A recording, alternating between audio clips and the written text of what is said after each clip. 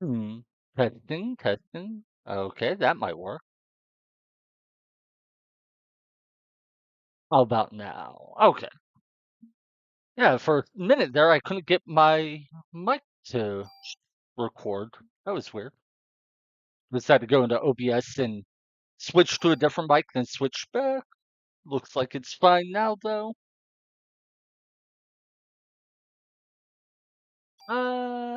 Yeah, we should be on that save file. And let me just double check that the stream is live and everything looks fine. Yeah, it does. Cool, cool. All right. Hello, everybody. This is ZZ1000ZZ, and today I am continuing and potentially even finishing my no gun run in Parasite Eve. We have already beaten the main boss of the game, and we are in New Game Plus working on taking down the optional Chrysler building, 77 floors of enemies and bosses. Now, during yesterday's stream, I made it to floor 70, and I was so excited about that fact. And then there was a technical issue. My game froze and my heart broke. And I basically just rage quit them instantly. The only good news I can say about that experience is hey, at least it does mean we know for a fact we can get there. Unfortunately, the process of getting to floor 70 was quite a challenge, and we're going to have to do it again. So, yeah. Hmm. All right. I think that's all the items we needed to dump. I was playing a different game where the confirm and cancel buttons are inverted, and it keeps messing with me.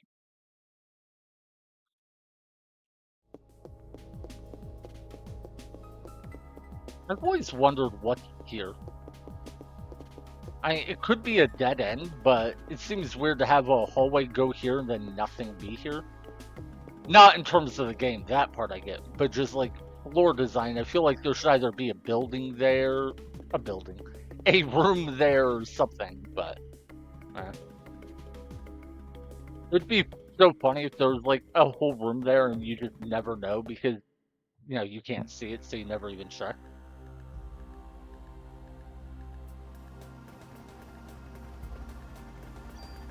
All right. Anyway, we're gonna run to floor 60. One important thing is during yesterday's stream, we actually got that rare trading card I put in my stash. It was on, I believe, floor 27. I had missed it when going up the building before. Standing in slightly wrong spot, I guess. Anyway, it's important that we got it, and I did make sure to save after getting it, so we didn't have to go redo that part of it at least. Unfortunately, we do have to redo 10 floors worth of fights that are, at least some of them, quite difficult.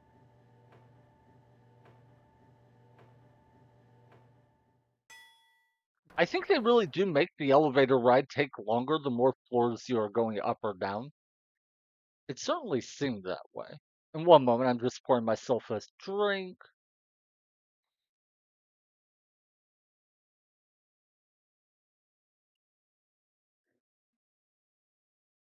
Mm, the fizzy goodness of carbonation. I just opened a new bottle of soda, so the carbonation is, maxed out. I love all those foamy bubbles. It's not as good as a fountain drink from a gas station, but I'll take it. All right, so we have 136,000 experience to go till the next level. If I remember right, the last time we played, we got like 50,000 experience. Wait, what? Why did I do that? Yeah, I think we wound up needing like 70 to 80,000, somewhere that ballpark, experience to level. So Assuming things go about the same today, we'll probably be at that point as well. But were on floor 69 trying to go back down the Chrysler building, so we probably would have got a few more fights before we reached floor 60 and the elevator. So we might have gotten down to needing, closer to 60, 65,000 experience to level.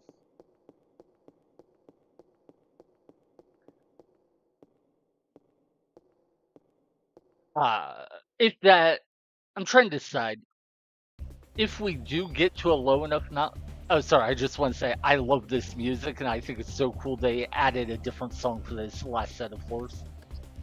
Anyway, we are at level 36, so if I level up before fighting the Queen Bee boss, that will put us to level 37. And the problem with that is that means if we ever want to level up again to get more bonus points, we would have to get to 38, and that takes forever. So there is some argument that we shouldn't level up to try to get any bonus points we've accrued. Not sure if that argument is valid, but it's at least worth considering. Oh wait, did we? We did not. Okay. One thing I learned in our last playthrough is putting our 6,000 bonus points into our magic defense so that we now have. Actually, huh. Anyway, now we have plus 60 magic defense is very valuable.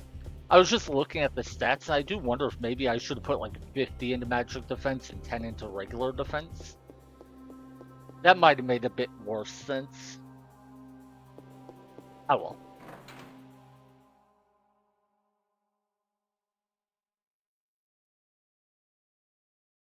Oh yeah, and because we've done these 10 floors before, that sucks. I know roughly what's in chests. Like this, I believe, is a monster. Yep. The reason I said that sucks, even though it is a permanent stat buff, is we've gotten this chest twice before. One time it was a +3, another time it was a +2. So this time we got like a +1, which is just way, way worse than either of what we got before. It's not a big deal. Oops, collision damage. But it is annoying. Anyway, let me just resize my screen a little. Yeah. Oh.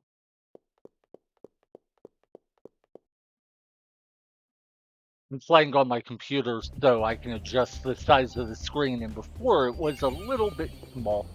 Made it a little harder to see things. But yeah, anyway, floor 61, 2, and 3 don't have much in the way of items that we care about. The +1 defense is fine. But if we don't find the item room on floor 62 or 63, we can just get them. In fact, I think it might have been 63, I don't remember. But I think one of the two was just 2 mimics, and that's all it was. Okay.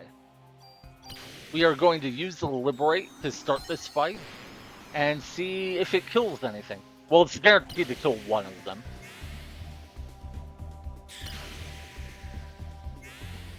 Three hits of Liberate should kill any of these guys. And this attacks 7 times, so there's no way to divide up 7 attacks amongst 3 enemies without at least one of them getting hit 3 times.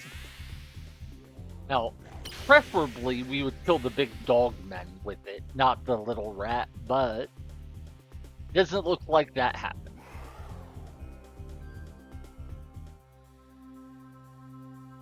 That said,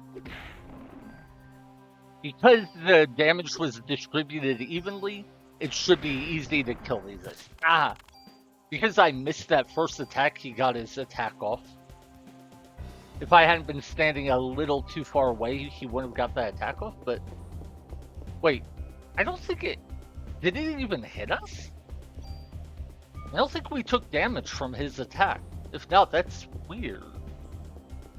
Because I have no idea how to dodge that attack, and I may have just done so accidentally. Huh.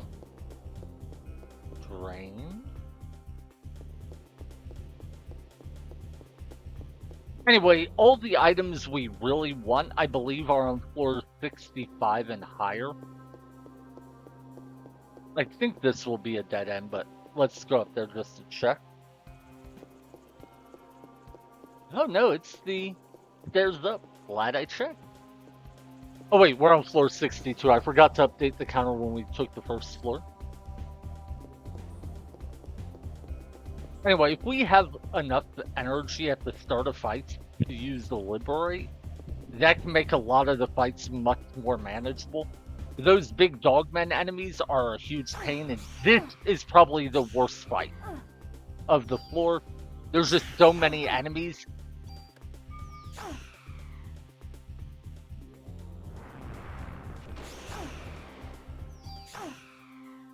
And there's no way to really sneak past them to get to the dogman.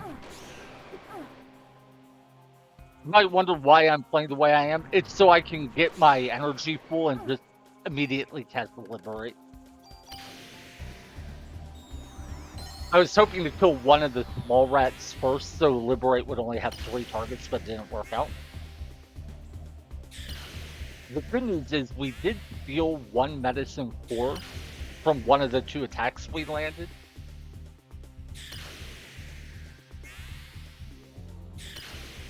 Anyway, the reason this fight's so difficult is those 3 little rats are very fast.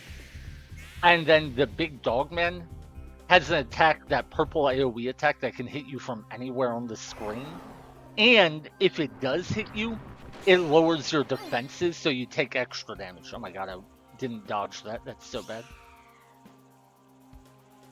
It lowers your defenses, so you wind up taking even more damage from enemies. And it gets to be very difficult.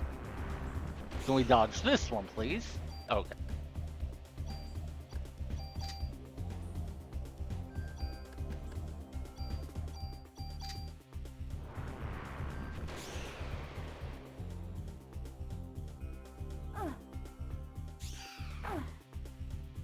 Please, thank God. Now, I won't have enough energy to use the Liberate at the start of the battle, so there's some argument I should use my magic to heal, rather than entering the next battle at low health and hoping to be able to save up energy to open quickly with Liberate. I don't know. I think we'll just run it as is. I think our energy should fill up fast enough that we should be able to get Liberate reasonably early if it is a dangerous fight. And if it's not a particularly dangerous fight, then we can just open with heal 3 there. By the way, we are following what is known as the right-hand rule. It's a really simple rule for navigating mazes. It says, stick your right hand out, touch the wall to your right, walk forward, follow whatever direction the wall takes you. It guarantees you will, if any 2 points are connected by walls, that you will be able to get from one to the other. Okay, I'm glad I didn't use more energy, I think. We did dodge. Nice. I was worried with the dogmen coming over there we wouldn't be able to dodge, and that time we couldn't. Anyway, 2 dogmen I want to open with Liberate. It's funny, they may not seem like much of a threat, and honestly, for the most part, they aren't. It is really that purple AoE attack and the fact it gives you a massive defense debuff that makes them a problem. Other than that, the small rat would actually be the bigger issue. But anyway, right-hand rule in a maze basically says if 2 points are connected by walls in a maze, then you can get from one point to another by simply following the wall. And of course, there's what's called the left-hand rule, which is the same thing, just you use your left hand, not your right. I think it was getting ready to use the purple attack, but I'm not positive. Anyway, now we have no energy, more or less, and that really sucks. Now, the difference between the right and left hand rule is mostly nominal. Of course, you'd say, oh, what does it matter? They're the exact same thing. If everything is random, that is absolutely true. But in a lot of cases, mazes will actually be generated procedurally, I guess would be the word for it. Oh no, where you use a program, an algorithm, or just like a set of rules. And as a result, there can often be patterns in how the maze is made. And if there are patterns, then the left or right hand rule can actually be better than the other because it can take advantage of patterns. In this case, the Chrysler building is much easier to navigate with the right hand rule than the left hand rule. I tested this and it is a major difference. Oh my god. It's funny, the snakes move so slow you would think they aren't really a threat, but they just get in the way, and both like for walking, collision purposes and whatnot, but also just whenever you try to do anything, they want to hit you. And weirdly enough, they move so slow it can often be difficult to find an opportunity to hit them back. It's like this one should be ready to attack, yeah. Ah, and then it ran away.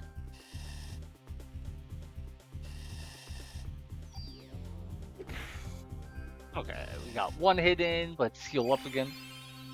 Yeah, I think we used 2 medicine fours there, so that really sucks. By the way, this is one of the fights I would try to use the Liberate in, if I could. Simply because I know I can let my energy regen afterwards, like it's done here. Often the reason to use the Liberate in a random battle isn't that the battle is so hard you need it. It's that you'll be able to isolate an enemy at some point and then just let your energy refill so there's no ultimate cost.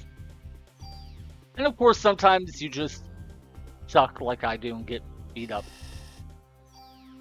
It's so weird that they move this slow and yet I find them genuinely difficult to deal with sometimes.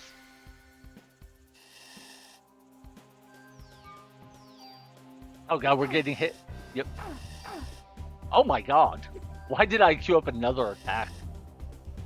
Oh my god, this is embarrassing. Alright, we're going to swap armors. That resets our mana regen rate. And now as long as we don't get hit, we're good. The reason I said that is if you get hit with a weaker armor equipped, obviously you will take more damage, so...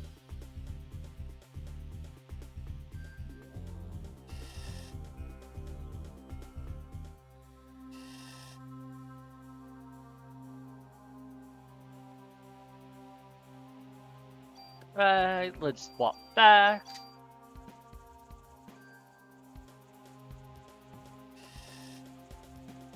Yeah, ideally you want to kill all but one enemy before you try to get your energy to regen, but I was struggling so much with just killing these guys, it wound up not being an option.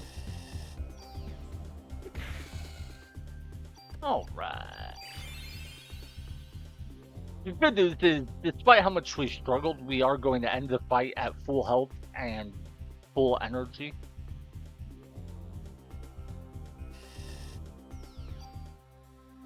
No, it moved! Oh god, we're not going to end at full health after all because I took a little bit of collision damage. Come on, attack, attack.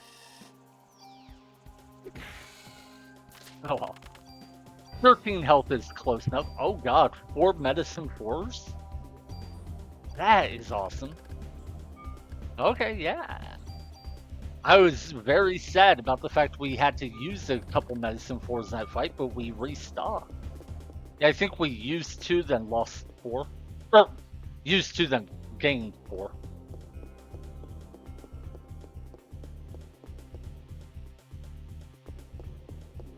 Yep. And And I don't think I found the item room on that floor, but as I said before, we've been through these floors before, and I don't care.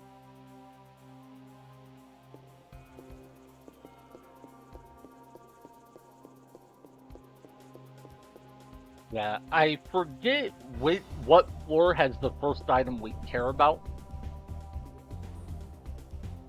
I think it's 63 or 64, I'm not sure. Alright.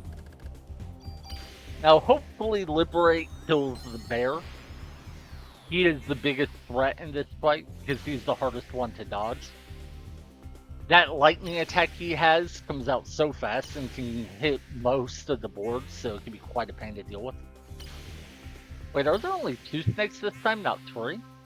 If so, that's interesting. Yeah, I think there are. When we fought the bear and snake formation in the left-right hallway, there were 3 snakes. This time there's only 2. I guess it's probably because the screen is zoomed in more, so there's less room to navigate. They probably figured when there's more space, they can put more enemies in. Now, I believe this snake should be 1 hit away from death. It's letting the energy regen. So weird, it hasn't even tried to move at me to attack. It's just walking around.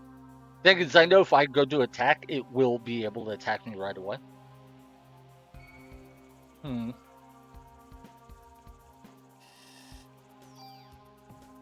As I said, oh, it wasn't 1 hit away. Okay, 2 medicine forks. So we should have 6 now. That's pretty good. But yeah, having full energy at the start of fights makes a world of difference.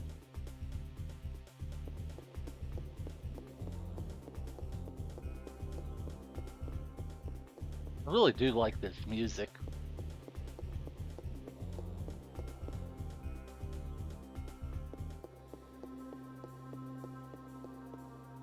By the way, there are 5 items, I think, that we really want to find.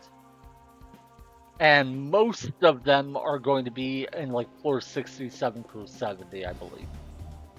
The most obvious item we want is a Club 5. That's just a straight upgrade on the club we currently use. Then there is an armor that has a mod on it that reduces how much energy it costs to use our spells. And that's the best mod in the entire game.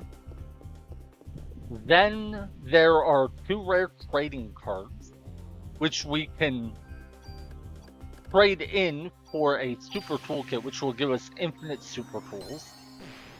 Those are really valuable for letting us upgrade our armor by switching everything over to like higher stat ones.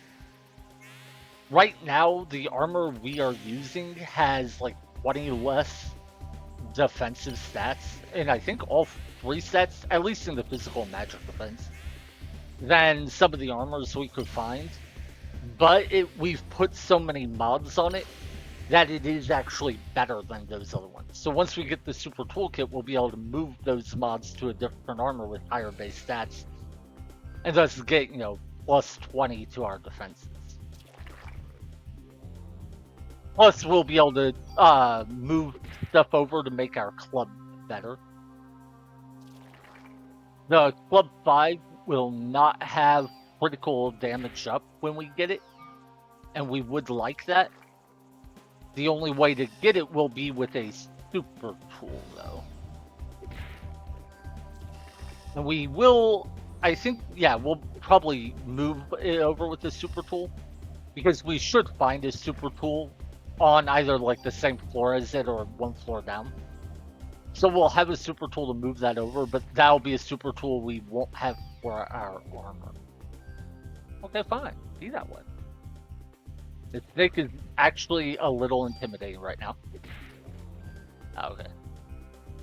It just walked at us menacingly.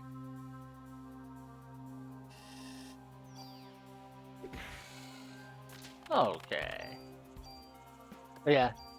We're getting decent experience from these guys. That's cool. Oh no, I did not with the junk. I went down 2 instead of down 1.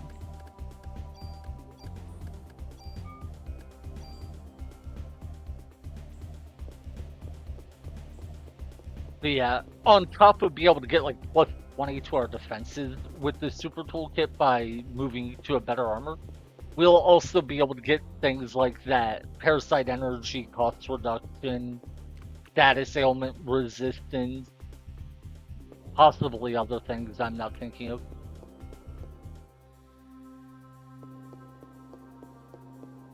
Yeah. I'm hoping because we did these 10 floors yesterday, they will go smoother today because I'll have, the familiarity with the enemies. This may be a room with 2 mimics. If it's not, then the 2 mimic room I'm thinking of was on floor 62. Okay, cool. So yeah, missing the item room on floor 62 didn't cost us anything because it would have just been 2 mimics and who cares.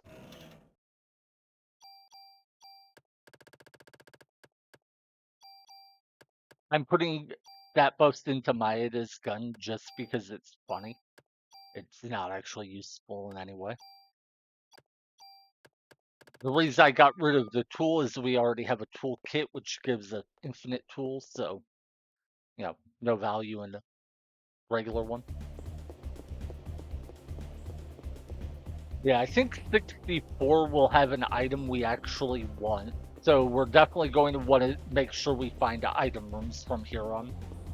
It was only 61 and 62 that I was willing to skip. And we found the 61 one anyway. I'm still sad that the first time we tried going up these floors, we got a +3 defense item on floor 61. Then the second time we got a +2, now the third time we got a +1.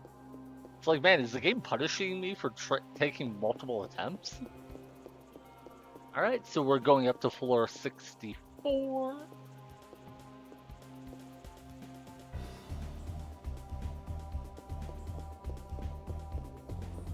By the way, I do feel like I'm playing a little better today. I think yesterday I was probably more tired and like a bit out of it. So I'm hoping that'll make things go faster as we won't struggle with fights anywhere near as much. But I do think it's mostly just the familiarity with the fight. Having done these fights a number of times, I think I feel a lot more comfortable with how I want to go about taking them on.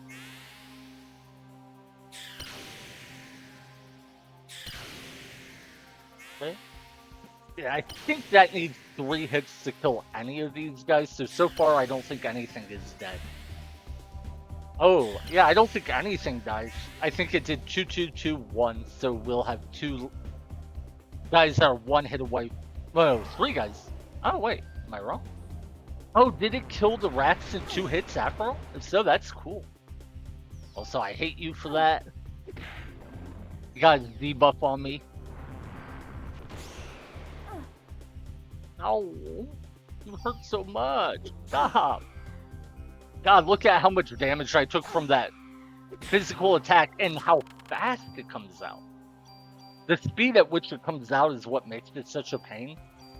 Against a lot of enemies, you actually want them to use their physical attacks because you can bait those and then just sidestep. Against those rats, though, no. I think you can bait them the attack out and dodge by stepping backwards out of range if you were at like max range when they attacked you. I think that does work. But trying to step to the side, no, I don't think it's possible. And if they're right up in your face, I don't think you have enough room to dodge regardless. Wait, is this going to be the 2 mimic fight I was thinking of? It might be. I thought it was floor 62, but the 2 mimics might be on floor 64. We'll see. I do know that whatever the loot on 62 is not important to me at all. Oh, I thought that would have killed it. It did not.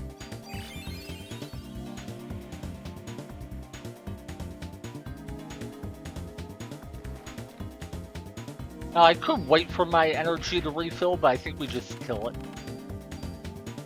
Okay, another revive. Yeah, I really did think this was on 62, not 64. Huh. Wonder what was on 62 then. Nah.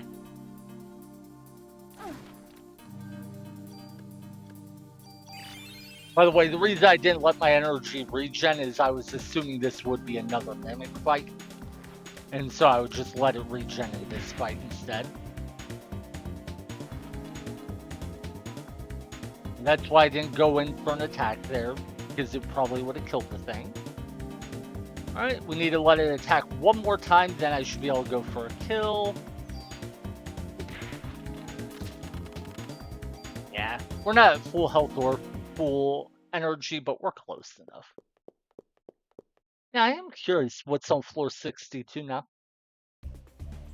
If nothing else, once we kill the floor 70 boss, we can just go back to floor 62 and check it out. And heck, I have to walk back down the stairs anyway, because we are going back to the police station before fighting that boss. Dear God, look at how much damage I took that fast. I really should have let my energy fill up more in that mimic fight. Anyway, what I was saying is, we will be going back to the police station before we fight the next boss. The reason is we have to go back to it to get the super toolkit once we get the 2 remaining rare trading cards. Okay, so 2 rats are definitely dead. The dogman is not even injured.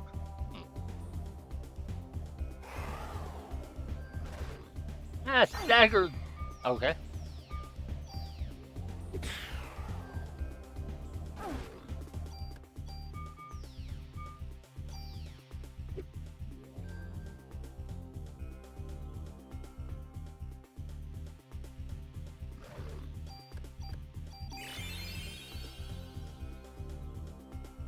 Worst thing is I'm not going to have much energy at the start of my next fight, so if it's another fight with dogmen, I could have a lot of trouble in it. By the way, I was trying to run for as long as I could there, because if I can keep him baited into facing me for a physical attack, he won't use the attack I can't dodge. Obviously, that did not work. Oh god, that's right, with the defense down, he could kill me from 262. I was thinking auto potion would kick in again, but I was wrong. Okay, one more hit to kill. Alright. Well, burning a revive isn't that bad since we just got a revive. I was going to say since we picked up a few along the way, but... Huh. Yeah, we did use a lot of our medicine 4s.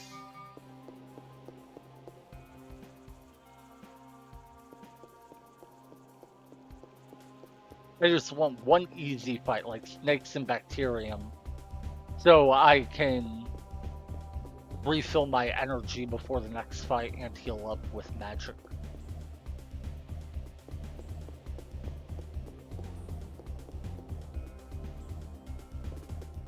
Oh, anyway, on the current set of 10 floors, there are, I think, 3 armors we can pick up.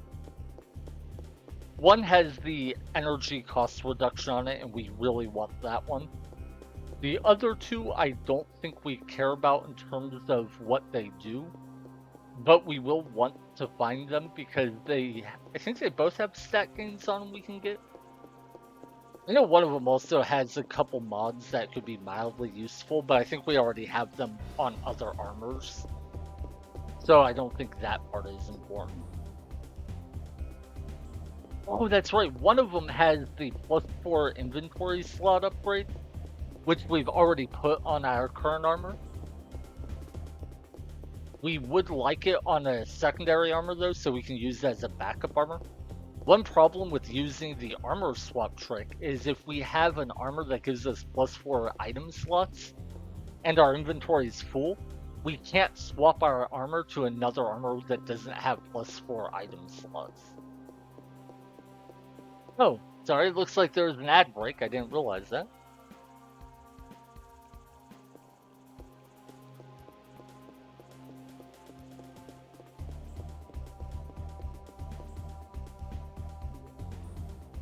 I'm gonna have to look at it again, but I do think I can reduce the ads to 30 seconds an hour.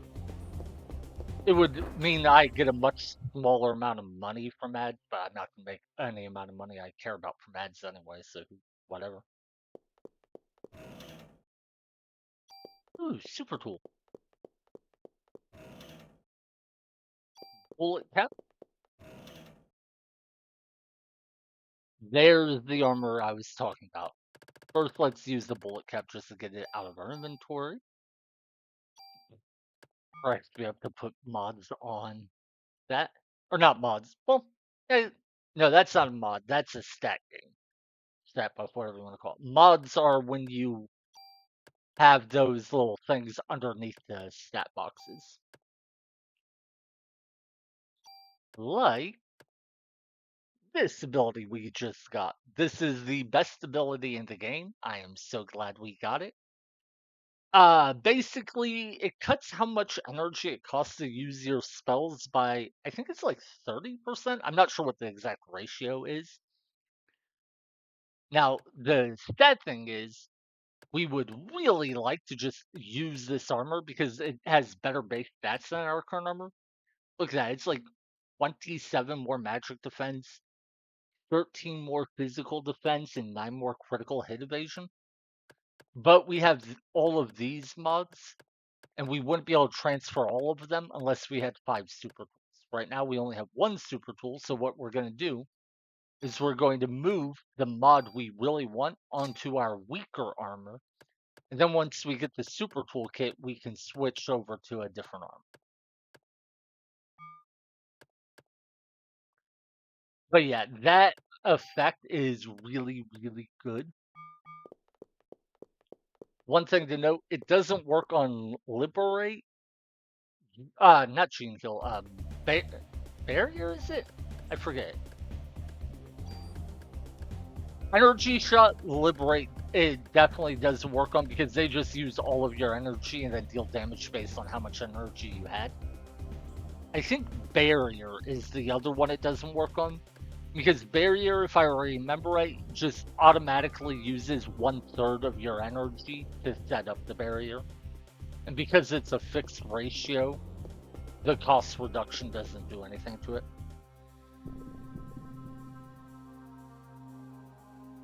No, I do not want to fight more dogs, man. This is gonna suck. The both of them use that purple attack right away. It's like, yeah, they're slow enough that I can, or sorry, they're slow enough I can fight them really well when they are just trying to use their magic or their physical attack. But that magic attack deals a decent bit of damage, applies a debuff, and as far as I've ever been able to tell, cannot be dodged. There may be a way to dodge it or otherwise negate it that I haven't been able to find. And I want to mention that because sometimes it does seem to miss, and I've never been able to figure out why.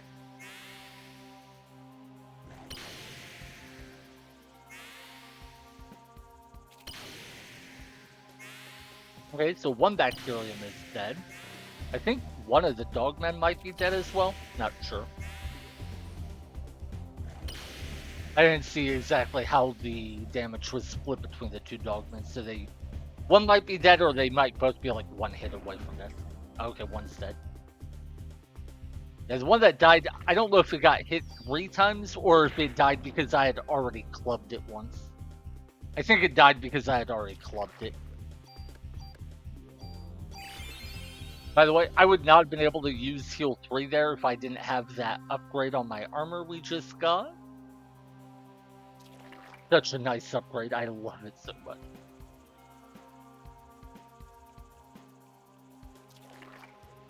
Alright. We'll go ahead and swap armors real quick. Oh shoot, we just burned our full cure. I didn't think about that. The armor we swapped to has auto cure on it, which means if you have an item that'll cure status ailments, that item will automatically be used. We had the defense down status on us, so when I swapped to the armor, it used our full cure, which cures any status ailment, to get rid of that. I should have swapped to my other armor so that wouldn't happen. Not a big deal because I don't really cure much. I don't cure much? God, I can talk. I don't really care that much about a full cure, but still. I lost an item for basically no reason. If I wanted that, I could have just, discarded it, so.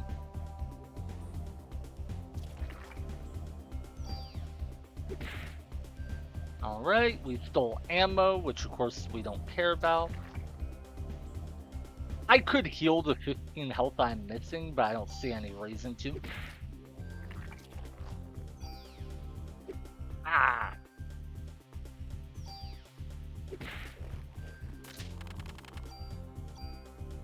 Okay, and then we'll take a revive. We don't care about the other stuff.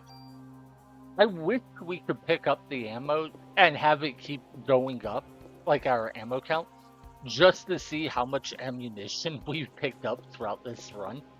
But we've already maxed out our storage chest both at the NYPD and in our own inventory. So we can't actually hold any more bullets that we find.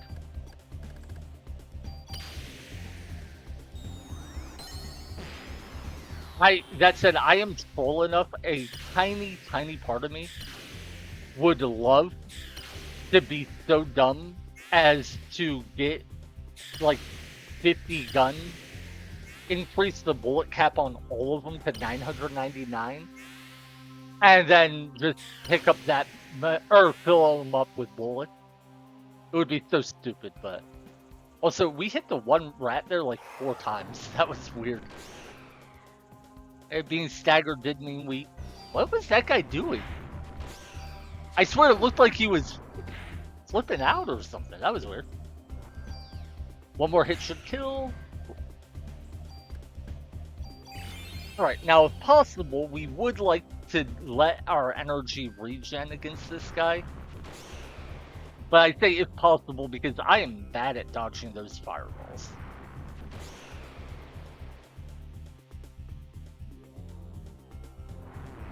Normally I would do the armor swap trick, but I don't trust myself to dodge fireballs well enough to equip a weaker armor, so...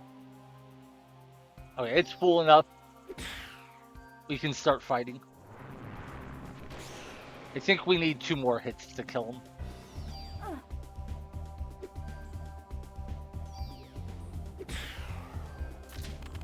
Just 1 more? Okay. Yeah, if we could have tracked how many bullets I picked up, I think we would be at like 5,000 bullets right now.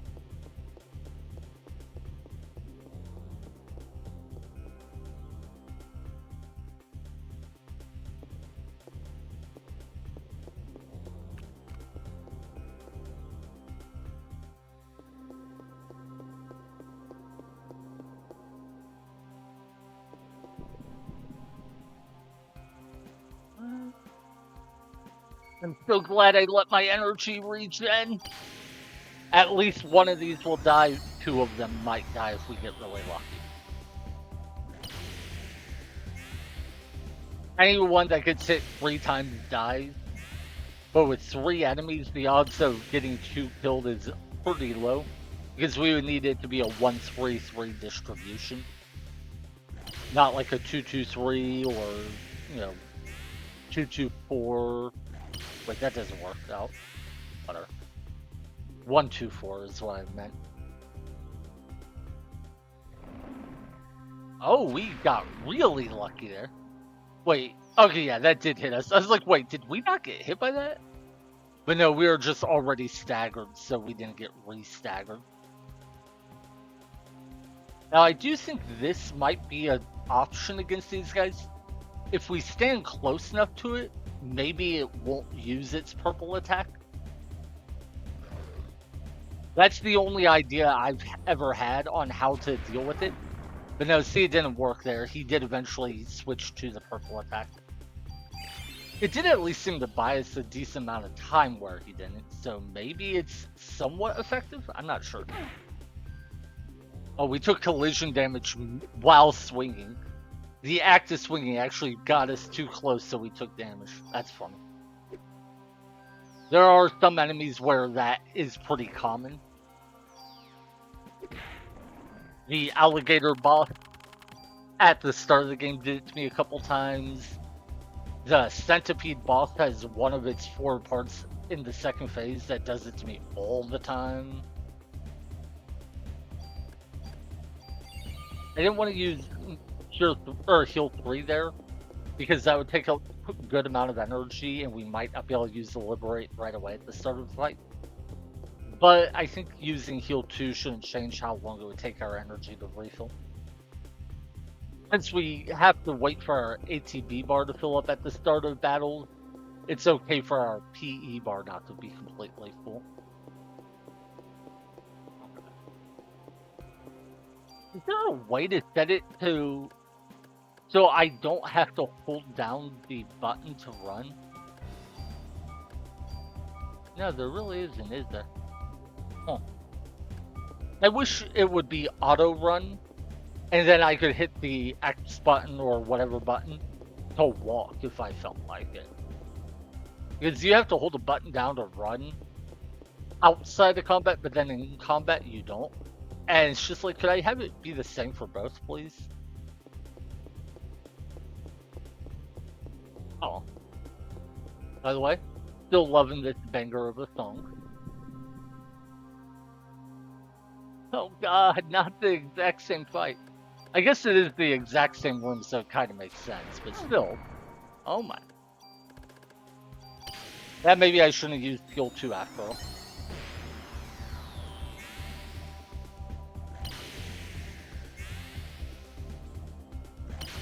So we've done 1 and 1, 1 and 2, 1 and 3, the middle one is dead, 2 and 3, 2, 3, 1, 3, 3, 1. Sweet. Once again, Liberate actually killed 2. I high rolled both of these to Liberate, by the way. The odds of getting a 1-3-3 distribution are not very high. Well, I'm just not going to have a lot of energy at the next fight. That's just how it be. Not going to have a lot of health either at this rate.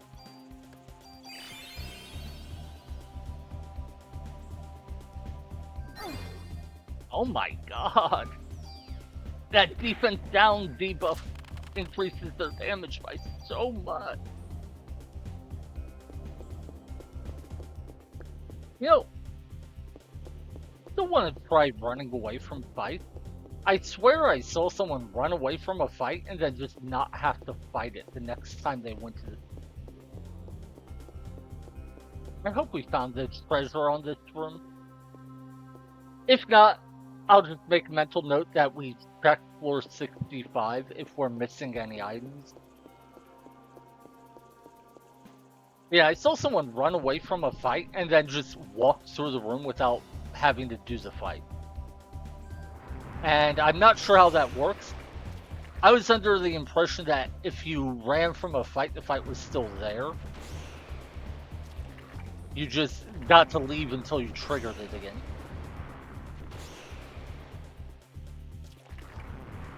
Also, yes, I am planning to use the Liberate. My health is low enough right now that I think it's a good idea. Oh my god. I got hit twice there because I was distracted. I was looking at the left side of the screen at one of the rats and didn't pay attention to where the projectiles were. Well, that rat's definitely dead.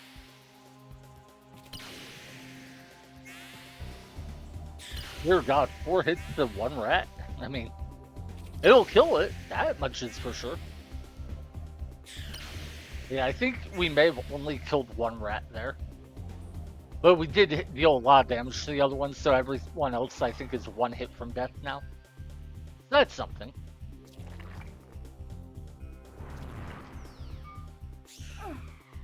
Yeah, I was afraid I wouldn't be able to dodge that.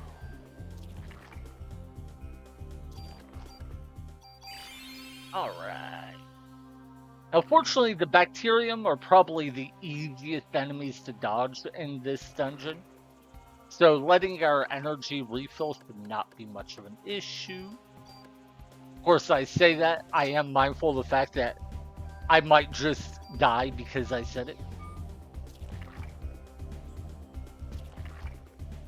Not because I said it, but because I might get cocky thinking, oh, they're easy.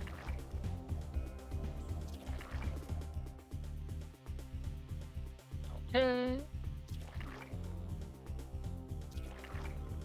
Yeah, I don't believe that you can actually jinx yourself by saying things, but I do think it is actually really valuable not to say things in situations where you might otherwise be like, oh, I jinxed myself. The reason isn't that, oh, I influenced my luck, changed fate, anything like that. No, the reason is if you say something and then mess up, that looks way worse than if you just mess up. So for me, it's not about, oh, I don't want to jinx myself. It's, I don't want to look like that much of a fool.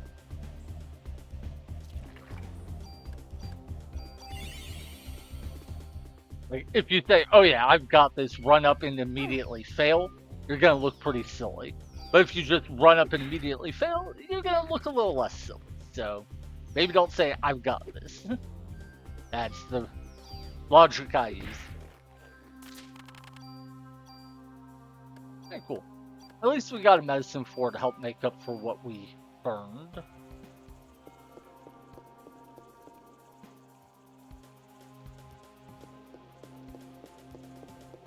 Yeah, I genuinely don't remember if we got the treasure room on floor 65. So yeah, 65 and maybe 62 are room or are floors we may need to explore. But I think all the items I really want are on 66 and up. And just because I can.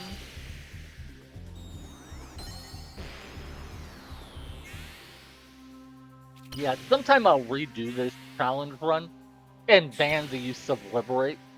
Because it really does just, I don't want to say trivialize fights, but it does make the fights very repetitive. Well, you guys are dead. Like here, just me, I'll use Liberate, delete 2 enemies, and then sit for a while and let my energy refill. I think that's pretty boring. I did go in for an attack early, not because I want to kill it yet, but because I figure, hey, might as well get some damage in while I'm waiting. I forget if I need 2 or 3 hits to kill these. I think it's 3.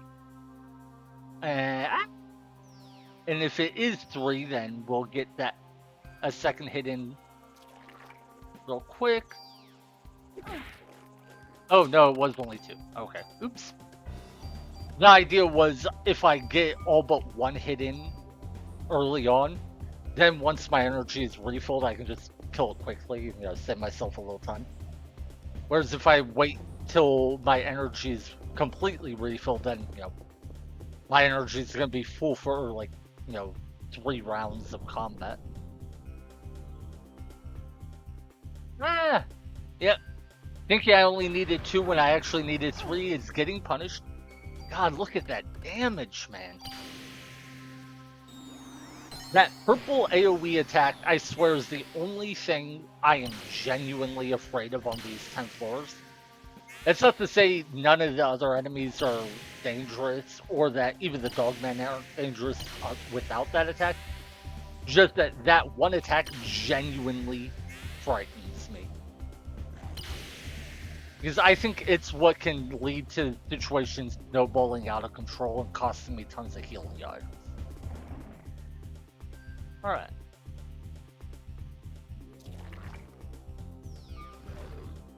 Good, I did dodge it.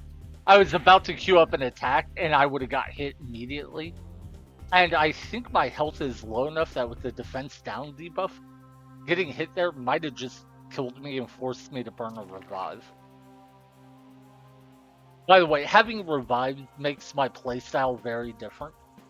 I would be a lot more cautious if I didn't, 1, have revives in my inventory, and 2, know that I'm picking up a fair number of revives on these floors.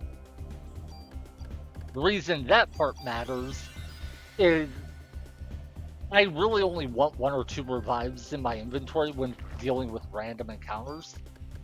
So if I have 5 or 6 revives in my inventory, I don't really care if I lose one or two of them. Now, if I were fighting a boss, that would be a different story. Against bosses, I would love to have 5 or 6 revives, maybe even more.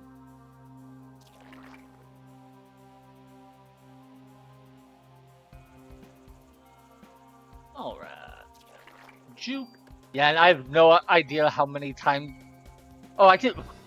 Thank God I failed to escape. I would have felt so stupid if I did all that, then escape.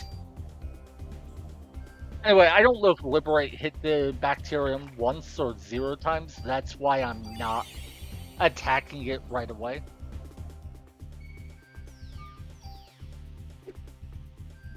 But now we can kill it.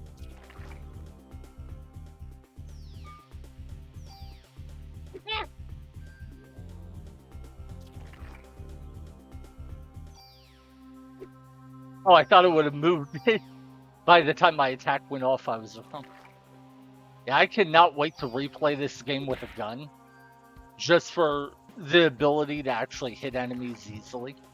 It will be so nice. Seriously. There. Yeah, figuring out the max range of clubs is quite tricky. Like there, I actually thought my attack would miss, but it must have been just on the outer edge of my range. Oh god. I need to focus more. I genuinely forget which direction I came from. I'm pretty sure I'm going the right way, but I'm not 100%. That's a bad sign.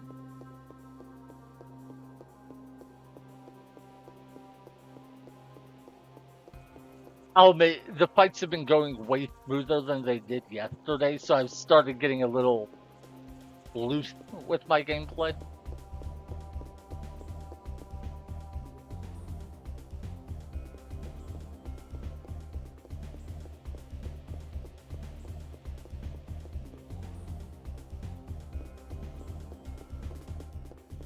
Yeah, and we definitely need to find the item floor on this, or the item room on this floor.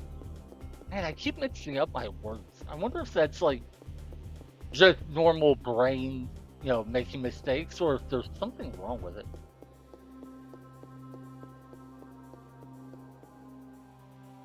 Yeah, the brain tumor. No, I don't have any reason to think I have a brain tumor. There's just this large bulge on my head, but I think I was bit by a spider. Obviously, I'm joking. Now, fighting armadillos in this small room is actually a really interesting experience. Partially because you don't have a lot of room to dodge, but partially because they don't have a lot of room to get away from you.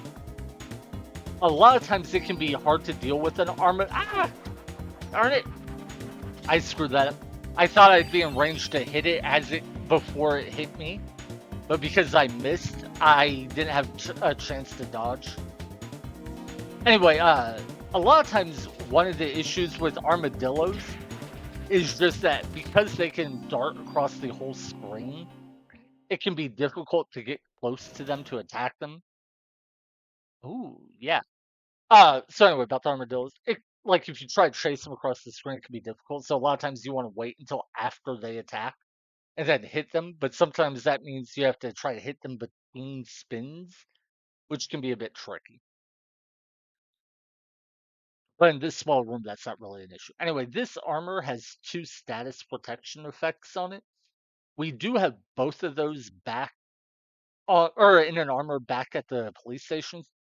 So I don't think we want those. The third effect reduces attack power, which obviously we don't want. And then it doesn't have any stacking. So we don't actually need that armor, as I understand it. I'll hang on to it just in case I'm mistaken. But I think we would be fine with discarding that particular armor. Actually, when I say I'm pretty sure, I mean I know for a fact that. So as long as we don't mix up which armor is which, we should be fine. Yeah, B armor. Because resistance against poison and immobilization, but we already have both of those on a different armor. So, yeah, who cares? Has those stat gains on it, whatever. So yeah, the B armor can be thrown away. Now, if I hadn't saved the armor that I have back at the NYPD, which has resistance to both of those status ailments and darkness, then I would have saved this armor I just found. There's also an argument that I could have kept it for the base stats. Sorry, taking a big drink. There was an argument I could have saved it for its base stats, but I know for a fact the armor we get on floor 70 has better base stats. I think the armor we got on floor 64 or whatever it was has better base stats as well. Not 100% on that one. I just realized I'm going the wrong direction. Now, I think it's fine because I think there's a dead end past the item room, but we didn't actually check, so this is the right way to go.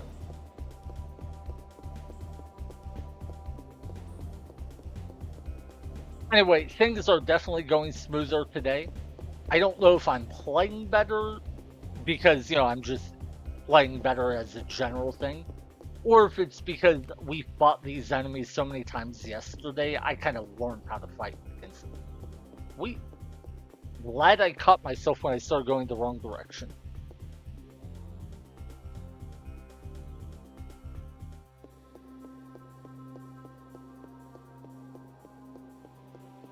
And the Chrysler building, it can be easy to get turned around or forget what direction you were going, just because of how long and repetitive things can get. But that is the worst thing you can do. If you make sure that whenever you leave a fight or an item room, you know which direction you came from previously, the Chrysler building is actually pretty easy to navigate, as long as you follow the right-hand rule. Or some other rule potentially could work just as, well too. But it's having a systematic approach to how to navigate it and keeping track of where you've been and where you're going. Yeah, there was no way I could dodge there. I was staggered. And that one dies. Cool. Wait. Yeah, if you're close enough to those guys, you can actually dodge the fireball quite consistently if you know the angle. And unfortunately, I don't quite know the angle. And so sometimes I go for the dodge and I do the pathing wrong and I screw it up. And then because I screwed up, I get nervous about trying again, so I don't practice it. But with practice against those rats, you can dodge the fireball 100% of the time at a pretty close range. It's a cool skill and one I would like to develop, but... Okay, yeah. I don't remember if I updated the floor count when I went up a floor last time. I might be on floor 68, not 67. God, I don't remember. I think I am, but I'm going to be safe. I won't update it. If it turns out I'm on floor 68, all the better. I would rather underestimate how many floors I've gone up than overestimate it, so it's fine.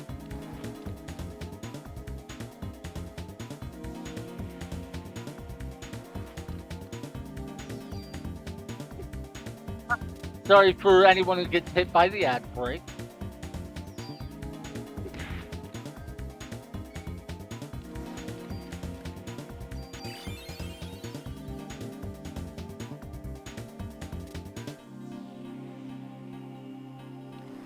Yeah, I still kind of regret becoming an affiliate since I didn't know at the time. But if you become an affiliate, you have to run ads. I think I can change the number of ads, like reduce it by a large amount. but there will still be some amount of ads on every stream.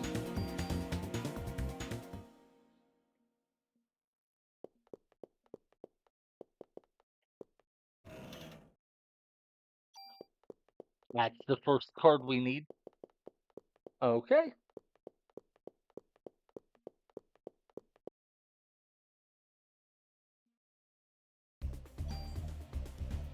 Full health, more or less. Full energy. And we got one of the two rare cards we need. I think that was 468, though. Because I think the two rare cards were on 68 and 70.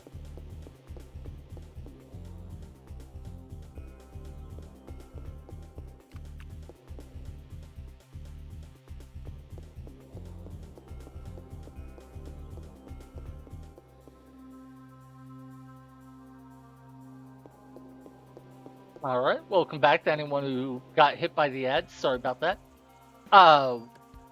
In the last item room, we did find a rare trading card, the Type 3-2. Also, I am pretty sure I am on floor 68, not 67. I think I forgot to update the counter. Because I'm pretty sure the first rare card that we got yesterday was on 68, and then the second was on 70.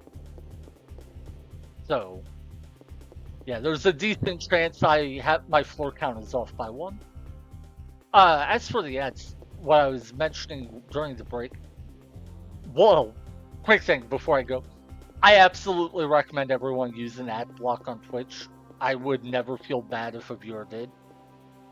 Second thing is, if I reduce the number of ads I run, like total ads, they'll give me like a smaller revenue share of each individual ad. I think it goes from 55% ad share to 30% or something. I don't care about that. What I do care about is when I looked at it, it said if I didn't run at least 3 minutes of ads, there would be pre-roll ads. Which my understanding is that's like ads when you first load the stream. So just to start watching the stream, you would have to watch an ad. And I think that is probably worse than having an ad mid-stream. So I need to like see how that compares in terms of number of ads. Because like if you have to watch, say, 90-second of ads per stream, no matter what, I think it would be better to have like one 90-second ad break, 3 minutes or an hour every hour, than have the same number of ads but 60 seconds of them right at the start of the stream before you get to see any of the content. But it would depend on the exact numbers. If it's like, oh, you have to watch 30 seconds of ads to see anything, or you could get 3 minutes of ads every hour, well, okay, then maybe the pre-roll ad would be better.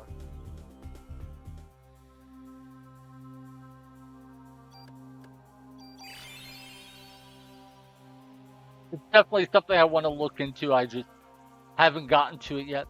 I looked at it a little bit earlier today, but Twitch doesn't make things super clear sometimes.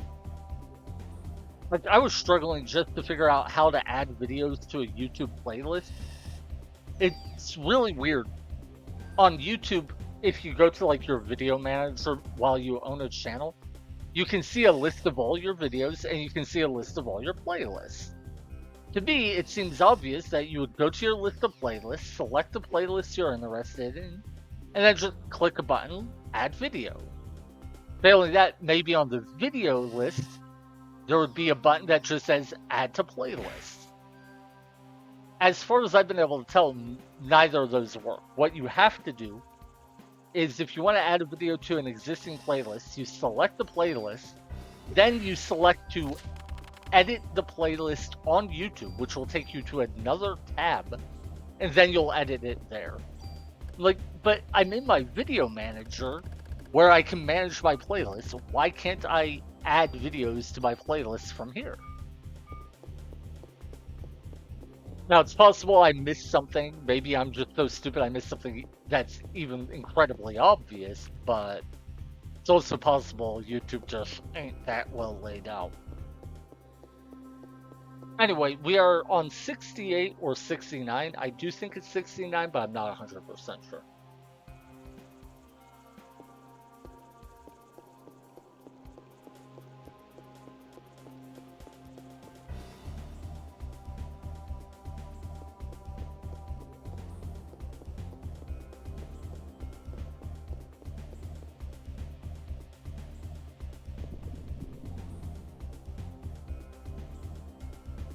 Boy, this is going so much smoother than it did yesterday, and I am thrilled. Still not sure how much that is me playing better because I'm just in a better headspace or whatever today, or how much of it is just me learning the enemies and the fights. Wait, did we hit that one rat 4 times in a row? So that's kind of funny. I think one rat and one bacterium died from this. Well, so I have learned to be much more liberal in my usage of liberate. That's funny. I hadn't thought about how close the words liberal and liberate were when I said that, but okay. Anyway, I've learned to become much more liberal in my use of liberate, and that has definitely helped. I also did put all 6,000 bonus points into my energy defense right at the start of the fight, and that, or start of the floors, and that helped. Shoot, I have too many items. I can't do the armor swap trick. Oh well. I do not need medicine 3 anymore, so let's use that. Maybe I should have saved it. Let the poison tick down a bit more and then use it.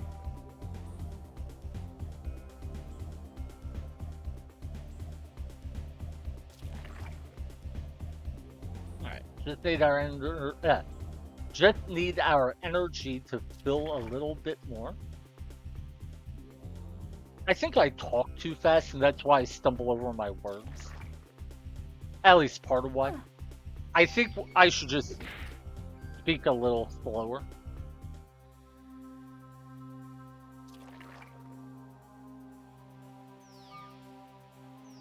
That was good. Okay, that was funny. I had started to queue up an attack, canceled it because I thought the enemy was going to bump into me. Wait, did I hit that 4 times before it died? I swear I did. That's weird.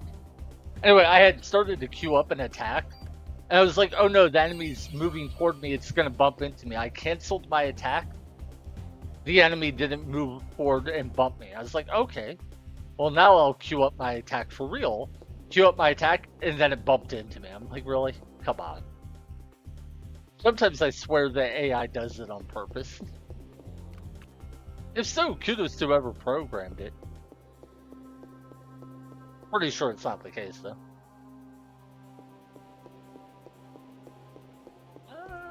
Dead end, okay.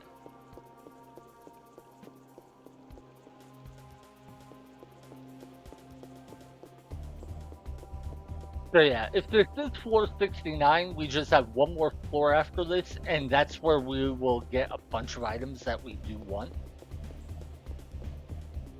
And then we will go back down, and we'll unfortunately have to walk through all the floors we've already been through.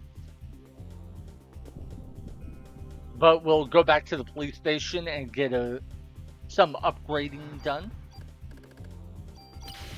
Also, if we get to floor 70 and get the items there without finding an armor that has +4 item slots, then that will mean we missed it on floor 65.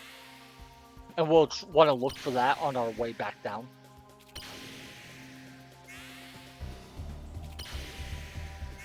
We actually want that armor, even though we already have the mod, because we want to use that armor as our backup armor for when we do the armor swap trick. That way we don't have to worry about not having enough inventory space when we do the item swap trick. Oh, I did not think I was going to dodge. By the way, I am much more a turn-based person, an RPG strategy type guy. Playing a faster paced game is not my normal thing. Yeah, I should have cut in closer to him. I think I would have been fine to dodge there. So yeah, Parasite Eve takes me a bit out of my wheelhouse. It is a very heavily RPG influenced game though, so that's why I'm actually pretty decent at it. Parasite Eve 2, very different genre, and I do not think I'll be good at it at all. That said, I do want to play it more and actually get kind of good at it. I beat it exactly one time, but I've tried beating it something like probably 5 or 6 times. And I'll admit, the one time I beat it, I did use save states. Not a lot. Like, I wasn't abusing them every fight. But I did use save states sometimes. Really. All because I checked a dead end. I don't know. Not quite enough energy. Now we have it. Oh my god, I tried to dodge one attack and instead I just got hit by... Well, I dodged the one attack, but because I did, I got hit by everything else. Hopefully the bacterium survives, not the rat.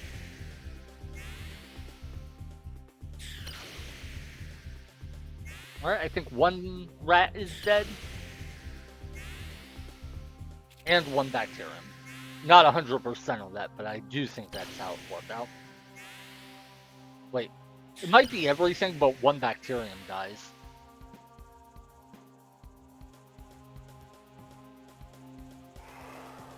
Oh my god, that is beautiful. I could not have asked for it to turn out better than that. Yeah, there's no way I can get rid of enough items.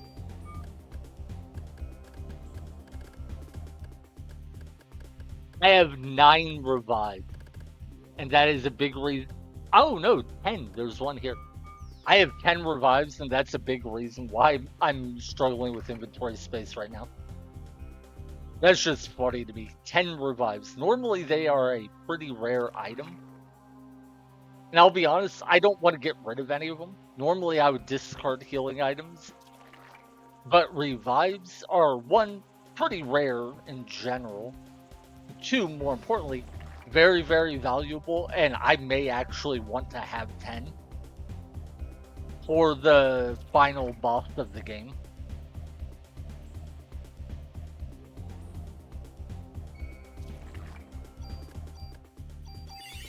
I'll use a tiny bit of energy for a bit of healing, and then I'll attack. Ah! Reason is I don't want to use too much energy and risk not being able to use the Liberate at the start of the next fight. But I think that tiny bit I used is fine, and I'll do it again outside of combat. I don't think that little... Actually, I'm going to use it again. Yeah, I think our energy should refill by that much. It's only like 100 points or something. Wait. Let's think about math. It's 50 points for 30 or 30 health. So twice would be 100. Okay, so yeah. Sorry, math. This is 50 points, this is 100 points. I use this twice, so I got 120 health or 200 energy. So I believe I will be able to regen 200 energy before I get my first turn of the next fight. Or more accurately, I believe I will get what would have been 200 energy. Or that's not how to say it. How would I say it? The 200 energy I spent is actually less because I have that armor mod, which reduces the amount of energy I spend per spell. So yeah. I think it's like a 30% cost reduction, but I'm not sure. If it is, then instead of spending 200, I actually spent 140. Wait, haven't I been here before? I'm worried I might have got turned around and I'm going backwards, but I might have also just ran into a bunch of dead ends and that would have turned me around.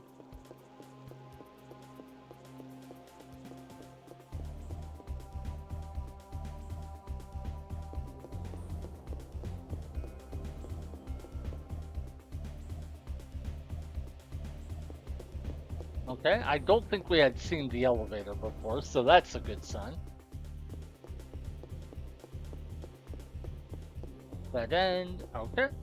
So yeah, I think we go east, south, west. We'll find the storage room, and then west north will take us to the stairs.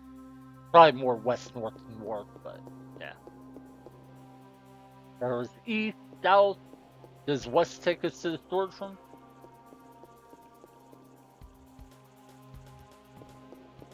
No, darn. I was wrong. So west, south, west. That takes us to the storage room. Okay, I was pretty close. But yeah, I do think it'll go west, north, north, and then we'll be at the stairs up. And I believe that'll be the stairs to floor 70, not 69 like my counter would suggest. Yeah, let's. God, I am genuinely surprised at how many revives I have. That is hilarious to me. You know what? Don't need these guns. What am I doing? Wait, what does this gun have? Oh, cyanide? That is actually really good. Mm. Range and bullets or critical percent? Let's do range and bullets.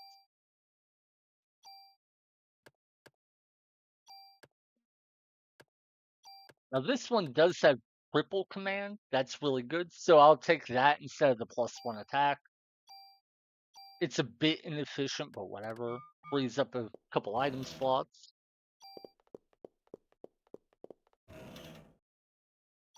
Offense +3. We will continue to buff Maeda's gun, even though it makes no sense to do. It amuses me. That's the armor we're looking for. Yeah. Okay. Reason being, now we have two armors that both have the same number of bonus item slots, so we can swap between them in battle, despite having our inventory maxed out. That's huge. Okay, yeah. And I think we are now going west, north, north.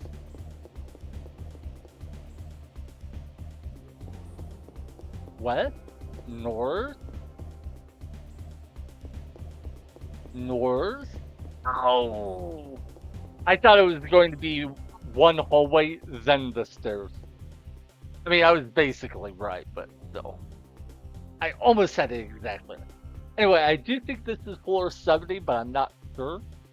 So, real quick, let me just refill my drink.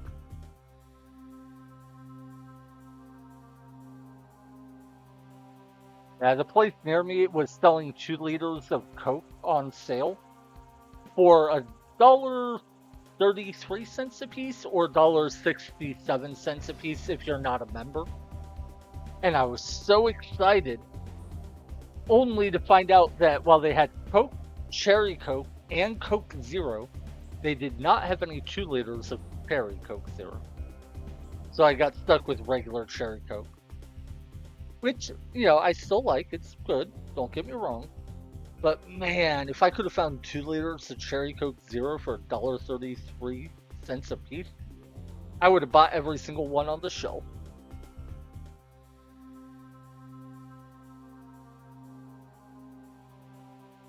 By the way, it technically wasn't $1.33 a piece. It was 3 for $4. So you couldn't just buy one for like $1.25, more or less. You had to buy 3 to get the deal. But all right. That said, the one downside to 2 liters, even when they're well priced, is if you drink them somewhat slowly, or even if you don't, to be honest, the amount of carbonation per cup goes down. So unless like you're filling up a bunch of cups, like say for a party, all when you first open the bottle, the amount of carbonation in your drink is lower as you go, and that always makes me a little sad. Like I just poured a cup and it's only been, what, an hour since I poured my last drink? And it has a good amount of carbonation. I'm not like, oh, this sucks, but it doesn't have like that top-notch high level of foam like that first one did.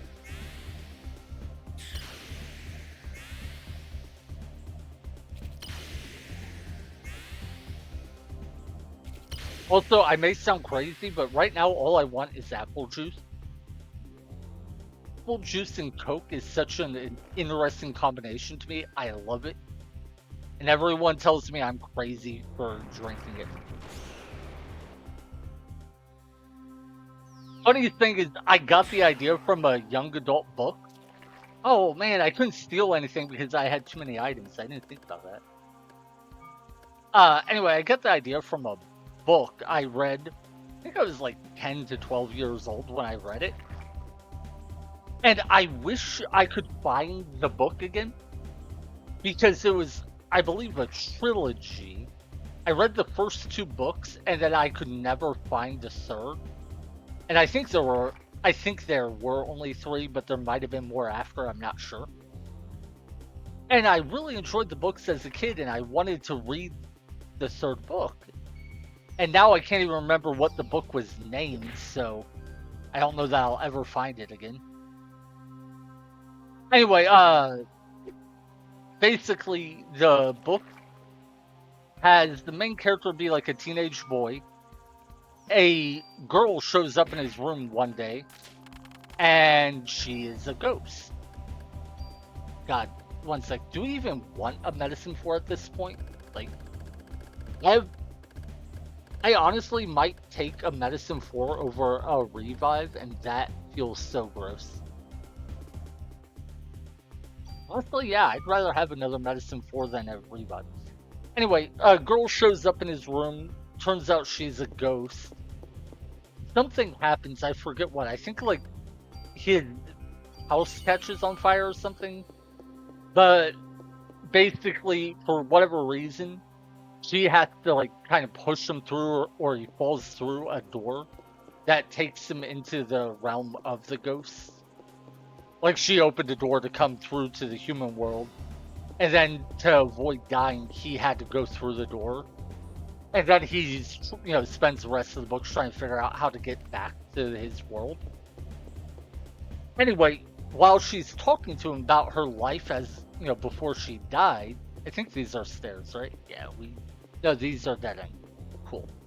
Anyway, while she's talking to him about her life before she died, she tells him about her best friend as a kid. And when talking about her best friend, one of the things she shares about the girl is that she used to love this drink that it was crazy. Oh, those are the stairs. Okay. She loved this drink and, she was crazy for it, but for whatever reason she did. And the drink was apple juice and Coke. And I remember, I think I read it, I was somewhere in the range of like 10 to 12, no older than 14. Years and years later, I remember that line. I was like early 20s, and I was doing grocery shopping for myself for the first time. I think I was like 20 or 21. But I went to a grocery store, and I was thinking about how it was interesting that I could get whatever I wanted. It was my choice. Nobody could influence it. This is such an interesting experience. And I was thinking, like, there's all these things I've never tried. Maybe I should try some things, just see what they're like. And then for some reason, that line from like 10 years earlier in my life jumped out at me. I was like, I never did try apple juice and Coke. I wonder what that's like. And so I tried it. And I found out I actually really like it. Seriously, dude, you couldn't just use your melee attack? And I have tried getting other people to give it a try. Every single one has said it is disgusting and that I'm crazy. So make it that what you will. But I think it's fantastic. And I think my favorite thing about it is you can vary the amount of Coke to apple juice, like the ratio, based on how strong you want it to be, how you want it to taste, that sort of thing. Apple juice with just like a tiny bit of Coke, say a 4-to-1 ratio, is a really interesting flavor that I enjoy. But then you could do like a 2 apple juice to 3 Coke ratio, and it becomes more like a Coke with a weird sweet, juicy flavor to it that I really enjoy. Oh, also, since we found those stairs, that tells us we are in fact on floor 6. Wait, really? I'm puzzled. We found both trading cards and an armor.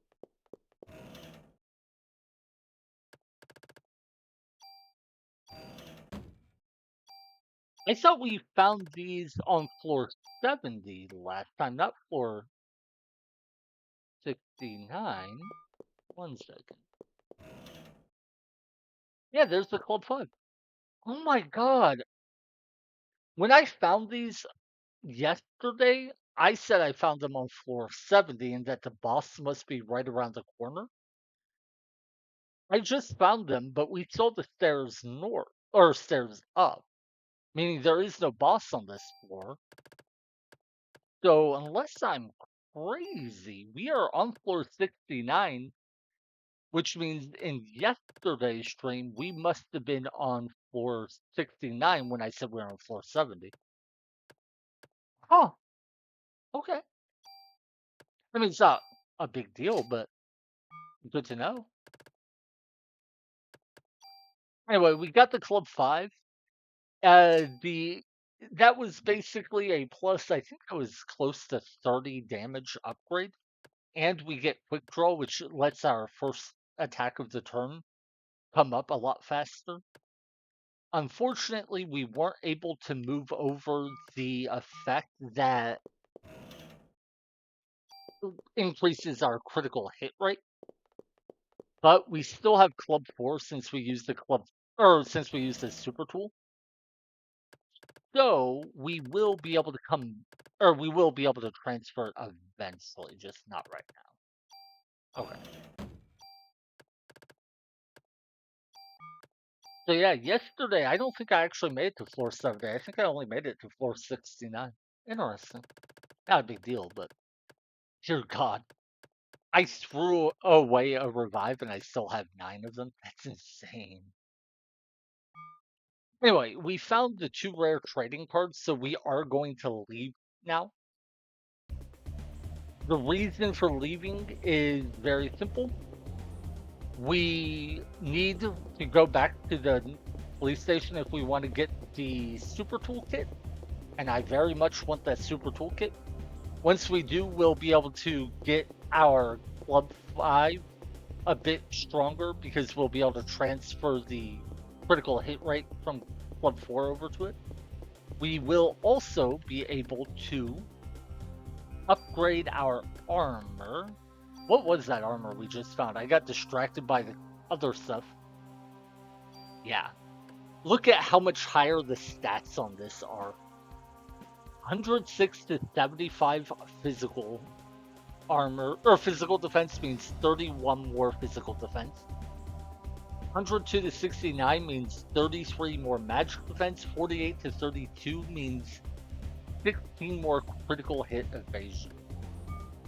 So all told, that's like plus 80 stats we will get if we can transfer things over from that armor.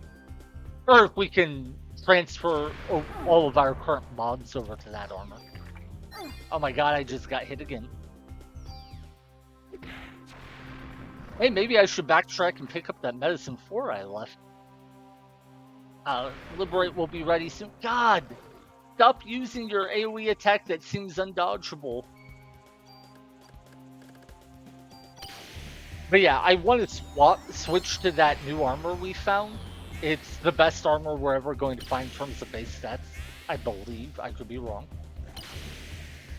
But to do that, we want to, or in doing so, we would lose a bunch of our bonus mods if we didn't use the super tool to transfer them.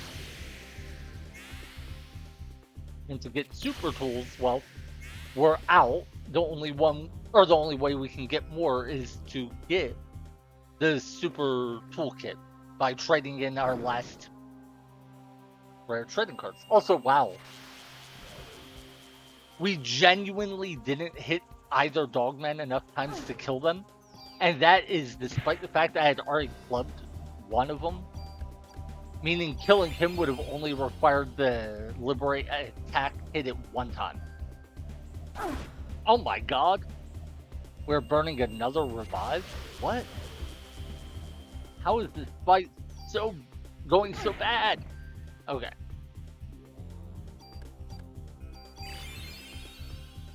Well, I am glad I had a ton of extra revives. Kind of regret throwing one away now. And we do have a medicine 4 back in that chest if we want to go pick it up. I don't really care right now, but we might on our way back. Oh my god, like that's what I mean about these enemies. You guys have been, this whole time you've been seeing me talk about how dangerous those enemies are. And we really hadn't had a fight where things went bad. Well, this fight shows how it can go very bad very easily. Anyway, I just want to double check that the stairs are over here, and I'm not imagining that.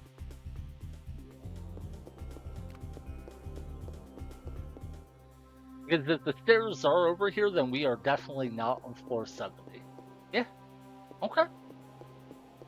Good to know. So I didn't mess up my floor count today. We are on floor 69. No, not again! Can I run away, please?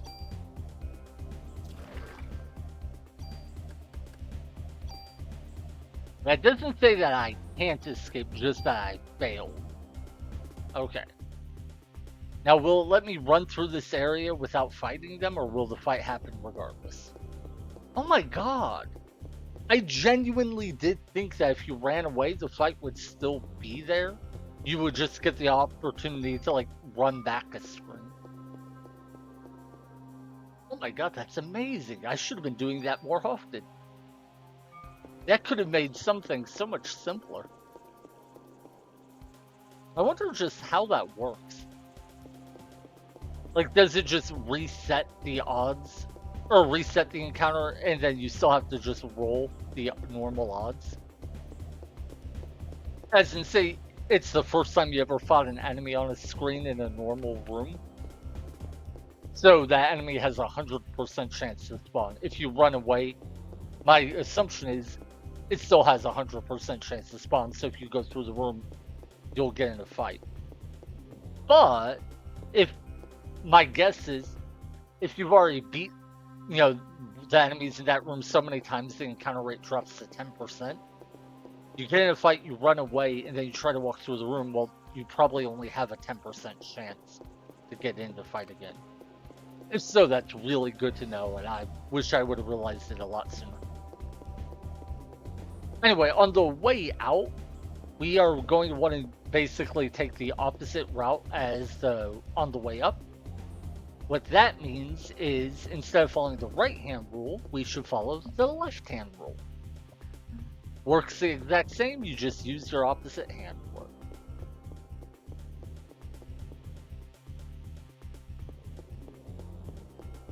And the one bit of good news is we did lower the encounter rate in all of these areas on the way up with how many enemies we fought. So we should fight significantly less enemies on the way back down. I remembered this was a dead end. Now, one bit of bad news is when we come back after going to the police station, I do think the floor layouts will all fit. And I think the encounter rates might even reset. I'm not sure on that. But I am pretty sure the floor layouts will change as soon as we leave the building. I believe the only way to stop that from happening is to defeat the boss associated with those floors. This should be a dead end, I believe. No, nope, never mind. I'm glad I didn't make assumptions. Yeah, I thought it was going to be a dead end and I would have to turn around and go south instead of north.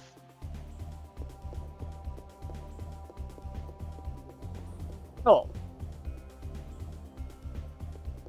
as tedious a process as backtracking can be, for plus 30 to my defensive stats, I'll take it.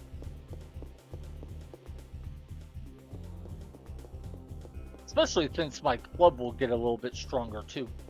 We'll be able to get the critical hit up modifier on our club. That'll be a nice little perk. And hey, on our way back up, we can check floors 62 and 65 for their treasure rooms, see if I missed anything. I'm not gonna lie, I'm surprised we haven't gotten in any fights. I knew we had lowered the encounter rate, but didn't think we had lowered it that much. Not gonna complain though. Interesting. So right now our left hand would be on the north wall.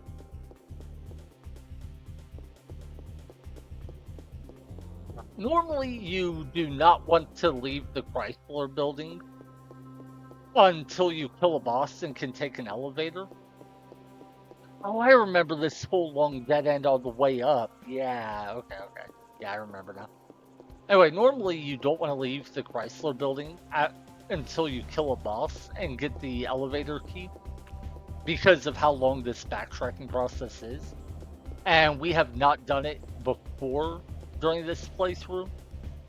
Other than we did go up to like floor, I think 52 to get one piece of armor. And then left so we could save while we still had it. But other than that, I pretty much never do this.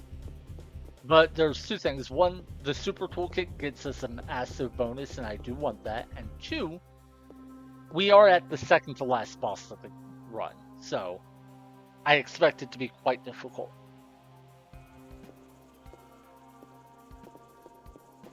I have a vague recollection of this boss, but I have very little confidence in my ability to remember its attack patterns.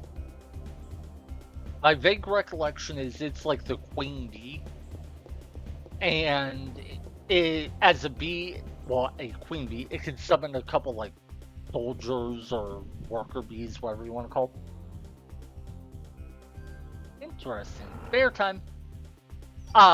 Anyway, my recollection is one of the bee types it can summon is just like a drone bee, worker bee, soldier bee, whatever, that will attack. But the other one will heal. Other than that, I really don't have any recollection of the fight. So, yeah, I have very little confidence in my ability to beat it on the first try if I don't get my stats up more. Also note, there are 3 snakes here. I've mentioned it before, but when we fought the bear and snakes while going north-south, there were only 2 snakes. So I guess the formation is different because the camera angle makes the east-west hallways give you more room to maneuver.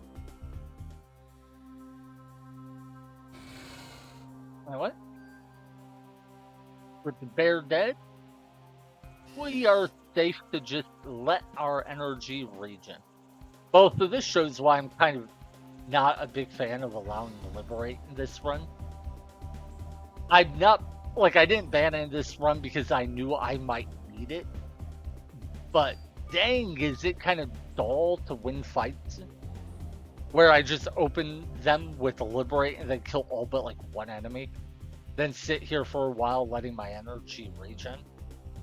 I definitely need to do this run again sometime and ban the use of any offensive energy abilities.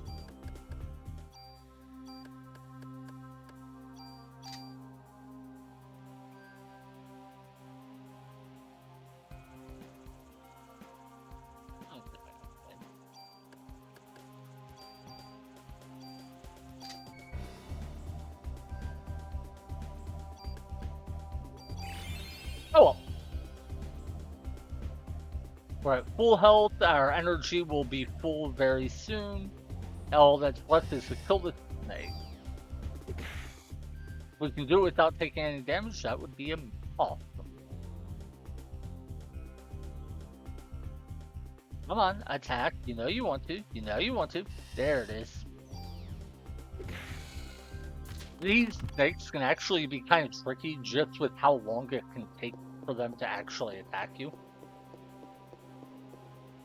It's where sometimes I just lose track of when I need to worry about them attacking because they go so long without attacking. Oh.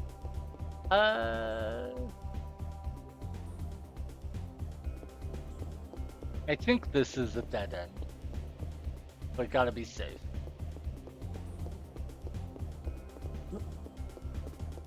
Alrighty, alright.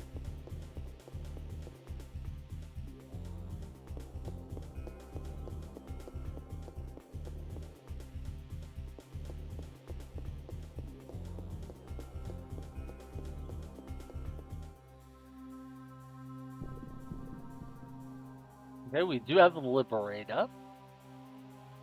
Not that we really need it against these guys, but because I can, I will.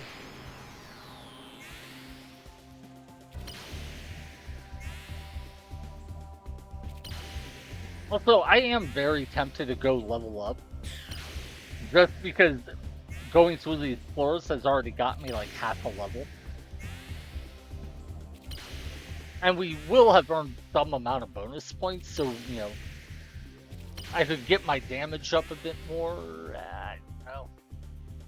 We did just get like, it's somewhere between 26 and 30 extra damage per swing by upgrading to the Club 5. I think it's 24 base damage, but then it had a +2 modifier as well. Oh my god. Hey, cool. Medicine 4.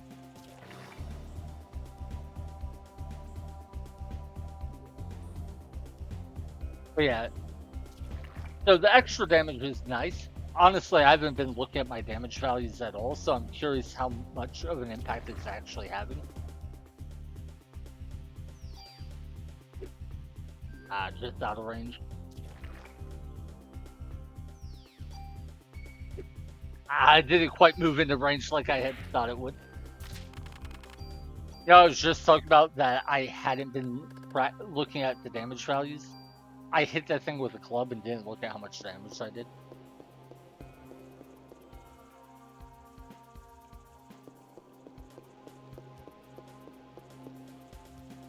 Yeah, having Liberate to deal most of our damage helps quite a bit.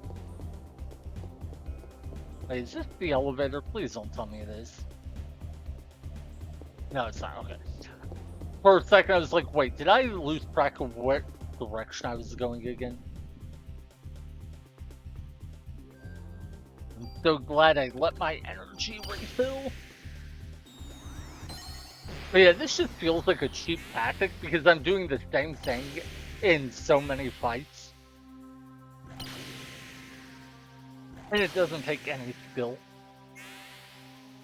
The only quote-unquote skill involved is like, you know, the quote-unquote skill of letting your energy refill. It's one dogman is alive.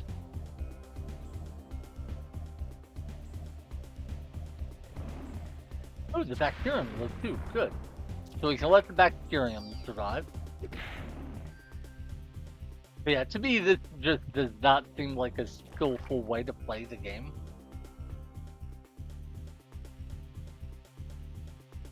Don't get me wrong, it's not like Liberate kills all the enemies every time, so there's definitely some skill involved. But when I get a battles like this, I'm like, oh yay, that was so fun. I try to escape again. And I'm just like, really, is this what I want to be doing with my time?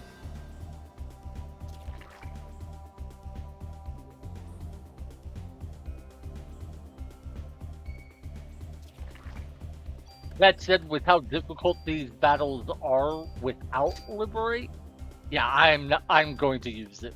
If I did this run without Liberate, I am pretty sure I would do a couple extra New Game Plus runs and farm my stats up. Get at least like 50 in every stat, more than I currently have. I think I would have to do that much to be willing to try this challenge run without using Liberate. Okay, didn't expect back-to-back fights. Glad I prepared. Yeah, like, come on, this is so lame. That's the worst thing about cheese strats to me, is they're lame and boring, but they're also so powerful it's hard not to use them.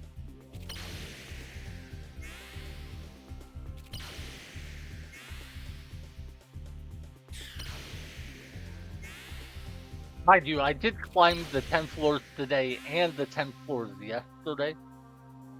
So I did plenty of fights without relying on Liberate. So, yeah. And as soon as I said that, I remembered how angry I got yesterday. I cannot believe I was getting ready to leave the Chrysler building, and then my game froze. And get this, it froze because I jostled the cable of my headset. Oh my god, I should not have got hit there. I kid you not, that is what caused my game to freeze. The emulator I'm using is called RetroArch, and it has this weird bug, which is somehow tied to the like drivers or whatever plug and play operations of things, where if something becomes unplugged very briefly and then gets plugged back in, it doesn't always handle the reconnection correctly. And so if you jostle it just a little bit, so it basically disconnects but immediately reconnects, it can potentially cause problems with RetroArch. That said, it's not just RetroArch. The headset I'm using, if I do that too, will actually have some audio issues, and a lot of times I have to reset the device. And so it's the combination of the headset I use having a bad driver, and by bad I mean poorly coded driver. So, or it's a combination of that and RetroArch having a kind of coding issue. Basically what happens is the headset has a driver that doesn't quite handle the disconnect and reconnect in a very short time period correctly. And because of that, it sends information to RetroArch, which it can't quite parse because that information isn't what it expects. And so RetroArch just freezes, not knowing how to figure out the situation.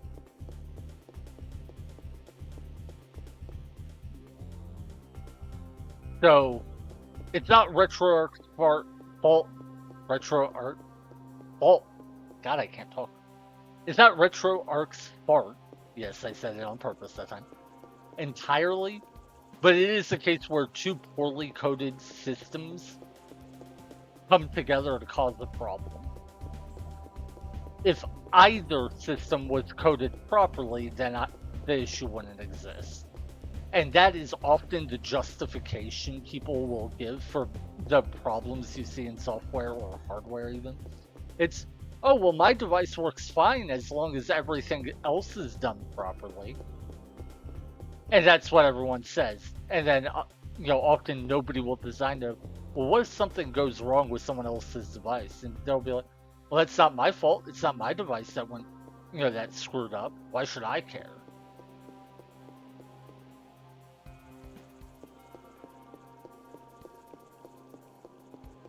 Anyway, hopefully I didn't get turned around and go back the same direction I came. I feel like I might have.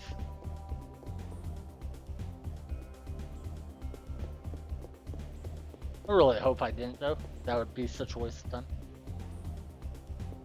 I started going off on a tangent about a pet peeve of mine in terms of design philosophy and stopped focusing on the game. No, I don't think I did.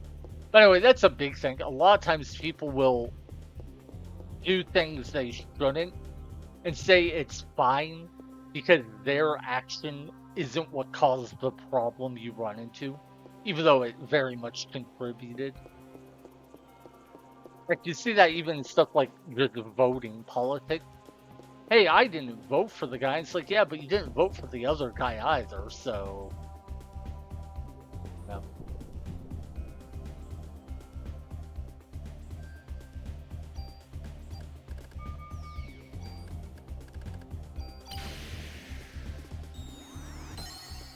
Well, I gotta say, I do really like the headset, other than it having a somewhat poorly coded driver. It's a Turtle Beach headset. It's not the best headset I've ever used because I have had the opportunity to use like headsets designed for studio use. Like if you're doing professional radio broadcast, making music, stuff like that. And those are all really good and I love them. But those require you use an auxiliary cable instead of a USB cable. And they require it be a wired connection. I was actually considering buying one of those when I got this headset instead. The thing I like about this headset way more is it is a wireless headset. So I can actually, move around without worrying about cables when I use this headset. And to me, that makes it the relatively small drop in quality well worth it. Don't get me wrong, it has good audio quality. It's just, like if perfection were 100%, this is 80%. And in exchange, I get way more freedom of movement. And also, it costs less. Like, if I wanted the best headset possible, I wouldn't have been able to find one for the same price as this headset. I even compared them. The headset I would have gotten for the same price is probably what I'd consider about a 90% headset. Like, this is an 80%. What I would have gotten is a 90%. If I had paid $300 more, three times or something, I don't know, some way more, I could have probably got a 95% headset, maybe even a 98. No headset is 100%, by the way. I had a friend who was a music filer, audio file. He couldn't listen to songs downloaded from like Napster most of the time because they were downloaded at too low an audio quality. And yes, this was back in the time when Napster was a thing. He would often listen to music on someone's, MP3 player and then criticize the audio quality of the file, not just of the headphones. And of course, pretty easy to criticize the headphones. A headphone plugged into an MP3 player back in, 1999, early 2000s. Not going to be the highest quality. But no, he would genuinely be able to tell the difference of what audio quality a file had, even with a mediocre headset.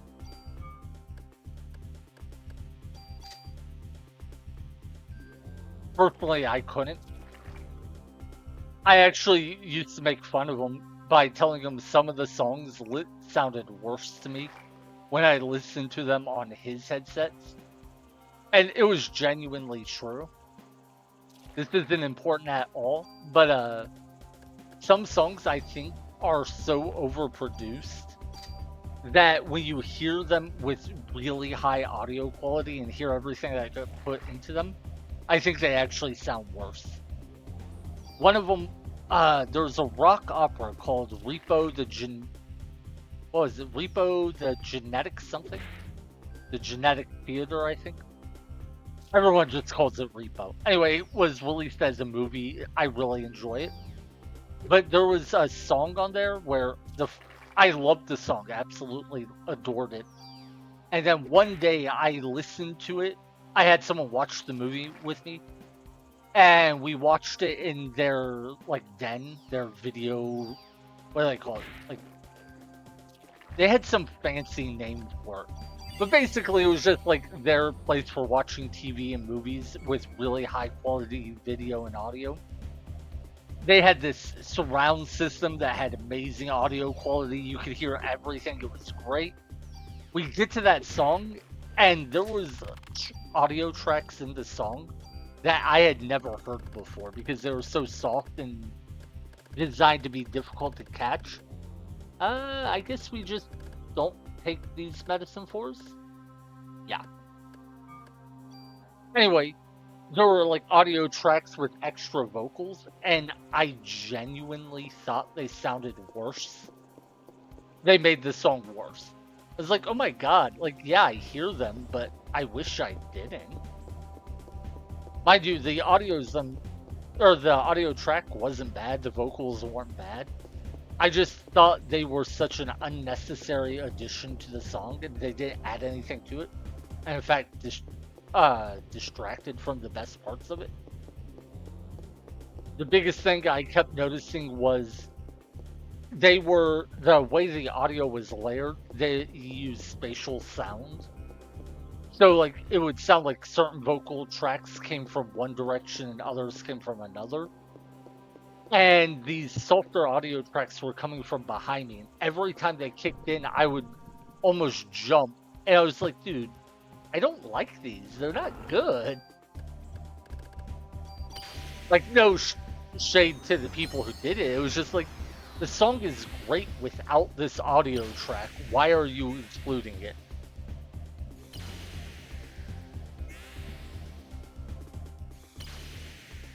That's actually a big thing, I think, though, for a lot of music. I think a lot of people think music needs tons and tons of things added to it. And often the best music I hear is much simpler.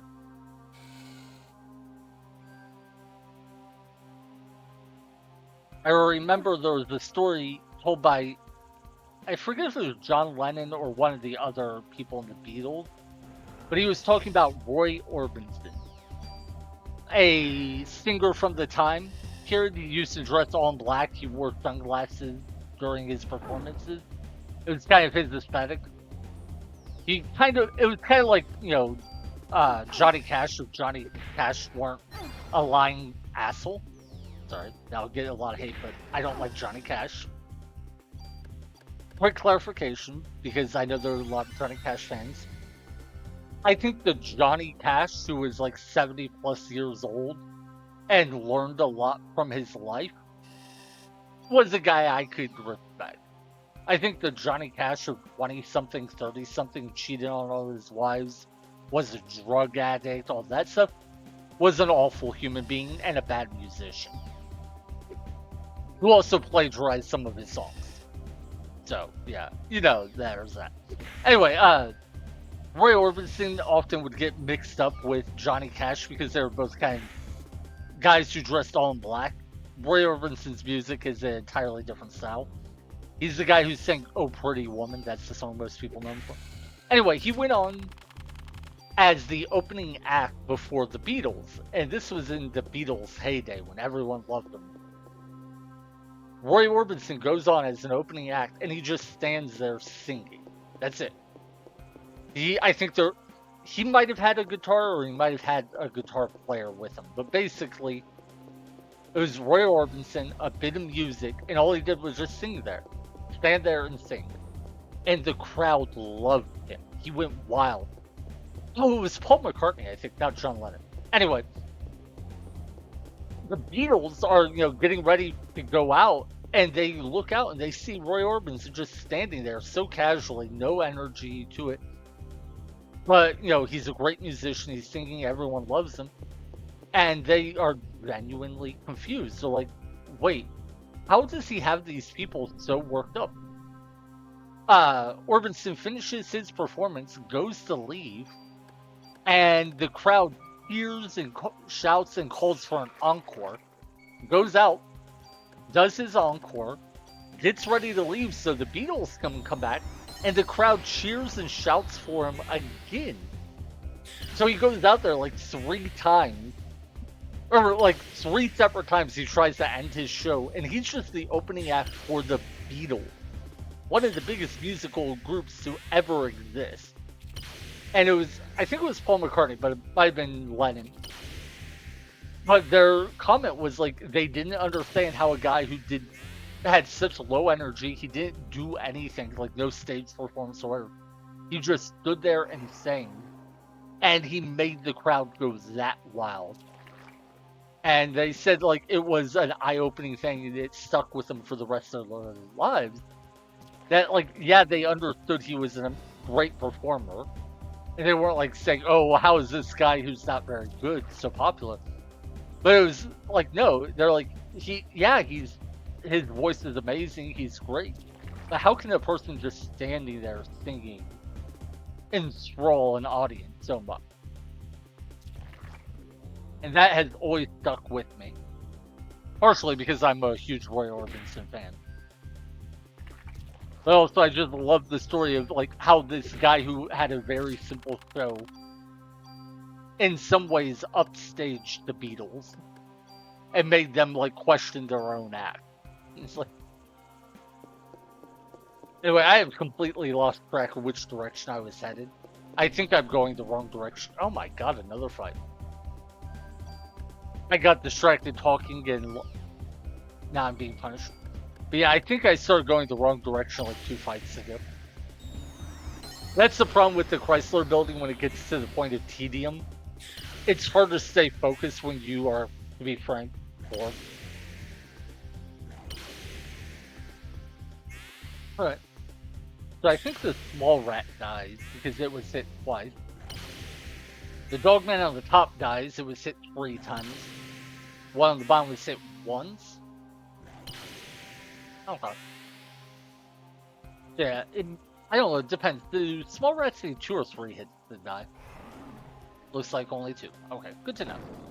Yeah, the stagger left is vulnerable to that quick melee attack. Unfortunately, I have so many items, I couldn't feel. Let's go for the quick kill, yeah. Another revive. That's so dumb. Sorry. I just think it's hilarious that we are getting so many revives. I'm at the point where I'm genuinely throwing them away. I think we are going the wrong direction, but let's just keep going. If we get back to the stairs, then I will know I am going the wrong way. Wait, don't tell me this is taking me to the stairs down and I've been going the right way the whole time. That would be awesome. Mostly for my self-esteem, knowing I didn't screw up. No, I didn't want to go after the snake, I wanted to go after the bear. Oh, full recover. Not only does that heal us to full, it also removes the poison. Now, trying to hit the bear without the snakes hitting us is tricky. No! It reared back and hit us. Ah. No, I did not want to go after the snake. Oh my god, this is so bad. Okay. But also, this kind of shows why Liberate is so valuable. It's not that these fights are particularly difficult, but it is quite easy to mess up in them. And if you do, you can get punished by losing a lot of health, burning items, stuff like that. Come on, other snake attack, yeah. But yeah, the thing about Liberate is it just makes everything easy. Not by saying, oh, this is really difficult, now it's easy, but by making it, yeah, you don't have to think at all. By the way, that is a pet peeve of mine in video games. I feel like a lot of people play video games and just don't want to think at all about strategy, mechanics, anything like that. And don't get me wrong, if you want to play that way, that's fine. But I think a lot of what gets said about video games comes from the fact a lot of people play them that way. I think people often don't appreciate or acknowledge aspects of games because they just choose not to interact with them. And sort of that idea of, well, this is how I want to play the game, so now I'm going to tell everyone else that is what the game is. The first part is fine. This is how I want to play the game. Cool. Play however you want. But so this is how I want to tell everyone else how I want to tell everyone the game is. Man.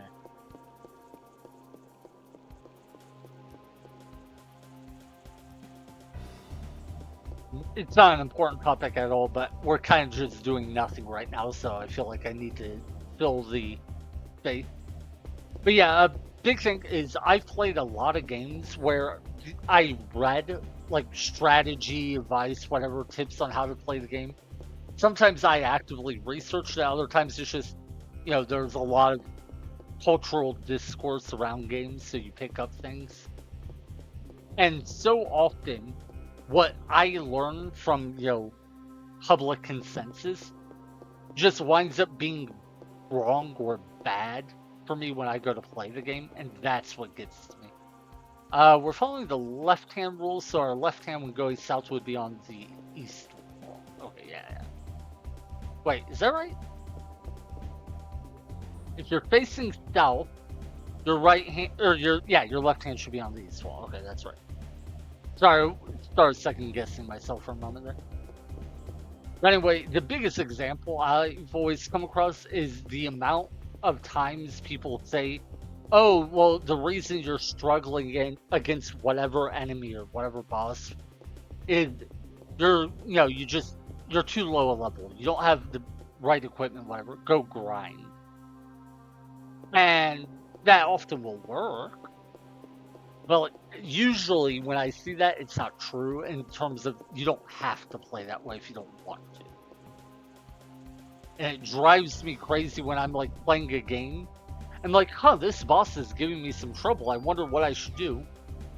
I ask someone or I look online and all I get told is, oh, go grind. Like spend 30 minutes or more just mindlessly repeating the same fight over and over. And it's like, okay, yeah, that probably would work, but isn't there another way? And almost every time I run into that situation, yes, there is another way. I will either find someone giving advice on how to do the fight better, or I'll just experiment and figure it out for myself. And it's like, oh, look, here, I didn't have to grind. I spent, 15 minutes figuring out the fight, and hey, it was easy. Often not even 15 minutes.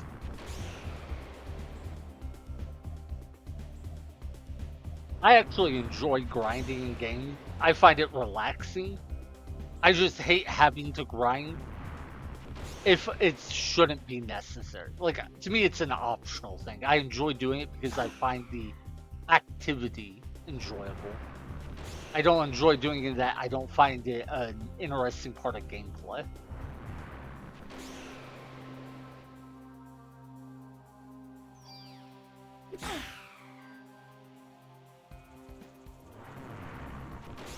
Well, that reminds me, I still never finished one of my big challenge runs.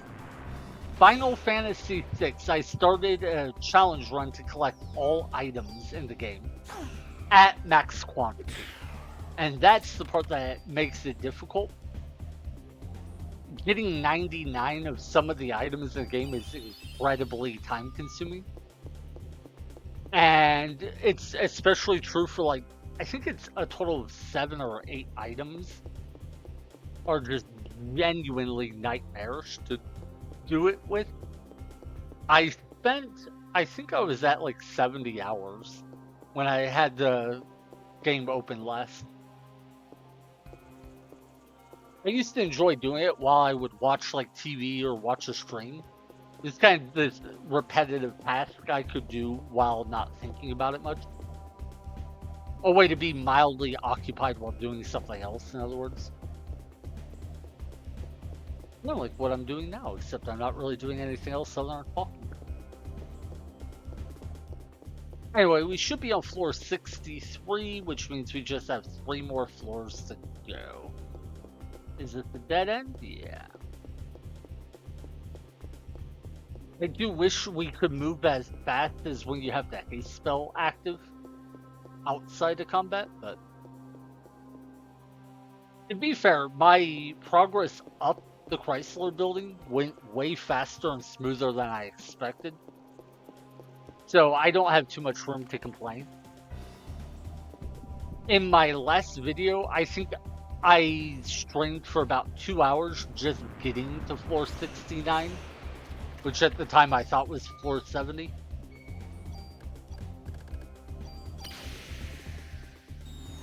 Now we've streamed for just over 2 hours, and I've not only gotten to that floor, I've gotten halfway back down as well.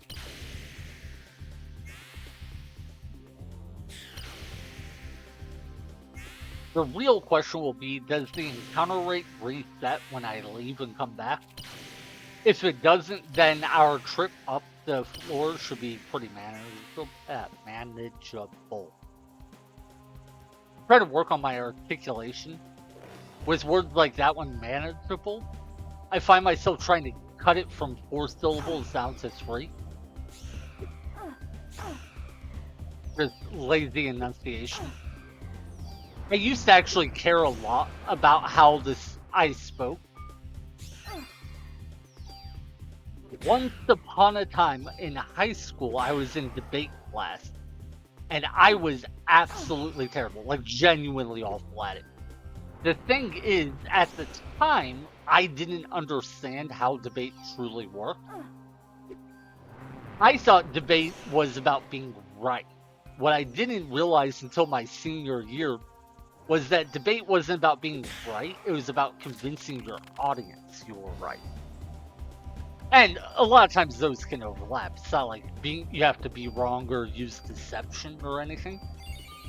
But what I kept running into is I would, be correct in what I would say, but I would say it in a way that was either not appealing or more often just not very clear.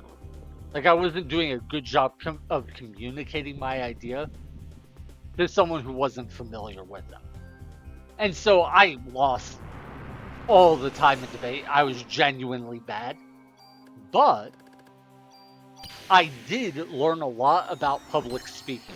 I'm an introvert, and without debate class, I would have been a much worse streamer or anything else that involved speaking. Wait, did they die to 2 or 3 hits? I forget. Anyway, a big thing for me for debate was before I learned that it was about convincing people you're right, not just being right.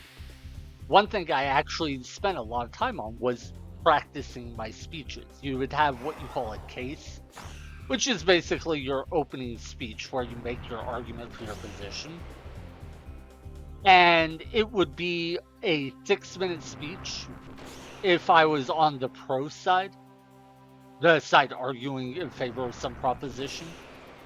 And so, if you're doing a 6-minute speech and you want to be able to do it well, you need to practice. So I would practice those speeches a lot. And because of doing that for a few years, I got pretty good at public speaking in terms of just being able to get the words to come out clearly. I then spent, I don't know, what's it been, 20-some years since then, not having many reasons to do public speaking. And so now my, diction, enunciation, all those things are just way worse than they used to be.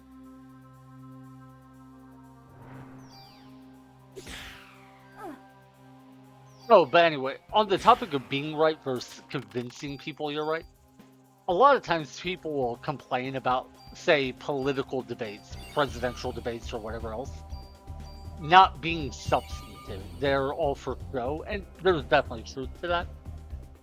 But what I learned somewhere around senior year, and I actually improved greatly once I did, was it's usually not just about making people think you're right by deceiving them or anything.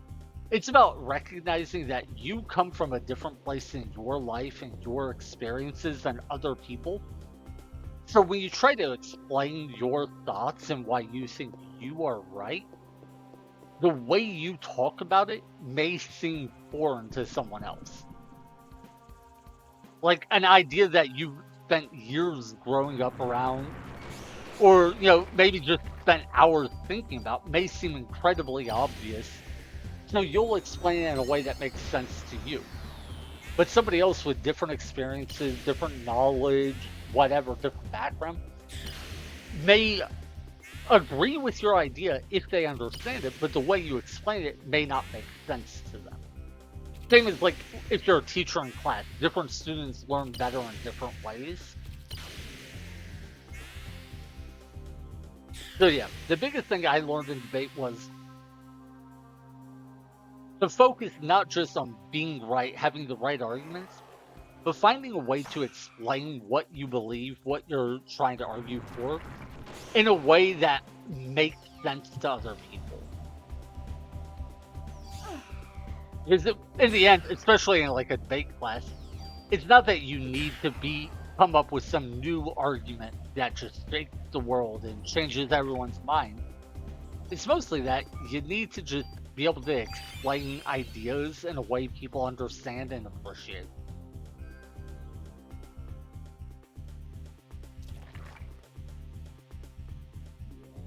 Sometimes when I on rare occasion find something I read back or I wrote back in high school, I can, or even after that, because it took a long time for those ideas to sink in, but often I'll read things I wrote and I'll be like, you know what? I was completely right. My argument here, absolutely correct. I did not say anything wrong.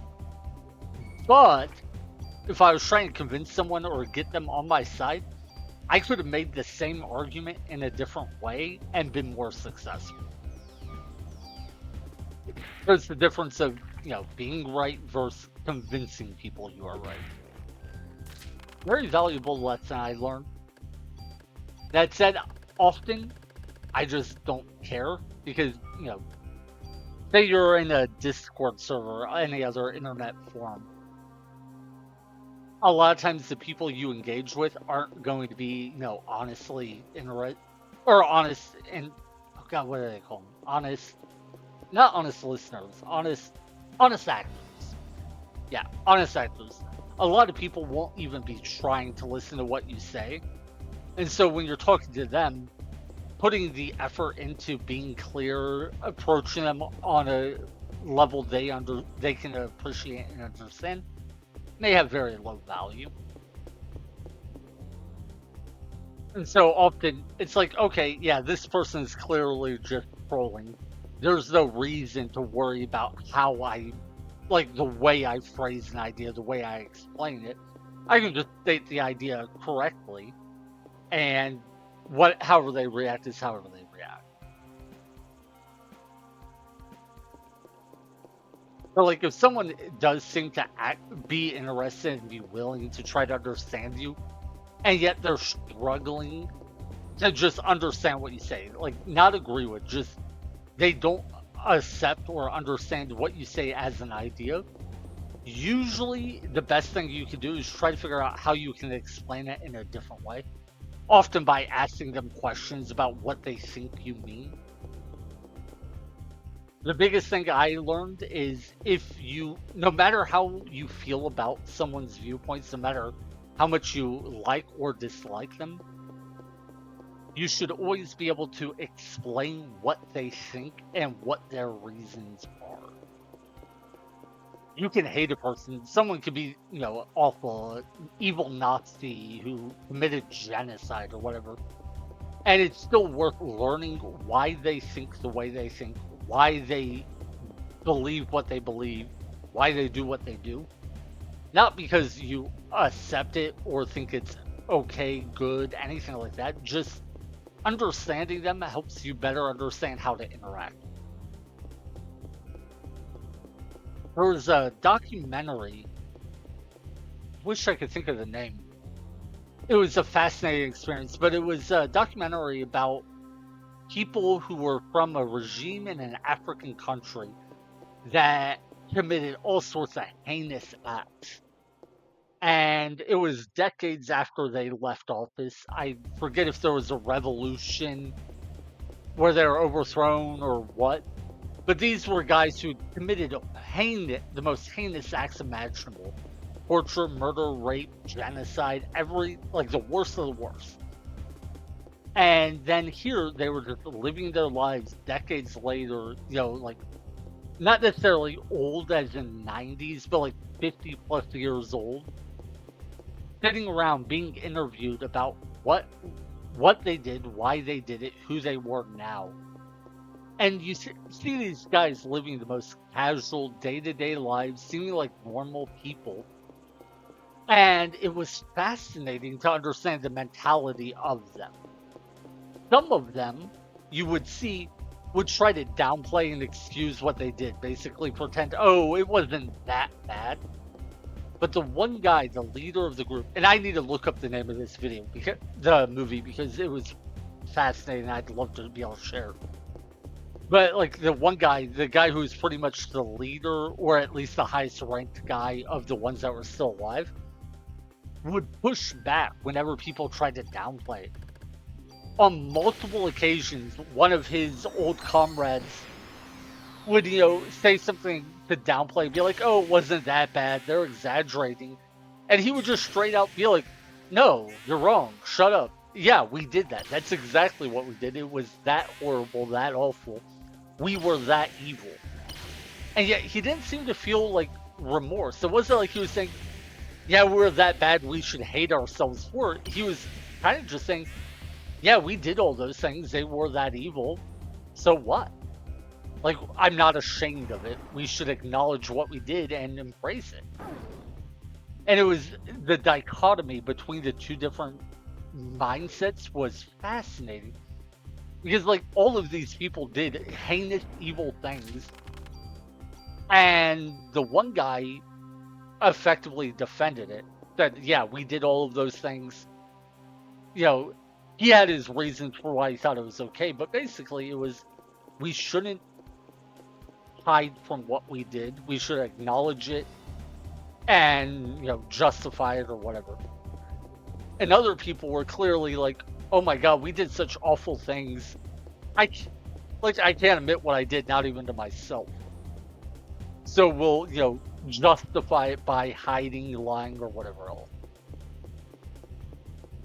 And I mean, there were a bunch of different people, and it was just a strange experience of seeing the most evil people you can imagine and seeing how different people became that way, or how they could be that way.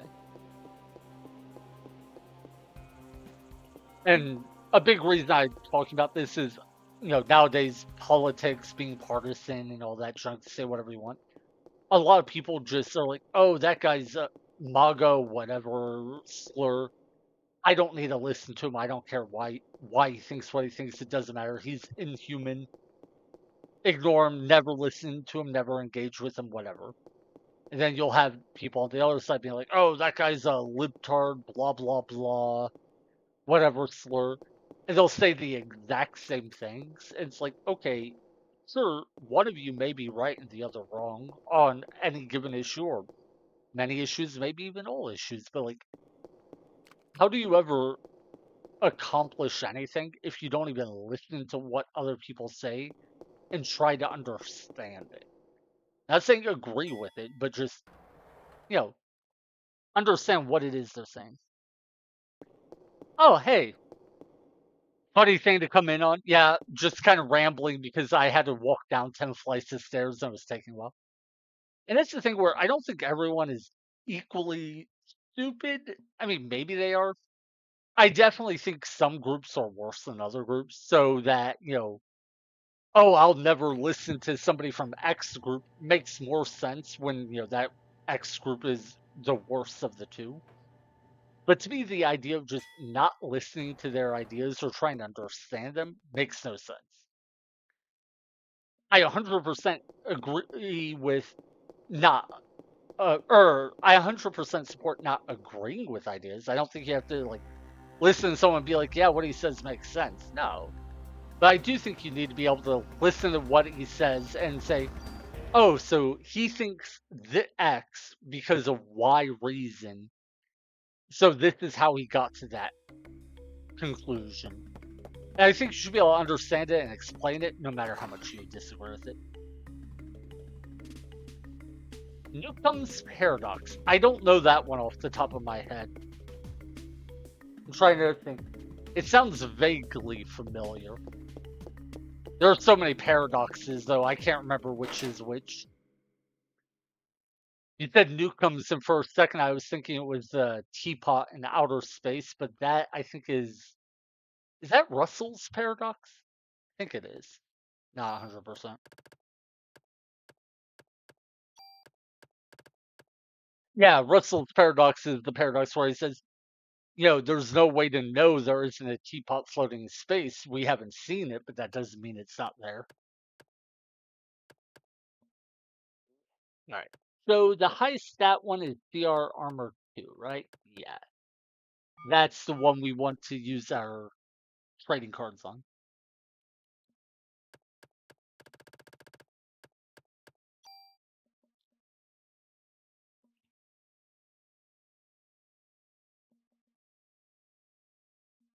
Also, thinking about Newcomb for a moment, I was thinking, wait, is that the governor over in like California? But that's Newsom. No, wait. Shoot. Is Newsom the governor in California or the one in Illinois? Uh, no, Illinois is Prince, or California is Newsom.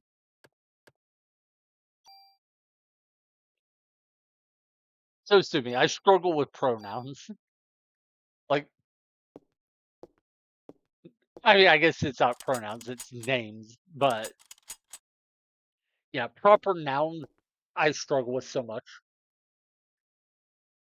Even with people I know, I'll often say hey you or similar things because I don't remember names. I grew up around darts and like I met a guy who was named Bobo probably when I was like 7 or 8 years old. Somewhere around 16 to 18, I was running or I was at a tournament and I went to look at the bracket to see where different people were, do you have a match ready, that sort of thing. And I found everyone, but I could not find Bob O on the bracket.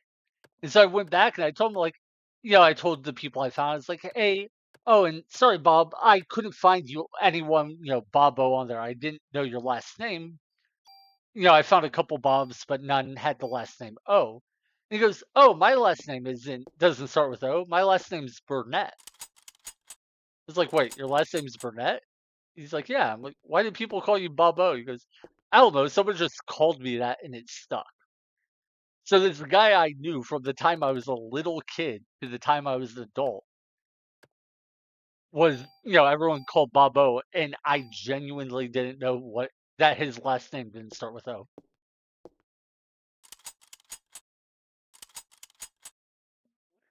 See, I don't do that because if I talk to the person in the mirror, I'm always afraid they'll talk back to me, and I don't know how I would react to that. Plus, I just don't like the person in the mirror. I think he's a jerk. Wait, oh, that's right. I still have a rare trading card in storage. I got so worried for a second there when he didn't give me the super toolkit. That's right. I have. No, that's a regular trading card. There it is. That is card number 14.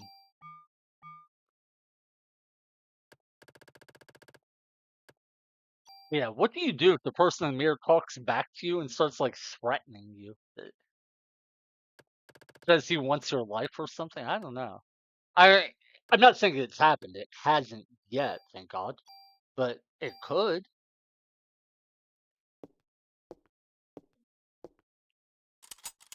You know, I, I don't. I'm not against the idea of making blood oaths like that, but I do have to wonder, how do you know what the proper oath is? I'd be afraid if I tried any sort of blood oath that I would like, do the wrong thing and just make people mad. Like, oh, I'm gonna do this blood oath to some demon god. alien, extra dimensional being, whatever. And then he looks at it and it's like, dude, the words you do you know what you just called me? You just like used a racial slur against me. That wasn't some Latin summoning chant. That was like calling my mother a beep beep beep.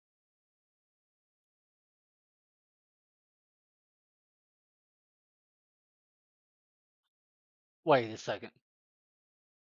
1, 2, 3, 4, 5, 6, 7, 8, 9, 10, 11, 12, 13, 14. Wait, was that only 13? Oh my god. Please don't tell me I'm missing a rare trading card.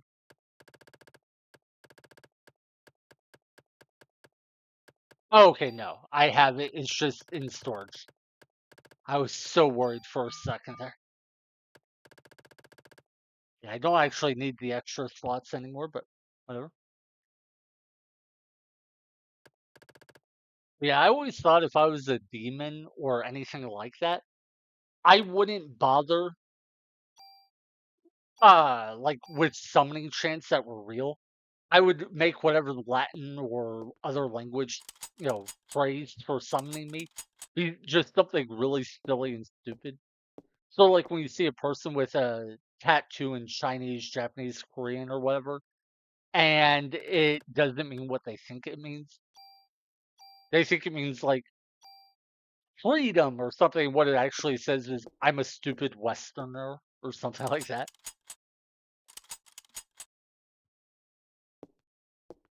I feel like if you are some sort of supernatural being, why not have fun with it and do stuff like that?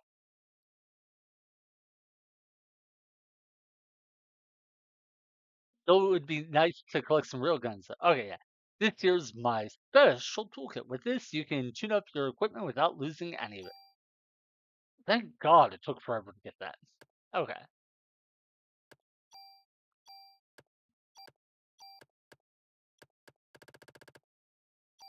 Oh, wait, I don't have room. I guess I can move guns over. I don't care about them right now.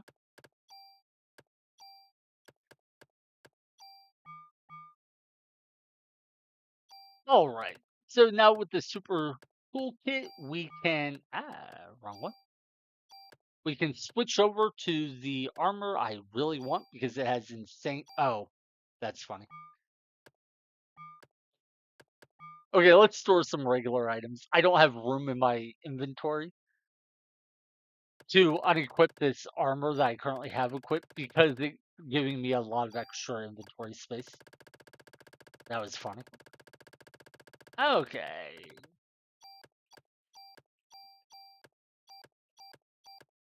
I think 3 revives should be enough for the next boss. And we can get rid of a few medicine floors as well.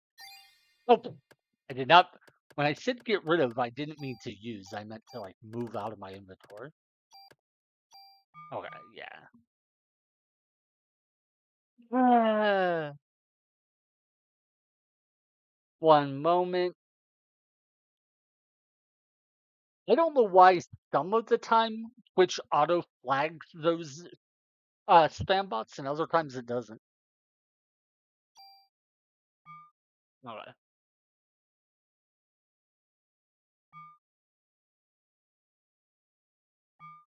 Okay, yeah. I think we have everything we need. Let's change our armor.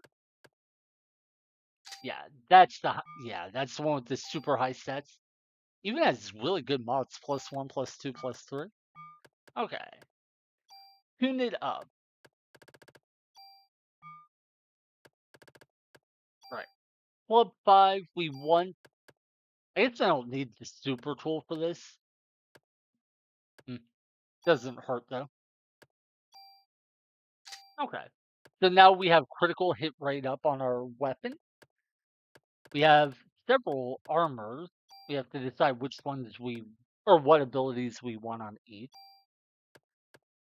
First things first, I want the stat gain, of course. So yeah, instead of 158 physical defense, we now have 190. That's a +32 boost. That's huge. We will also take the extra inventory space. We have the HP max, so we don't need to move that. Auto potion. Hmm? Oh, right. The best ability in the game, or best mod rather. Increased attack power doesn't do much. It's just +2 damage on our attacks, I think. But we'll take it. Protection against confusion sounds good. I don't think we will actually face anything that confuses us, but eh. HP max, is that damage plus? Yeah, we already have that. Protection against poison will be mildly useful. Protection against darkness might be mildly useful. And now it's bugging me that I don't know what Newcomb's paradox is.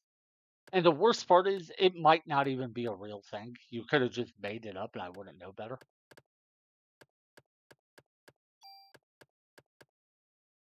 Like, can I okay, nope, you can't have multiples. Alright. Now we just want the stat gain.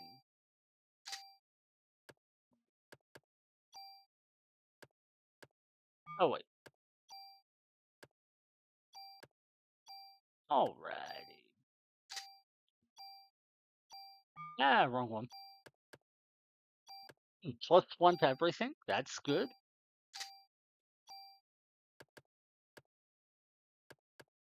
Definitely want those. So yeah, we gained roughly like 30 or more in all of our defenses because we came back here and got the super toolkit. And now that I think about it, we're going to use this as our backup armor, so we definitely want HP max on it. Anything else worth taking? Ah, sure. Might as well have auto potion on it.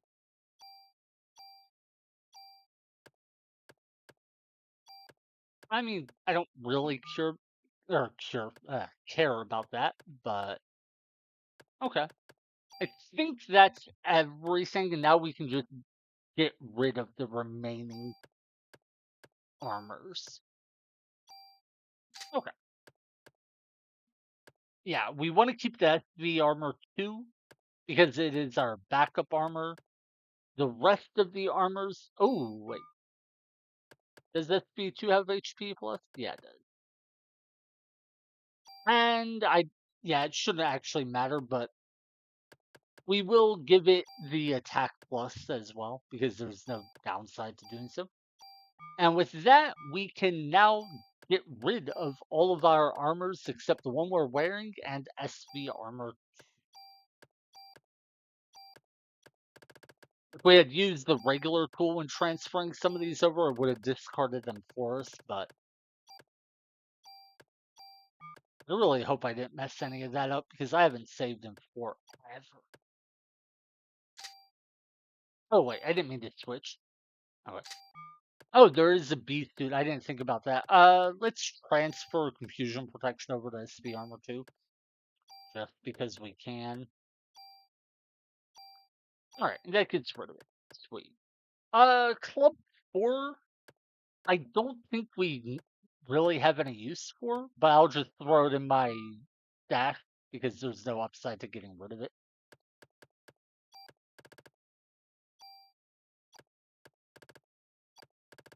Now we have all of these guns we could break down and combine into one thing. Not gonna do that right now. Let's just wait, what?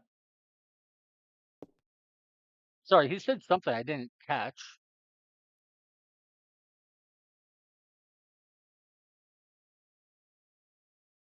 I thought he asked me a question. I wasn't expecting that.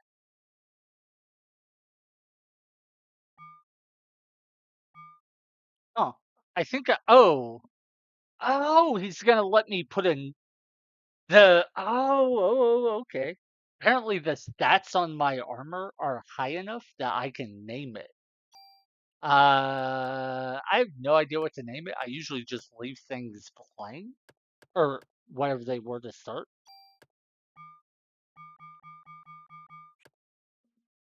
What should I name my armor?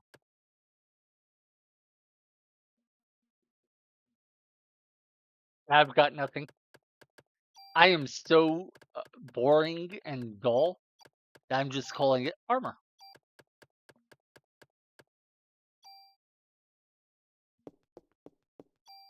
Sadly, I can't also name my club. Actually, I think I could have at the end of my base game playthrough, and I just chose not to. Anyway, we have 3 revised 6 medicine 4s, and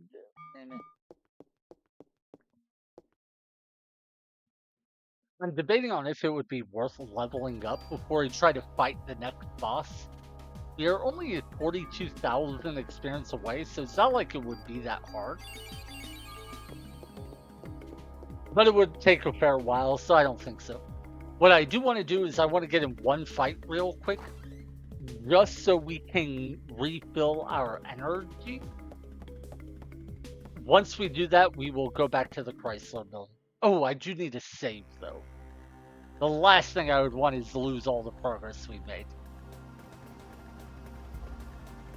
So yeah, let's just do one quick fight in the hospital to refresh our energy. And then we can go back to the Chrysler building and look to beat the floor 70 boss. And once we beat that boss, of course, we'll leave, save, do anything like that. But once we beat that boss, we might be able to just go beat the game. That's the goal.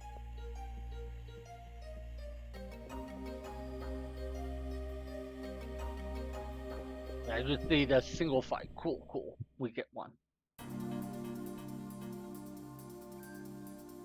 I don't even think these enemies hurt me anymore other than like by bumping into me. I could one-shot it, but I don't want to until my energy fills up. Funny, I'm genuinely running away from an enemy that is not a threat to me at all. But I need my energy bar to fill up, so I guess it makes sense. Hey, he did 0 damage. Okay. And we stole ammo in our gun only run. Or, in our gun only run? I feel like a gun only run wouldn't be much of a challenge. I guess technically gun only would mean no parasite powers, so that is something. You have no idea how tempted I was to just immediately open with Liberate and watch all 5 enemies die to it. It would have been funny, but the whole reason I came to the hospital was just so I could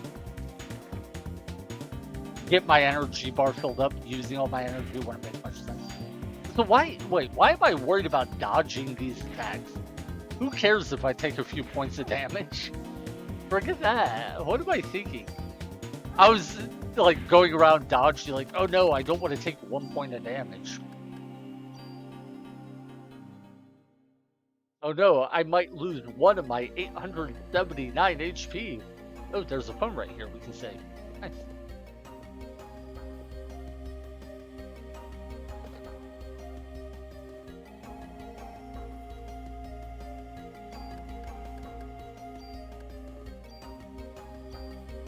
Saving it in the hospital on day 5 is definitely an interesting thing.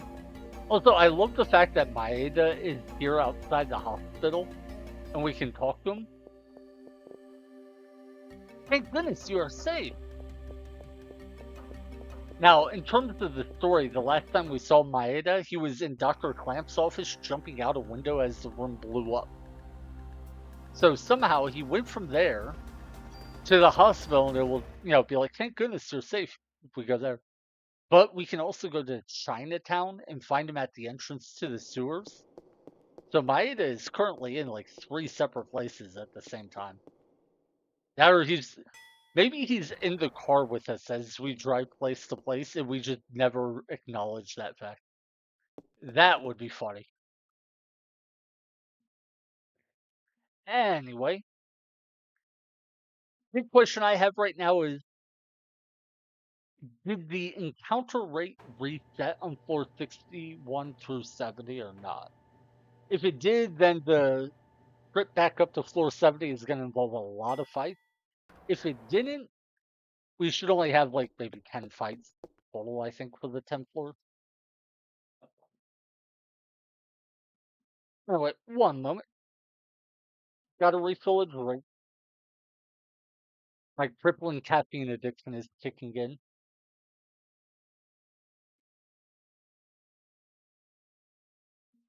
For the record, no, I am not a caffeine addict. I grew up around several caffeine addicts, and because of that, I've always been worried that I would become one myself. So every couple weeks, I'll make sure to go a couple days without any caffeine. One to, detox or whatever, but mostly so I can check how I react. If I start noticing any sort of withdrawal symptoms, then I'll cut back on my caffeine usage. So yeah, I'm not physiologically addicted to caffeine. I'm just addicted to caffeine in the social sense of it's so yummy and good. But no, I had a stepfather who was genuinely addicted to caffeine, and he would drink, I think it was a 20 ounce, but it might have only been a 12-ounce can. Either way, of Pepsi in the morning before he got started. And if you talk to him before he drank that, his attitude, mood, everything about him was so wildly different.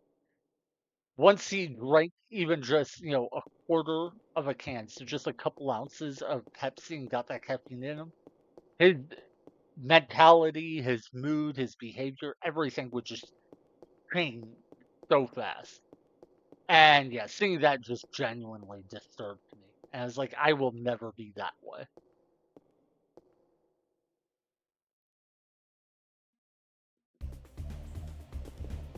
Anyway, we get the music again. I love this music so much. By the way, I think the map layout and encounter rate may have both reset. We'll find out. Getting in a fight in pretty much the first room doesn't guarantee that the encounter rate has reset, but it does suggest it may have.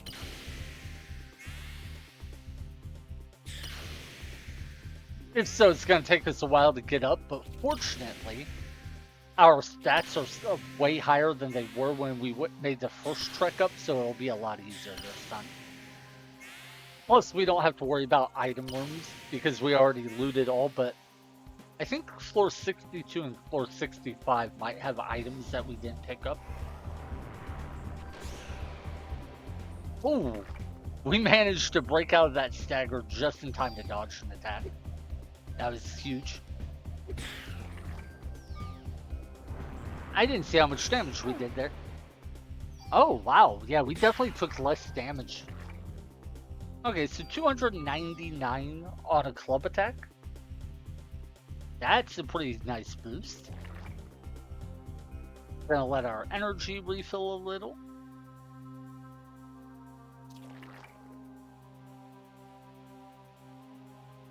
Now, I could have used the armor swap trick there. I probably should have. Would have sped... sorry, burp. Would have sped this up a little.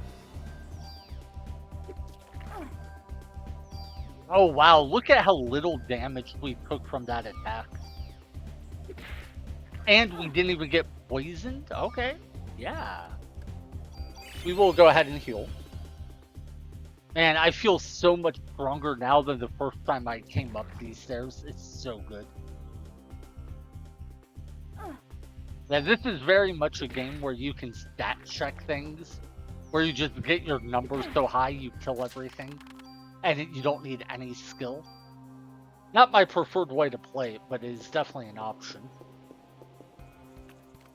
Right now, I wouldn't say we are that strong, because we did still take a non-trivial amount of damage there, and there are stronger enemies on these floors, but we are certainly strong enough that we can be much less cautious in individual fights.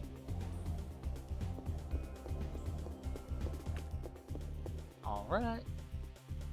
Now, I'm not 100% sure on if the map layout changed when we came back. Because I don't remember what the 461 layout was like. But it does seem like the encounter rate may not have reset. This should be empty. I'm just double checking since I'm here. Yep. Okay. Well, I mean, we get in a fight, but that's whatever. Hey, might be able to steal a decent healing item from these. I think it has like a medicine 4 as a potential steal. Ah, didn't get anything.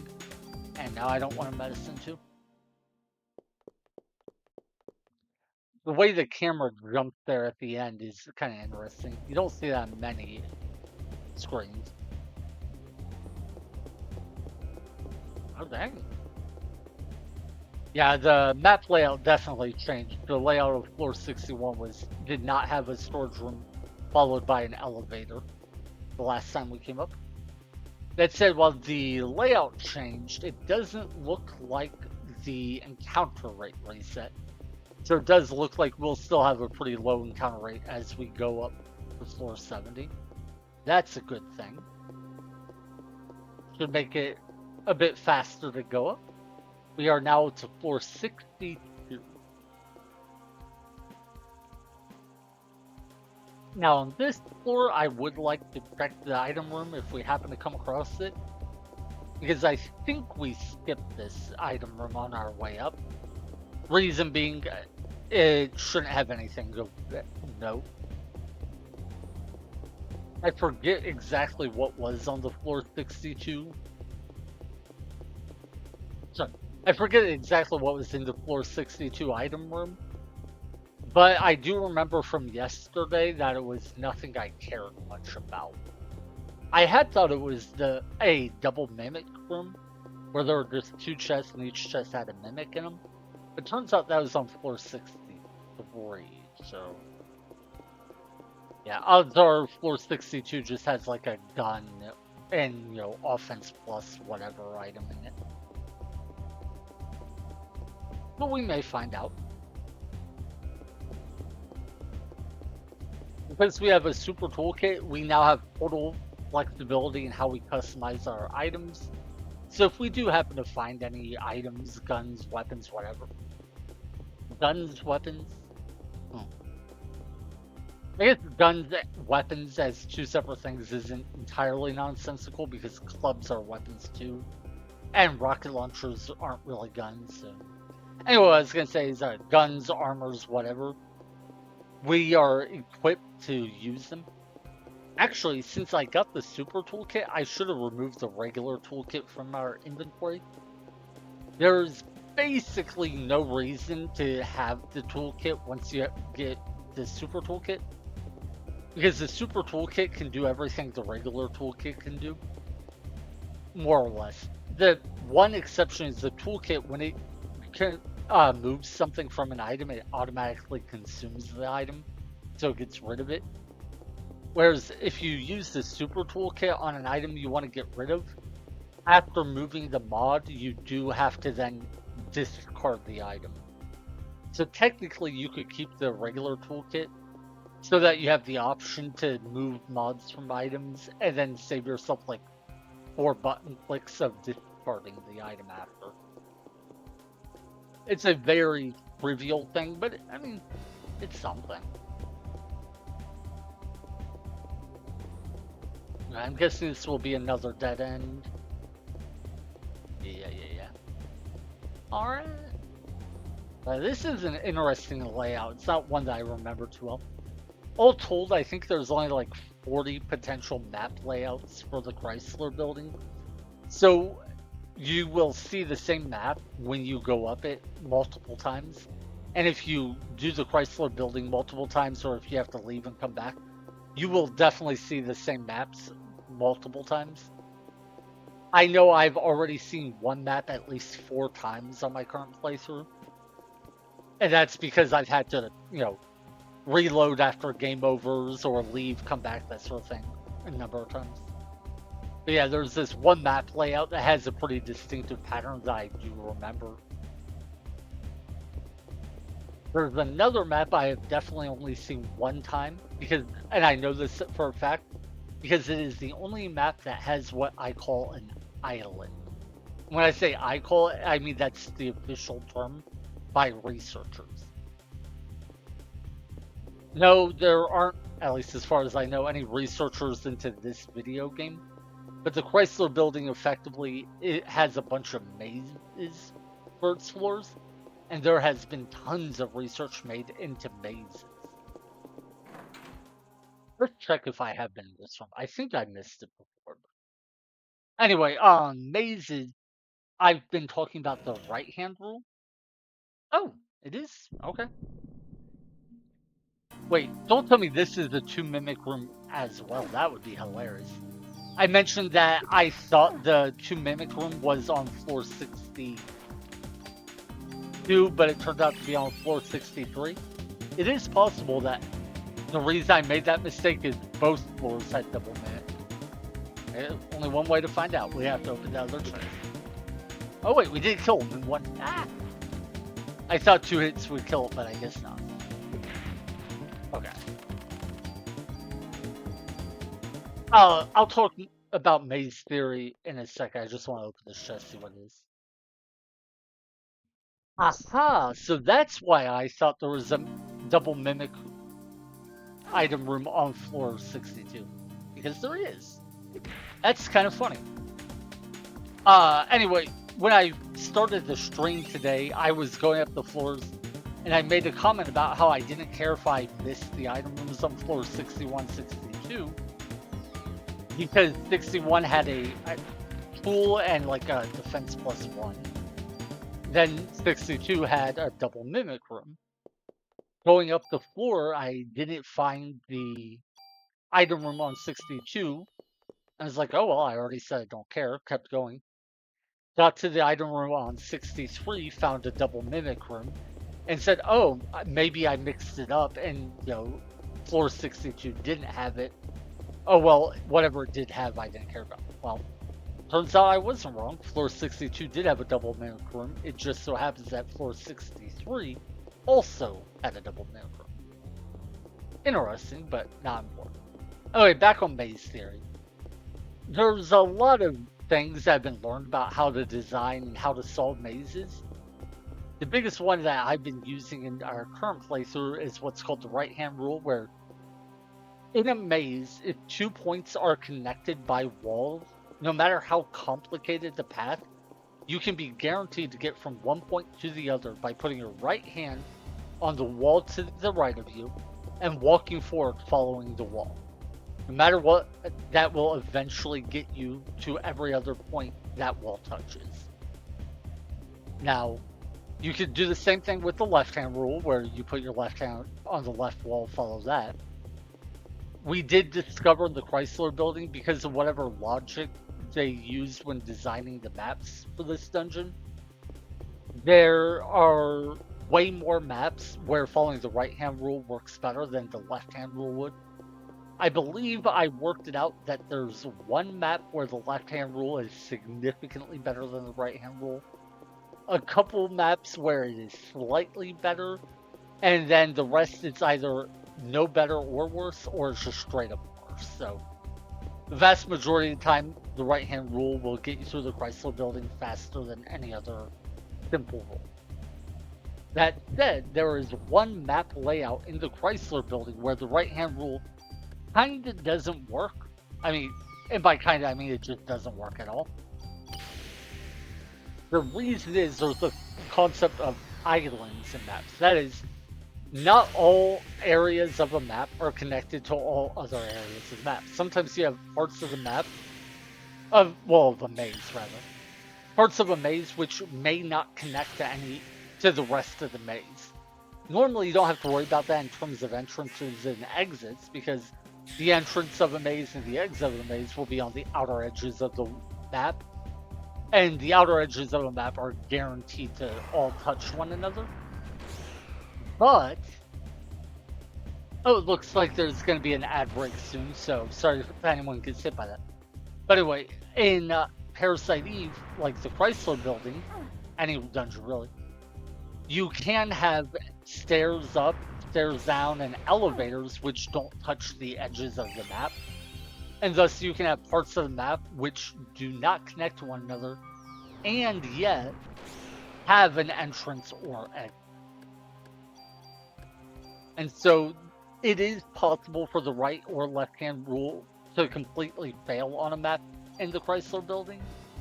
And from what I've been able to figure out, there is exactly one possible layout where that happens. So of the like 30 to 40 possible floors, there is one floor where following the right hand rule does not work.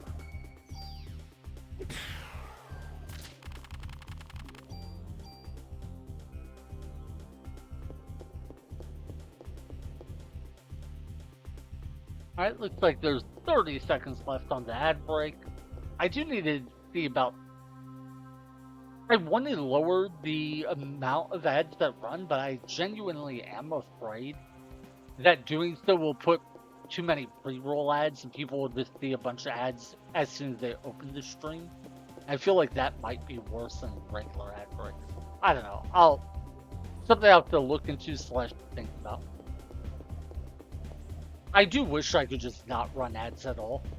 Becoming an affiliate kind of sucks because now I have to run ads even though I don't intend to make any money off them. If I could disable all ads, I would, but apparently Twitch will only let me cut back on the ads during a video by a certain amount. And then if I don't run at least 3 minutes worth of ads an hour, it'll give people ads as soon as they load the stream, and that just sucks. Whatever. But yeah, if you ever struggle with navigating the Chrysler building, I highly recommend following the right-hand rule. There is like one floor layout where it may not work, and you'll have to like think of something on your own. But in every other case, it will get you through the building with minimal thought.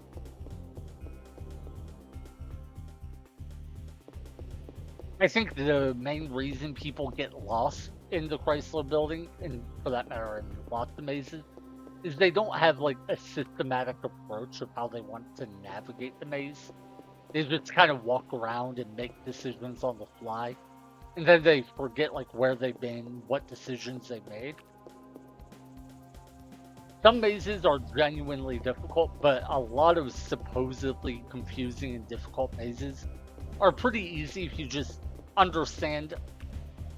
I don't want to say you put a little work into solving them because a lot of people work hard. They just don't know how to do their work efficiently. But I think the big thing when it comes to any maze is you need a certain amount of mental space devoted to remembering where you've been, what directions you've gone, that sort of thing. And you can do that with maps, like taking notes, that would also work. But other than that, I think the main thing is people just don't do a good job of being systematic in how they approach it. They just kind of guess and go whatever direction feels right. And that would be fine, except then they don't remember exactly where they've been, where they were going. And so they backtrack, they go the same direction multiple times, stuff like that. Oh my god, I think we may have found the layout I was talking about. It's possible I made a mistake, but I think this is the island map layout that I was talking about. Yeah. So we just came from this way. If we follow the wall I'm currently touching, this right-hand wall, I believe if we navigate the whole floor following that wall, we will come back to the stairs. And I believe that's the case because I think this is the one island map in the entire game. If so, that's so cool. Wait, did Liberate just hit one bear like 7 times? No, it hit it 5 times. Okay. Yeah, it didn't hit the snakes that are at the top of the screen. That threw me off. Well, that bear is definitely dead. We only needed him 3 times to kill him. We hit him 5 times, so no. Anyway, we do want our energy to refill. But yeah, this wall on the right-hand side of our screen, I think does not connect to the exit of this floor in any way. If so, that's so cool. I want to take a minute to look at it. Oh my god, that snake attacked way faster than I thought it could. Oh well, whatever.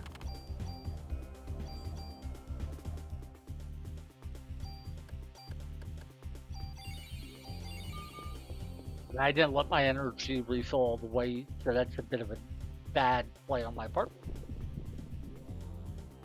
And I don't have Liberate for this fight. It won't take long for it to be available though, so. That purple attack drives me insane. Look at how much damage we take thanks to that debuff. Without the purple attack lowering our armor, none of the attacks in this fight hit all that hard. Now that we've upgraded our armor, but thanks to it, doesn't matter how good our armor is, we can still take a crazy amount of damage from hits.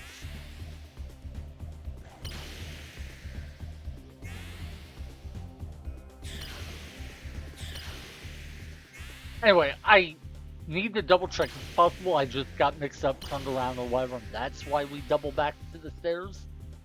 But I do believe this is the one island map layout. And if so, that's such a cool coincidence.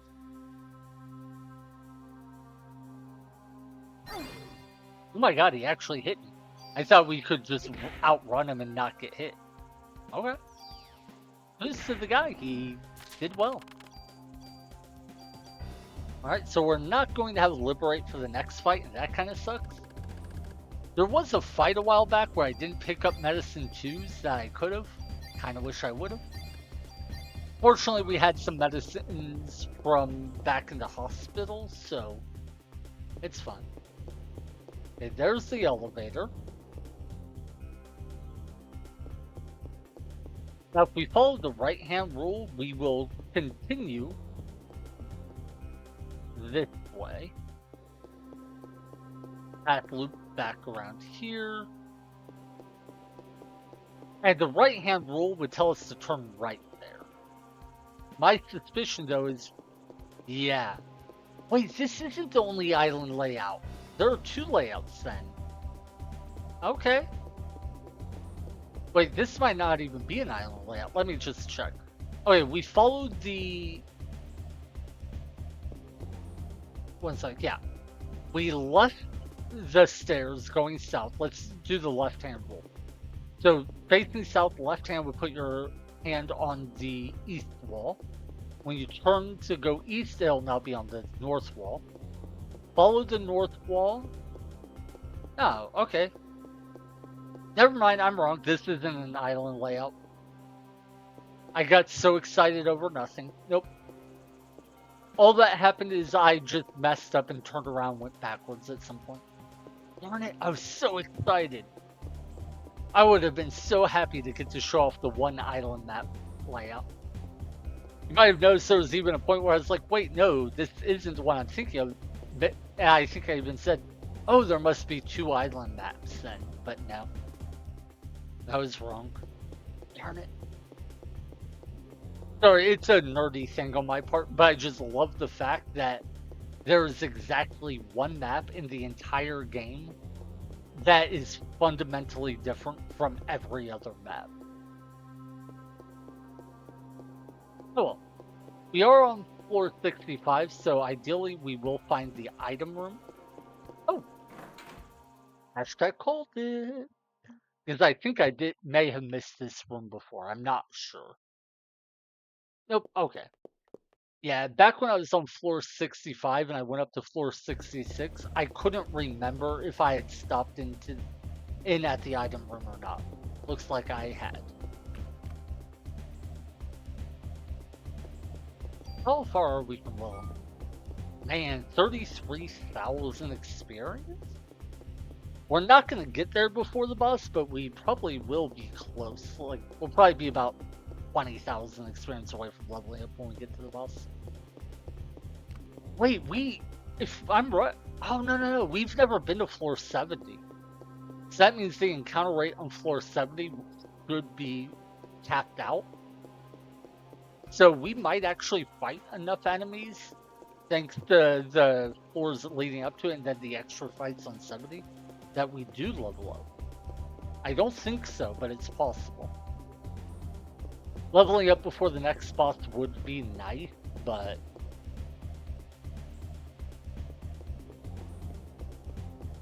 yeah, the big thing is leveling up right now would put us to 37. And getting to 38 requires, I think it's like 180,000 experience, which I am never going to farm.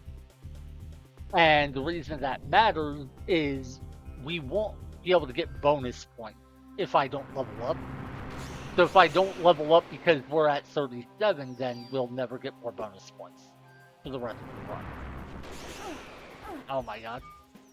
That said, it's not like we're gonna get bonus points from any of these fights with how much I'm getting hit. Did you see the way the rat was on top of me? I don't mean to be crude, but I swear it looked like the rat was hitting me. That was so unexpected. I know it was just trying to move and I was in its way, but I swear for a moment there, I was like, is that rat hunting me? By the way, not using Liberate here is for a couple reasons. One, I'm afraid that we might kill all the rats with Liberate and then we wouldn't be able to regen our mana to have it ready for the next fight. But the other reason is I realize we can steal medicine flows from these guys with our clubs, so fighting the rats got us like 3 more healing items. Now I did use some parasite energy, so I won't have Liberate ready at the start of the next fight. I don't think that's a big deal because we'll have it very early into the fight. But it's possible we get punished, we'll see. So we are on floor 66.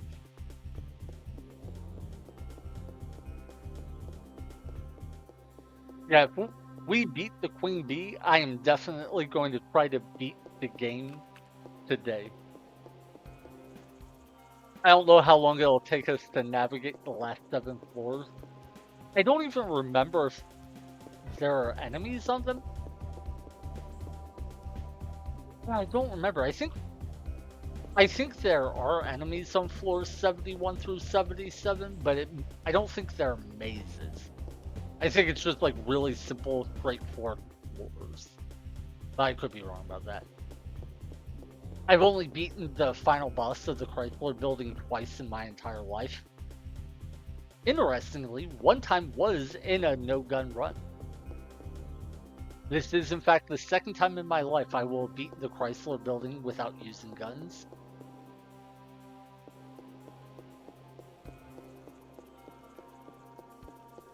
I made a post on the website GameFAQs about my previous run and posted a bunch of updates as I went through and thoughts on the run.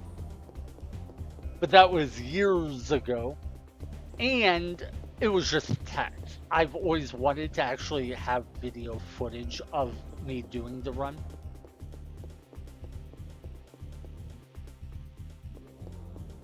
To be honest, that is the main reason I stream at all, is just so I have documentation of the challenge runs I do. I don't expect to ever be a quote-unquote content creator, even if technically I am one. Like, I'm never going to be one of those streamers who has hundreds of viewers and just makes their living off streaming. For me, it's just, I'm going to play video games anyway. And get some extra enjoyment out of it by streaming and maybe bring some enjoyment to other people at the same time.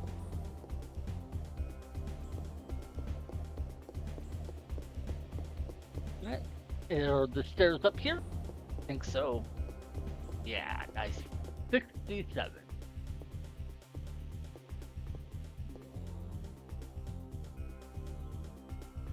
Yeah, going through these floors is so much faster with a low encounter rate. But I will admit, it's also kind of more boring. Well, floor 67 means we'll have 8 and 9 that we've already done. But then we will have floor 70, which we have not been to, so the encounter rate will probably be high on that one. Now this is the fight I hate the most of all fights in this dungeon. Well, non-boss fights anyway. The reason being, those three rats are really fast, and it makes it hard to deal with, like, trying to attack without getting hit in the process. And I have that big dog man who I want to kill quickly before he gets his armor down debuff on me. So this fight always gives me a really hard time, because if I don't kill the dogman quickly, I get a big debuff and then the fight gets way worse. But if I try to focus him down right at the start, I get beat up by the little rats a ton. Yeah, we just saw.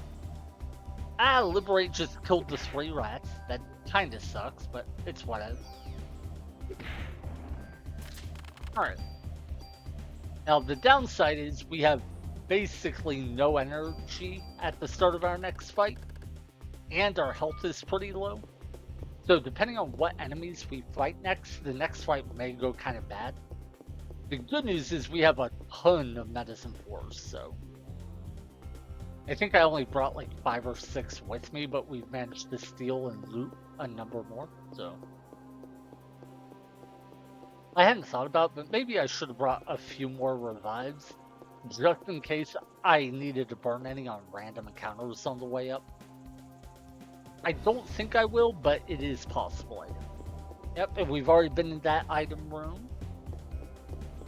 I forget what was in that one.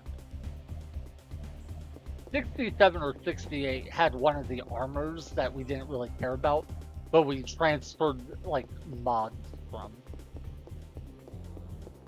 But it might have been 67 that had the armor we really liked. The one that had +4 item slots on it. I don't remember offhand. Doesn't really matter. Yeah, I think floor 67 had the first rare trading card that we found on these floors. Yeah, because I found one on, I think I found one on what I thought was floor 68, but would have actually been floor 67. So yeah, if that's true, then I definitely like the item room on this floor. It's part of why we were able to get +30 or more defense on our armor.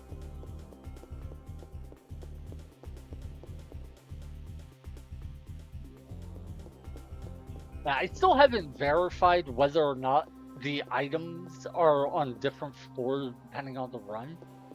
My understanding, based on what I've read online, is that whenever you start a new game, the items are assigned to different floors, but that may not be true. I've learned not to trust everything I read about this game online. Yeah, technically you shouldn't trust everything you read online regardless. But no, I've found a fair bit of misinformation about things regarding this game on the internet. For instance, I read in multiple places that you only need 12 rare trading cards to get the super toolkit. If that had been true, I would have got the super toolkit as soon as before I even finished floor 60, the boss on it. But no, I killed the boss, was all excited to go to the police station, get my rares, or trade in my rare trading cards for a super toolkit. Didn't work. Turns out I needed 14, not 12. I was very sad about that. Incidentally, that is the reason why we had to leave the Chrysler building and come back. I was fine with getting 12 rare trading cards than fighting the floor 60 boss without saving or anything. But there was no way in the world I would get the 14 rare trading cards and then assume I could beat the floor 70 boss without saving. Or using a card to, get the super toolkit and get a bunch of buffs. I am genuinely afraid of this next boss, in case I haven't made that clear. Mostly because I don't know its attack patterns at all. So I could easily die to it just because it takes me too long to learn its attack patterns, even if it's not all that hard. And, for the record, it may well be that hard. Yeah, I think the thing for the next boss is we should start the battle off not worrying about hitting it and just kind of play cautiously, focus on trying to dodge and heal up as much as possible. And then once we feel comfortable having learned its attack patterns, we can go ahead and start trying to attack. And yeah, man, it feels so weird going through here with so few enemies.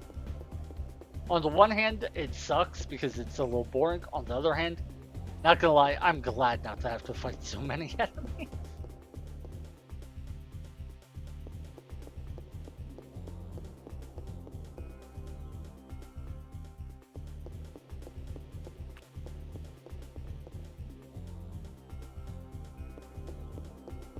Alright. I forget what was in that room. The floor 69 room, though, that one I remember. At Club 5, the armor we are currently wearing, and a rare trading card. The fourth item in it was, what was it? I think it was like magic defense +1, something like that.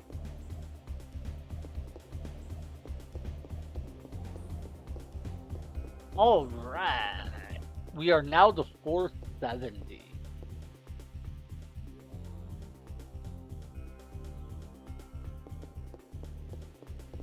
Oh wait, no, we're floor 69. What am I talking about? Dear God. Yeah, I threw myself off because I was talking about what was on floor 69 that I went up the stairs and my mind connected those two things. Alright. You know, we're on floor 69. This is as high as I have been on this run.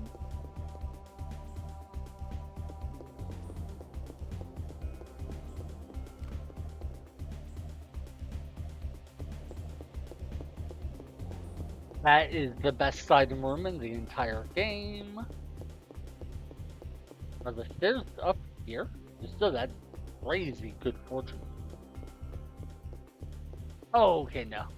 That would have been some crazy good luck, but no dice, no dice, no dice. I don't like how low our health is or how low our energy is. I wish I could get into a fight with like the bacterium and snake. That would be the optimal fight to get into. Somehow I don't think it's going to be the next fight we get into though. Elevator. You know, at some point I'd like to sit down and see if I can figure out how they designed these maps. Based on the patterns I've already picked up on the maps, I think I could. God, what's the word? Oh my god. I technically recreate, but it's not back calculate. It's like back something, I think it's basically where you take a result and work back and figure out the process they used to get that result. There's a specific word and it's used in like professional settings.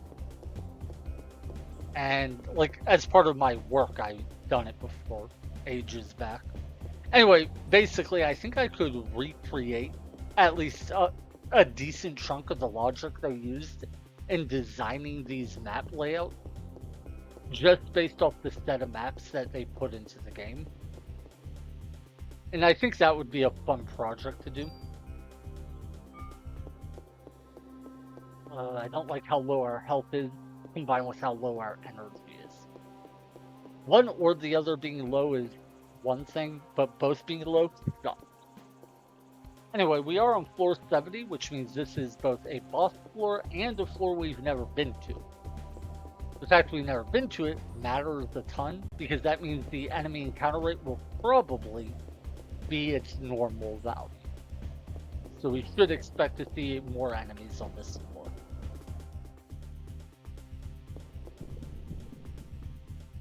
And this is gonna suck. Yeah, the dogmen seem to appear mostly, if not only, in these corner hallways. I don't think I've ever seen them in the straight corridors? I'm not sure on that. If so, that would be an interesting thing to pick up on.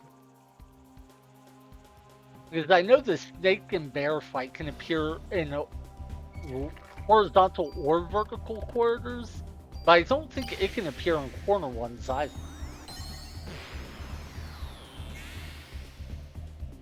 Yeah, come to think of it, I think the dogmen only appear in corners. I think the small rats only appear in corners as well. Snakes and bears can appear in horizontal or vertical passageways. I don't think they appear in the corners, though. Bacterium, I'm not sure on. They obviously appear in corners since, one's right here. But I don't remember if they can appear in horizontal or vertical rooms. That's actually an interesting thing, though. I think what enemies can spawn definitely depends on what the room layout is. Oh god, I need to stop hitting that one instead of change armor. Anyway, I think what enemy formation spawn is very much controlled by what the layout of the room is. And so that's interesting. It's obviously true in other dungeons because they have very distinctive rooms. It's easy to tell, like, oh yeah, enemies of X type will only spawn in these rooms. Chrysler building is so monotonous that I didn't really pick up on the pattern before, but I think it's true. Huh.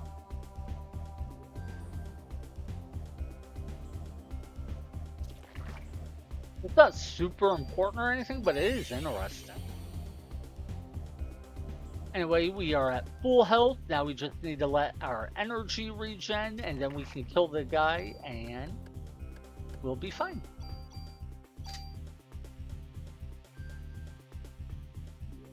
Yeah, the bacterium are very easy to deal with in the sense that you can just stand very far away from one and then slightly sidestep whenever it attacks.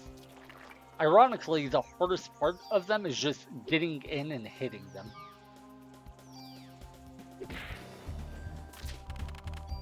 And mind you, that's not particularly difficult. It's just harder than dodging. Of course, the other part is if there's a bunch of enemies, you have a lot going on, then that small sidestep to dodge them can be a little bit trickier to perform.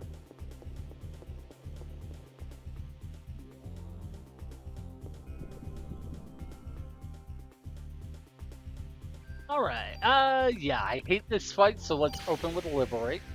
Ideally, it kills the Dogman and some number of the rats, but we'll see. 1, 2.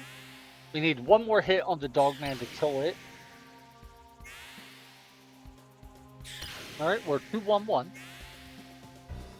2-2-1. 1. Anything that gets hit dies. Cool. Okay, I think there should be 2 rats left then.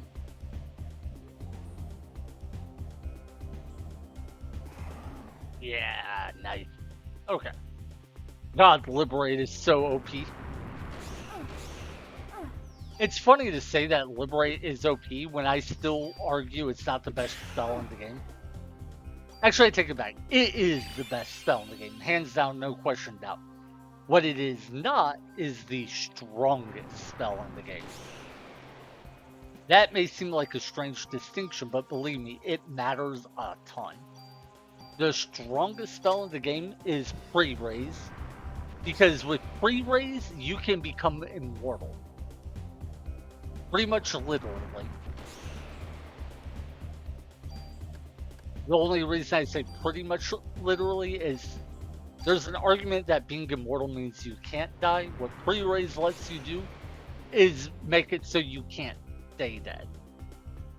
You'll die, you'll come back to life, Pre-Raise will resurrect you, and you'll repeat the cycle an infinite number of times. Anyway, sorry that anyone gets hit by the ad break.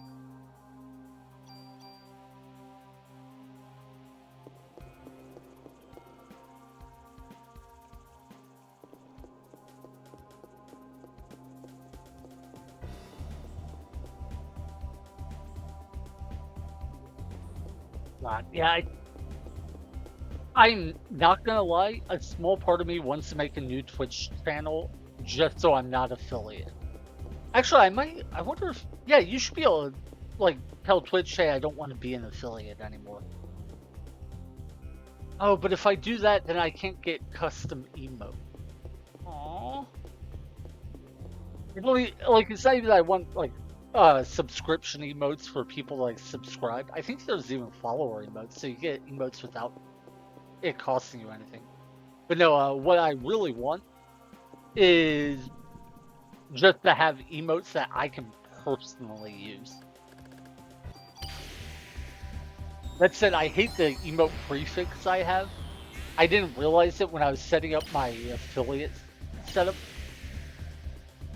Actually, let me wait until that break wears off so I can talk about it where anyone can hear it.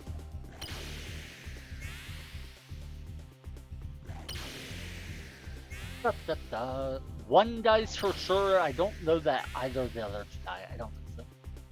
So anyway, what I was saying is when I was setting up the Twitch affiliate, I think I might have had an option where I was asked what I want my prefix for any emotes I make to be. As in, like, what letters do you have to type before the emote to identify, like, a channel? Like, for instance, sorry. You might have a channel that has a long name like Bob the Vampire Killer. And then his prefixes would all be like B VTK, Bob the Vampire Killer. So whenever he has an emote, if he wants like a high emote, it would be BVTKHI. You know, 6 letters, easy to type. I didn't set anything up like that, so Twitch defaulted it to my full handle. So any emotes I have would be ZZ1000ZZ, and then whatever I want the emote to be named. And that's just so much typing. So I don't think I can change it though. That sucks.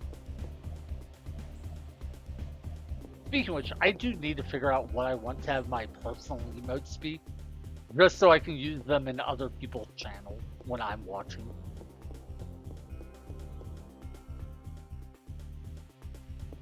Yeah, every time the hallway goes up, I'm afraid it's going to be to the boss room. But since we haven't seen the item room yet, that shouldn't be the case unless there's a branching path like here. Incidentally, that's why I didn't follow the right-hand rule. I was afraid that path might take me to the boss, but looks like this one might. Anyway. Yep, okay. Well, I'm not going to ignore the right-hand rule for like 5 screens, so let's go back here, go north, see if it's to the boss or if it's to other stuff.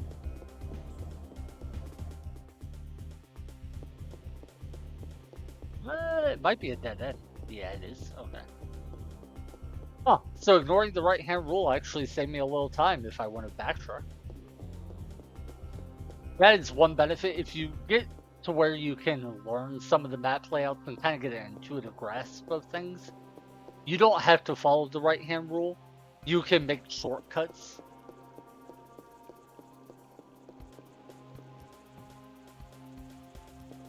Okay, I was hoping maybe that'd be like a dead end where the item room was. But no. Okay, this is a pretty big floor and a decently complicated layout. Wow. Okay. Yeah, this floor has a ton of branching paths. Item room. I believe this should be the last item room of the entire game. So we are about to find the last chest we will ever open. Magic defense +1. That's whatever. Definitely not bad, but the reason I'm kind of like whatever is these chests can roll from anywhere from +1 to +4 on stats, so that could have been a PE +4. That was a PE +1. Okay, we got a couple guns. Not that I care about them because I'm not using them. I am curious what they are. Wait, both are shotguns? Okay, that's just funny. Wait, what? Really? 75, 67, 6, 57, 61. What? So this is just an M500 and an M502, which is the better version of the same. Why would they both be on the same floor? That is funny. All right. Wait, there's nothing here, is there? Yeah, I already opened it. Okay, that's just funny. I don't know why the game would put both of those in the same item room, but that's. I feel like one probably should have been 10 floors lower than the other.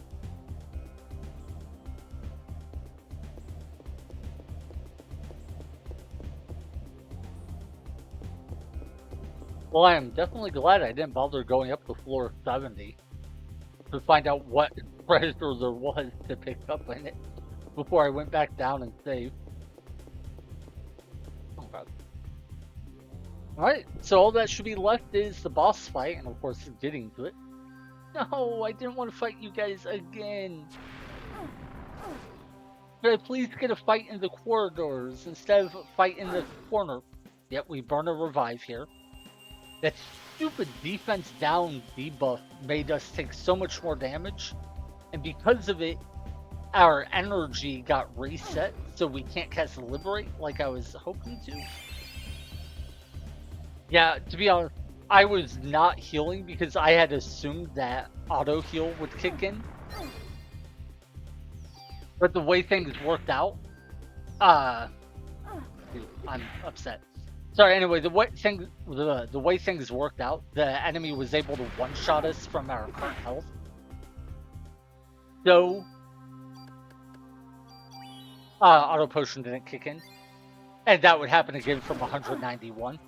Oh my god! This is what I'm talking about, though, and what shows why I want Liberate for these guys. You just lost 2 revives here. No! Oh my god, I think that was my last revive. I might game over. I genuinely might game over. No, get that! Auto potion just isn't kicking in because of the damage threshold, and it's. Oh my god. I should have cast pre-raise there. That way, when we die next, it wouldn't be a game over. Actually, do we have any revives left? Oh my god, I think I did. I just lost all my revives right before I got to the boss fight. Oh my god, this is awful. I won't have revive for the boss fight. This is. Oh my god. This is gonna suck. I very well may game over because of this one fight. Ah, god. At least it was an auto potion. But no, wait, we're gonna burn a lot of our medicines too. This is so miserable.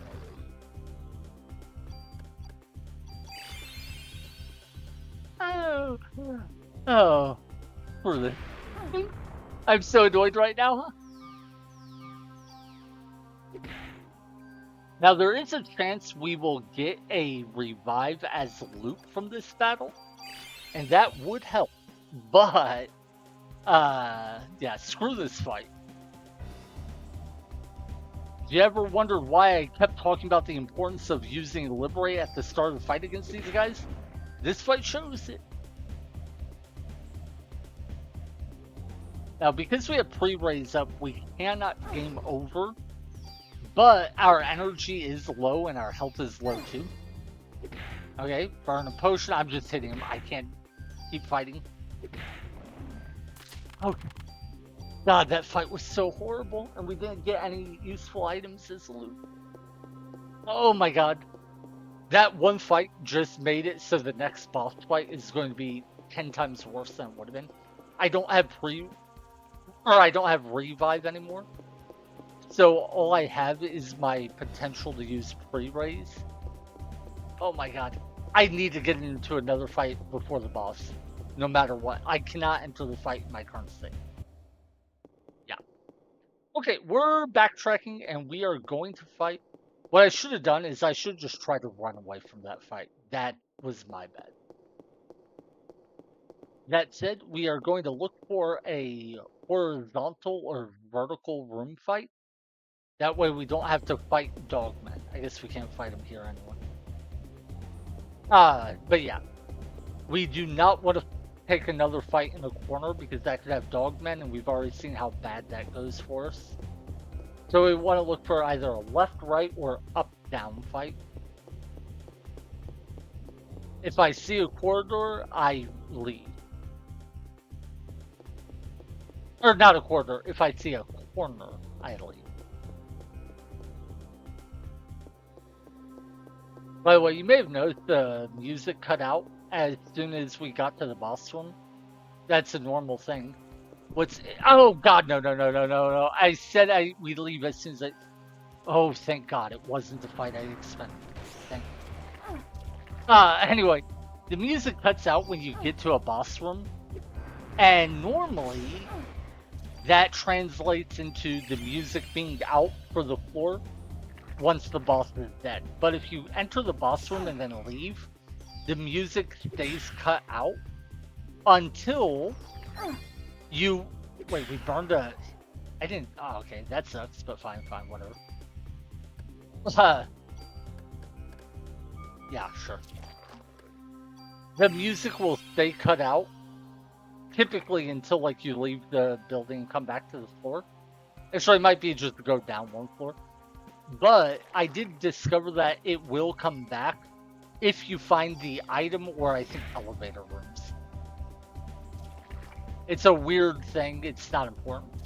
But yeah, usually if you don't hear any music in the Chrysler building, that means you are on a floor where there are no enemies. It's interesting that there is an exception where you can disable the music by finding the boss room, entering it, and then leaving. That is, as far as I know, the only way you can be on a floor without music and have enemies still spawn. Anyway, we did burn one medicine 4, but we then stole a medicine 4, so this is fine. Obviously, we would have preferred to steal the medicine 4 and not burn one. That way we refresh our inventory a little, but whatever. We're at full health, full energy.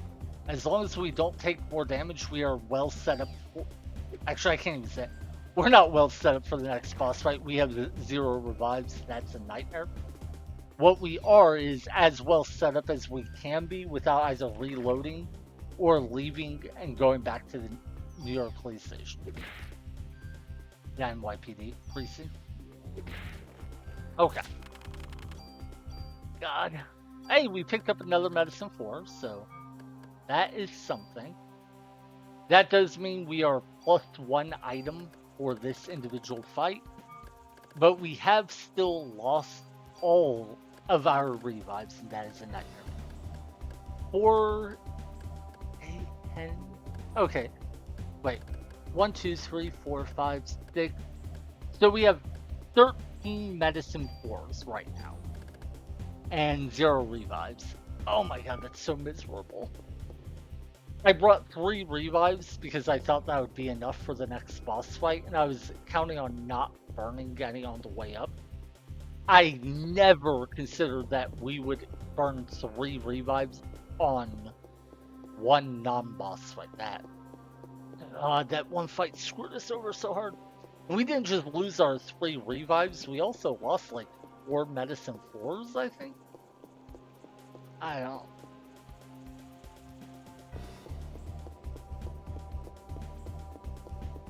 Okay. I don't think this was the right path. No, I don't want another fight. Oh well, this is a manageable fight. And who knows, maybe we'll even get some healing items from it. So it's fine. This is fine. I don't think it was the right path to get to the boss, though. Now, preferably we kill the snakes, not the bacterium, but none of the enemies in this fight are particularly bad, so we should be able to end this fight with full energy and full health, more or less. We might be down like 15 health because contact damage is hard to avoid in It's not a big deal. Wait, did we kill both snakes? Haha, we did. That's awesome. So yeah, Liberate killed one bacterium and two snakes. That's cool. Pretty much a perfect outcome. Because I would rather fight bacterium than snake. And there's no way Liberate would kill more than three enemies there, so this is pretty much a perfect outcome so far. Let's see how it goes. Oh, we actually need three hits to kill these guys still. That's sad. I think two crits would do it as well, but can't really count on that. Ah! I don't know if you noticed, I sidestepped, like moved to the right a little after my first attack. Har har har. And that was to try to put me in position to hit him after he moved, but I sidestepped a little to the right. I needed to sidestep just a little bit more. Also, I did mention we might take like 15 damage because contact damage is hard to avoid. What happened? I took 15 damage right before the fight ended from contact damage. That's that cold. I'm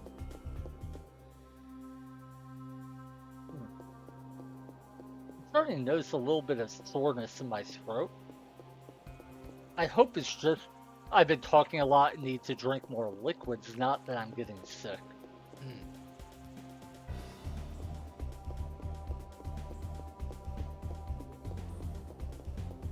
But yeah, it's at the upper part of my throat. It's a little bit of soreness. It does feel like when I'm about to get a sore throat. Okay, I need to use the bathroom because we're about to fight a boss and I have no idea how it's going to be. And unfortunately, I don't know how to start an ad manually. I thought I could type like commercial or my thought was I would just start the ad now rather than have it pop up in like 10 minutes or whatever. Mm, yeah, running ads, running 1 minute. Okay, yeah, it tells me if I run an ad manually, it will remove the upcoming ad, but how do I do that? Oh, I found the option. Okay, I'm going to run a short ad break while I run to the bathroom, and then we'll come back and do the boss battle. And hopefully not game over. God, I so hope I don't game over. This would, yeah. Let's just see. Losing those three revives made me very unsure of how this next fight will go. But anyway, ad break and bathroom. Be right back.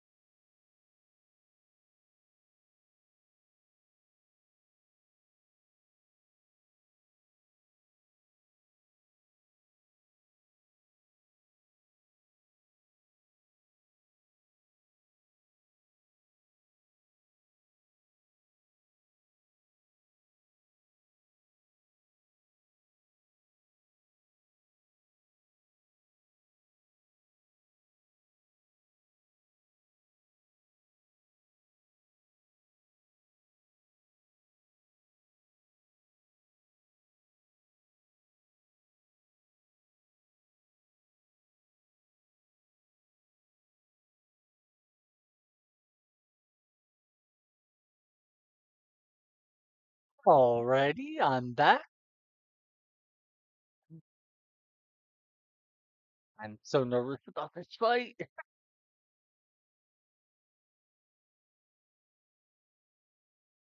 All right. I mean, nothing to do but to just hop into it, I guess. I mean, the other option would be to like, not gonna lie, small part of me is tempted to just go look up a YouTube video of someone else fighting, or like at least read my old notes on the fight. Nah, let's just go in. Oh my god, that thing is huge. All right. So we were able to get one hit in there, but we got a counter hit, which was a pain. Oh wait, no, no, no! I needed to use pre-raise. That was silly of me. Oh my god, that is a huge attack. I just game over.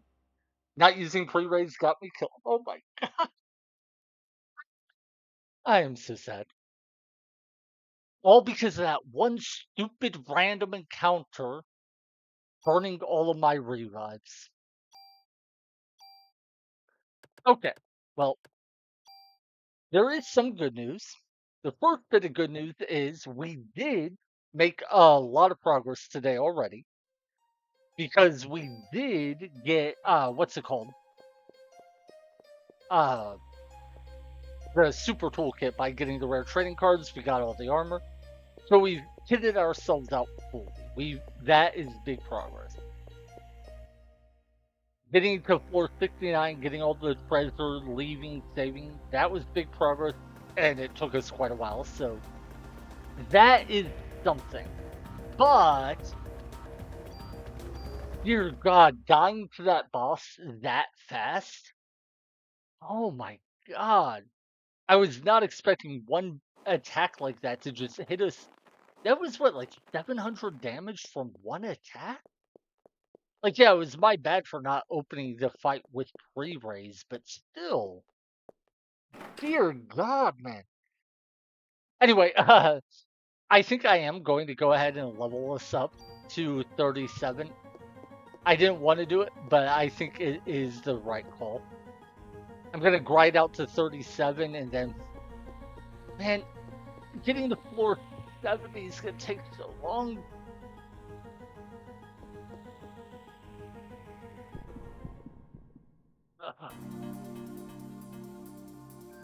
Anyway, part of this is just to gain a level for the stats on that, and then we'll also go ahead and gain some bonus points. We're not going to gain a crazy amount of bonus points like the last time where we gained, what was it, 6,000 bonus points from one level? Unfortunately, our gains won't be anywhere near as good this time. But, I don't even know. Like, if I get to level 38, I can then turbo level after that and get tons of stat gains, and that should help. But no, the main problem is just we got to 470, had no revives, and then just instantly died to the boss's like one attack. Actually, I think we survived the big attack and then got hit by like that weird. It was a boomerang looking attack that came in from the side. Also, like, yeah, shows how long it would take to grind levels. I do not want to do this. Anyway, I'm mostly going to fight some enemies while I'm thinking about what to do. Basically, just trying to get value out of our time while we talk, think and talk. Oh my god, could you hit this stupid thing?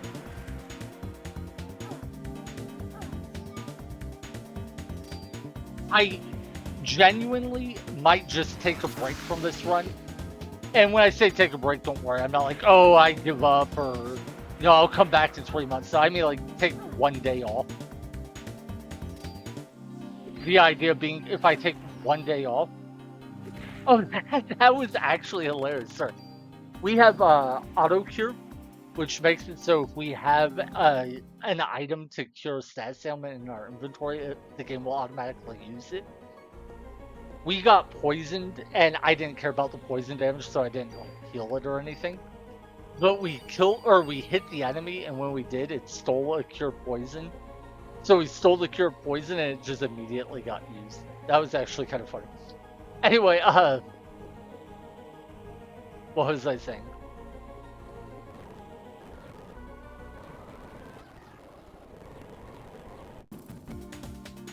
I genuinely lost track.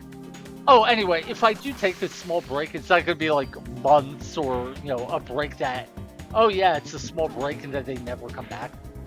When I say small break, I mean like a day. Just like play this game normally, not have to keep worrying about all this stupid nonsense. Basically, take a short breather to just reset my brain. Also, yes, I hate using the emulator to speed up, but at this point, I don't mind because yesterday I got the floor 69, got all the items I wanted, and was leaving the building. And then a technical issue caused the game to freeze. So I lost like at least 2 hours of progress due to a technical bug. If I had instead spent those 2 hours of grinding experience, I would have gotten way more than what I need to level up. So the technical problem created by using an emulator is now being slightly mitigated by the fact the emulator can make grinding a little bit easier. Anyway, so what I'm thinking is I might come back tomorrow and try to defeat the Queen boss. Mind you, I'm not giving up on today. But if I can't beat it today, I might leave the run for a day to go try a different run. And if I do, then I would, come back the day after. Basically, just play the game normally, casually for a day to relax, unwind, and then come back and try to beat the challenge run. One downside of streaming that I have noticed is if I ever get frustrated with a run, I feel like I can't just wait for a few days, take a break. I do kind of feel like, it's not that I feel obligated to continue the run because I'm sure nobody would mind if I took an extra day or two, or probably even longer, really. But it's just like, I set a target for myself, I feel like I have to keep working toward it. Whereas if I'm doing it offline, there's no real target. It's not like I'm working on this every day. I do it whenever I feel like. But I don't know. But yeah, I do think I'll probably take a break if I can't beat this today. Just because of the sheer annoyance of having to climb these floors yet again. Like, we climbed to floor 70 today, and, well, 69 actually. Got the items we wanted and left, and that I was happy with. Then we got to floor 70 and died, got a game over immediately. That sucked. That much, it sucks that I died, whatever, but I get it. I messed up, I didn't carry enough revives, I lost them all in a random encounter. That I certainly could have played better. All of that, I get. But the fact is, yesterday I lost so much progress due to a technical bug. And today I would have been in a much better state if not for that, so I'm still a little salty about that.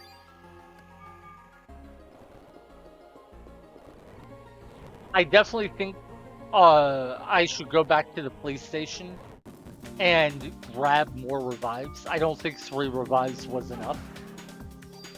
The simple fact is I hadn't needed a single revive in any random encounters. So I only grabbed 3 revives thinking that would be all I would need for the boss. That was cocky. I should have just grabbed like 6 revives and accepted, maybe I'll use some on random encounters, maybe I'll, just need 6 for the boss. So yeah, I think that was entirely on me. I should have prepped for the boss better. Or at least for the journey up to find the boss. So yeah, I can't complain too much. I definitely screwed up. I especially played the fight bad. Even not being able to open Liberate, there's no way a 3 Dogman battle should have led to me needing to use 3 revives. That was just bad gameplay on my part. So there's definitely a sizable, what do you call it, component of the blame that belongs to me. That said, I do think the technical issue yesterday screwing me out of over 2,000, or 2,000, 2 hours of progress. I think that justifies, like, kind of, a small amount of annoyance and upsetness. So, anyway, we need, what, 2 more battles, and then we'll level? And we'll see how many bonus points we get. I'm guessing it's closer to like 1,000 or 1,500 than the 6,000 we got on our last level, but only one way to find out. Whoa, we actually dodged that. For a second, I didn't think we would. I ran out of birds. Okay. Wait, we crit 2 enemies. Can we? Oh my god, triple crit. Okay, that's actually kind of hilarious. Crits one-shot those enemies, so triple crit means we killed all 3 enemies in one attack instead of needing 2 apiece.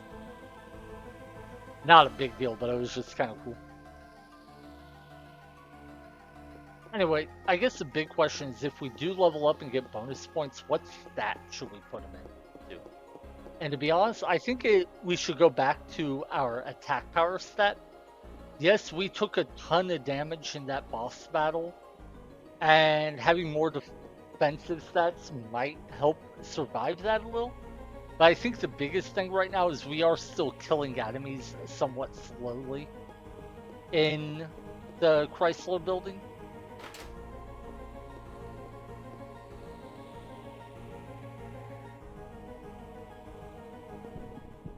Okay, this works. So I think a bit more offense would let us kill enemies a bit faster. And if we can kill, like, say, the dogman in 3 attacks instead of 4, oh my god. If we can kill the dogman in 3 attacks instead of 4, that might let us get through the fights with, needing less healing.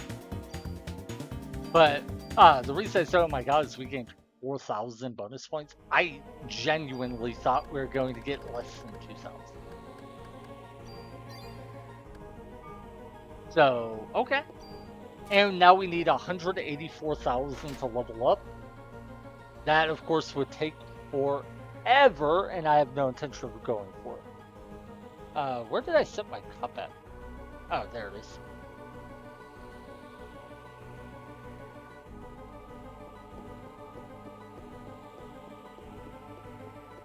Anyway, yeah, I do. I don't think there's any reason to buff our defenses more.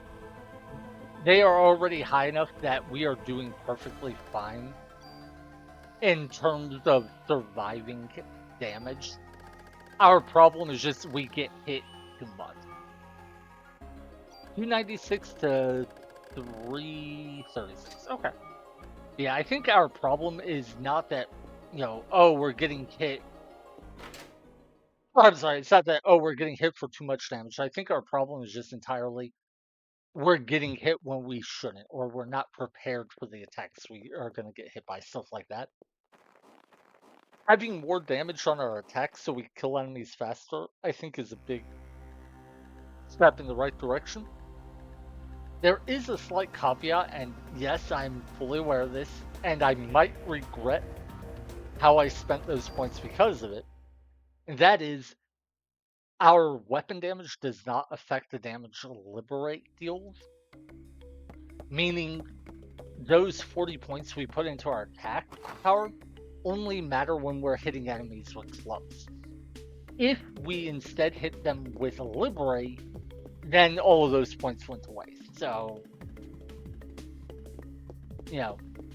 depending on how much we spam Liberate, the extra damage on our attacks may not matter all that much.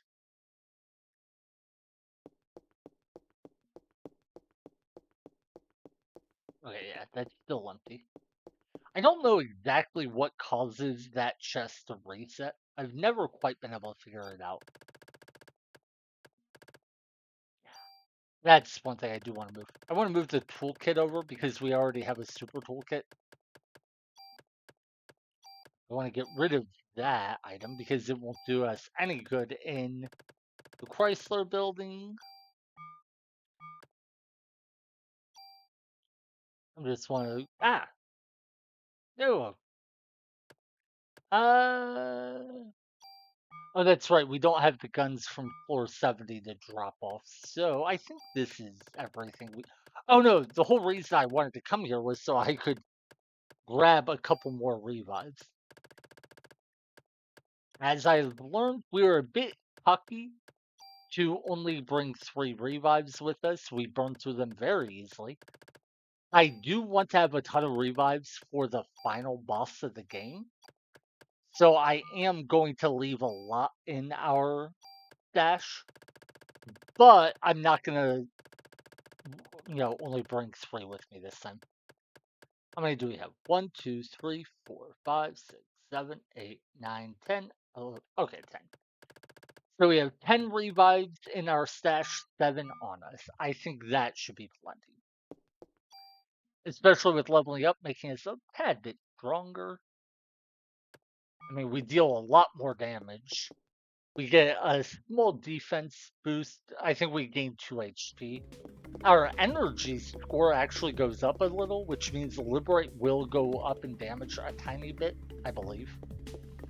I believe Liberate's damage is tied to how much energy you have, not 100%. But anyway, we are going to go back to the Chrysler building, give it another shot. If I game over again, I'm going to be so disappointed.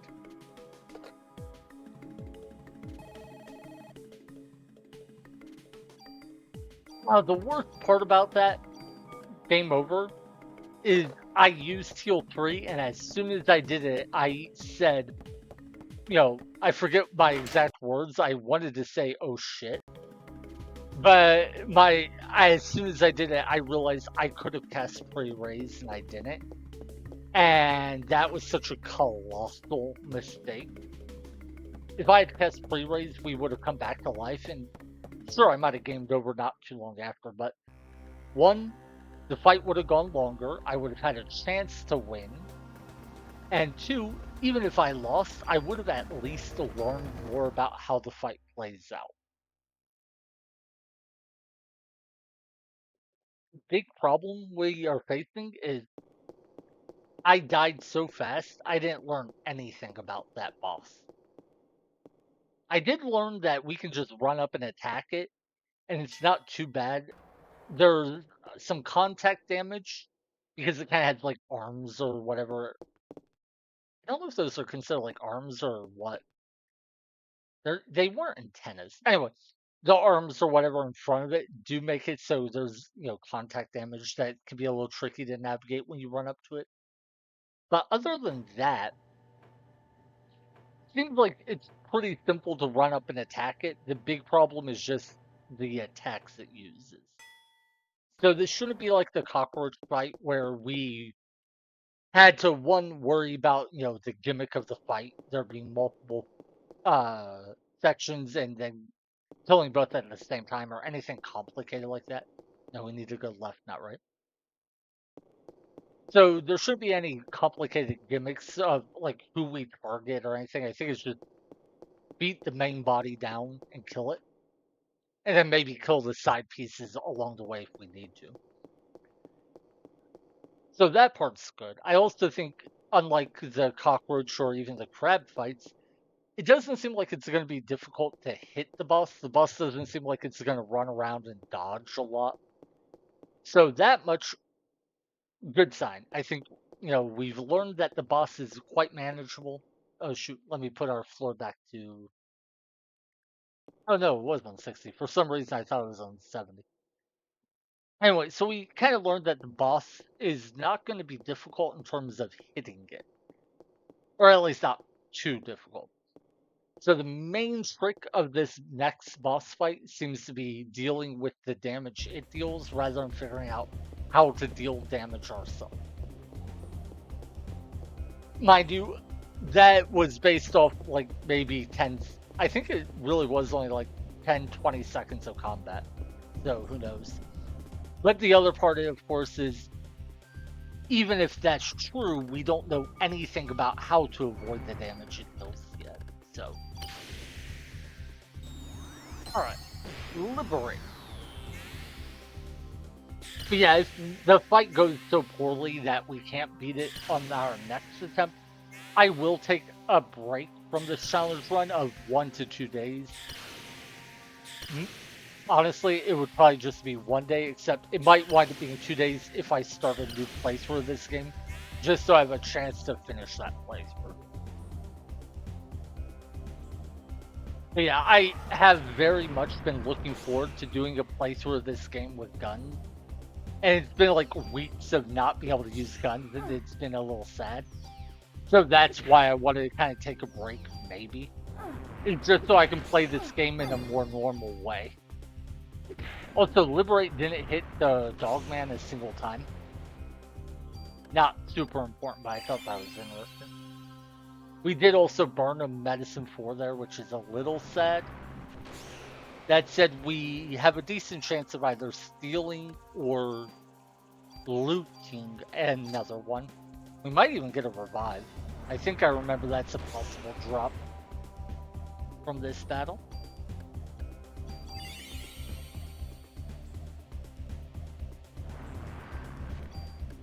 But yeah, on the next time we run into that queen boss, I think we should cast haste early, maybe pre-raise too, and then just run around and not worry about hitting it. I think the big thing is we don't want to focus on damage. To be honest, I ran up and attacked it the way I did, just because nothing was happening, and I wanted to see if I could get a hit in there because it would be good to know. Also, we lost the medicine 4 because of auto potion needing to heal, but we did steal one, so we broke even on the last fight.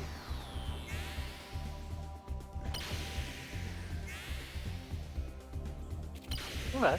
420 some damage. 416, so we're dealing like 20 more damage to the Ratman with Liberate now. I don't think that changes any of the thresholds for when they die and when they don't. Oh wait, no, please don't tell me you killed both Bacterium and one Dogman.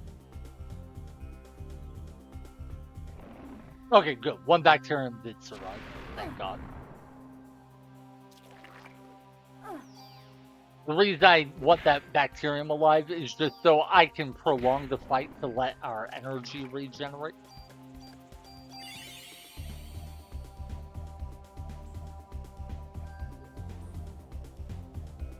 But yeah, I think we were at 879 HP before we leveled up. Now we're at 882. And that probably means we gained 2 HP for the level. And then the bonus HP from our armor gave us 1 extra point. But it might have been that you get 3 HP from the allowance. Crucially, it looks like your HP gains slow down a ton as you get to higher levels. So I think we're at effectively the HP cap of the game. I think if we got all the way to level 99, we would get up to 999 HP, but that'd be 110 HP for 62, I think, levels.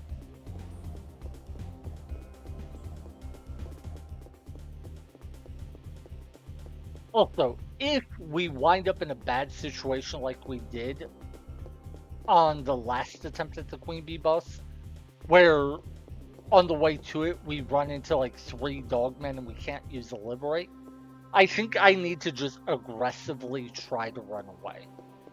I didn't try to run away from that fight, and I had plenty of time to do so. Even if it took 3, 4, or even 5 attempts to run away, I think that would have been better than sticking it out and fighting. So I think that was a big problem.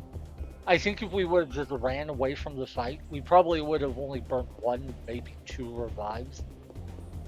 And then we would have gone fought another battle like we did to reset our health and energy. And then we would have fought the boss with 1 or 2 revives.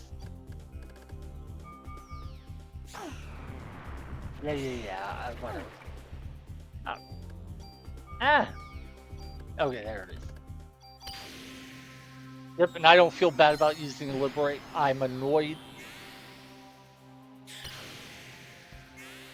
I'll be honest, I am mostly annoyed because like 2 hours of today's stream were taken up by me redoing what I did yesterday. Today's stream has actually gone quite well. And other than that one fight, which, to be clear, I played horribly, I never should have struggled the way I did. And I should not have only had 3 revives. So that was all me doing wrong. So, yeah, I'm enjoying today's stream. If it, you know, half of what we've done so far wasn't just a rehash of yesterday's stream, I would genuinely be happy, even though we got a game over. Like, yeah, it sucks to get a game over. Oh well. But we got a game over because we messed. We played bad. We made the wrong choices. We were arrogant and only bringing 3 revives. We didn't think about running away in a fight. We just played the fight so bad that we got hit way more times than we needed to. All of that is stuff that was on us. We could have done better. Oh, no, please don't try to escape. I hate that it's like right here. I try to go to this button. Sometimes I go one too far. Anyway, so the only thing about today that I'm unhappy about are things that I did wrong. I'm unhappy with me playing bad. And that, I think that's fine. Like, you play bad, you're unhappy with your gameplay, that's a normal part of gaming. The only reason I am in a somewhat less than great mood is that, like, half of what we've done today is a rehash of yesterday due to a technical issue. And the reason I want to stress this out is this has genuinely been probably the most fun part of this entire challenge run overall. Floors 61 through 70 have been genuinely difficult. Same with floors 51 through 60. To be honest, floors 1 through 40 of the Chrysler building were kind of meh. They were fine. Like, I'm not hating them or whatever, but our stats were so high that enemies just couldn't hurt us. So it was kind of a, whatever. We got screwed a couple times because mimics have crazy high stats but can spawn on like floor 11. Other than that, though, it was just the enemies were so weak. It was kind of it's interesting, but nothing great. Around floor 41, we started fighting harder enemies. By floor 51 with the squirrels, I genuinely felt challenged and had to think about, strategize, play fights well, that sort of thing.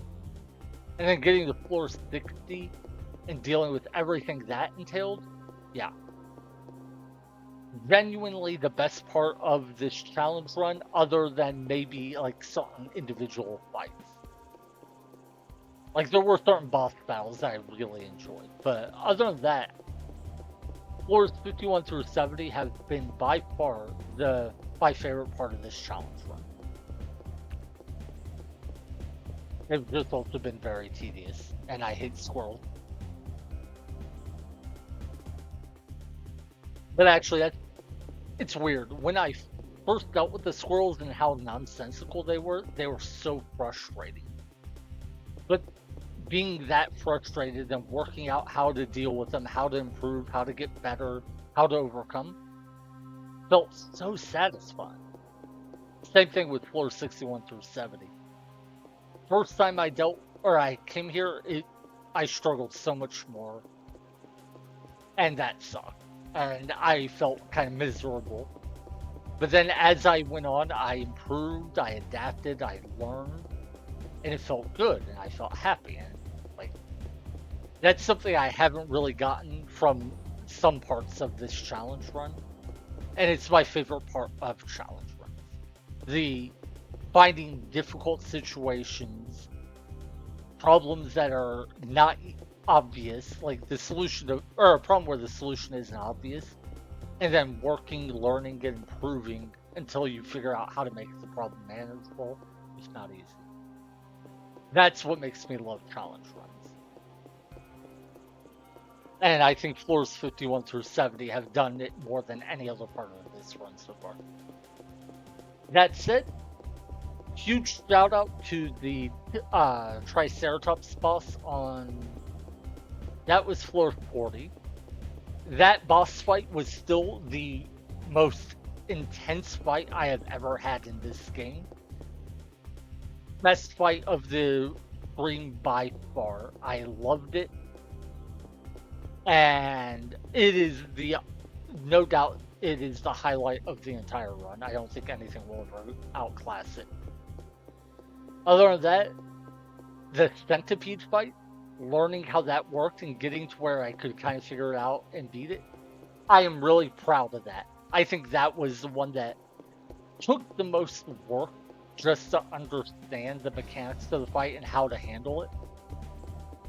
Of course, the big hindrance of making that fight great was just our stats were high enough that it was kind of like whatever.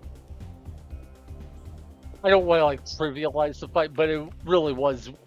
We had high enough stats that the boss just never really stood a chance. We could out heal its damage forever, so it's kind of just how do you kill it? And to be clear, if that wasn't the case, that fight would have sucked so much. I would have hated it horribly. It was really interesting to learn how the centipede boss worked, especially like the timing of which part would attack when. That was really cool. But the amount of effort and knowledge it took would have been miserable if I was getting a lot of game overs in the process. Let's see, what else was a big one for us?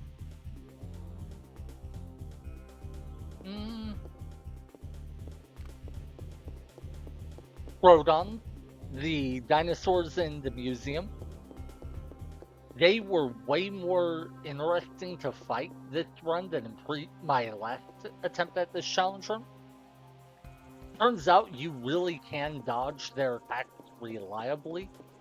I didn't think that was possible, but I kind of started to learn how to do it on this playthrough, so that was really cool. Armadillos, I just love fighting them every time. There's nothing like incredibly special about them, but the way their attack pattern works and how it evolves as you kill enemies is just such a cool little, like, I don't even know what to call it. It's a simple thing. It's not a big thing. It's a simple gimmick.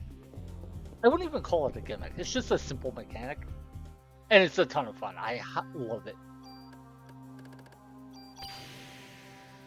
Every time I fight an armadillo, I feel like even if I'm not happy to fight it, even if the fight goes bad or I don't enjoy the fight, I still feel a sense of this is a cool puzzle to solve. It has clear rules and guidelines. You know, there's no hidden knowledge. It's just a pattern with some cool tricks and variants, and it's up to you to solve it.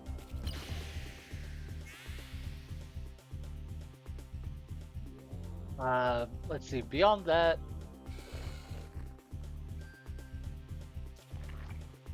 there have definitely been funny moments, but I don't remember any other enemy types in particular that stood out in my memory. I still love the fact that if I have auto cure on to automatically cure status ailments, I never knew it would be possible, but you can hit an enemy, steal an item that cures poison, and then have that item immediately be used to cure the poison you have on you. That was really cool. The giant rat battle we had on floors like 50, I think it was floor 52 or something. I posted about it on a message board actually because it was such a weird thing to me. Apparently, everyone else says they've seen it and it's not like super rare. So I don't know why I don't remember it and why I had never seen it on this playthrough before. Huh. I thought we could just kill it and then the fight would end. I didn't realize we would take damage. Okay. But yeah, so that was cool.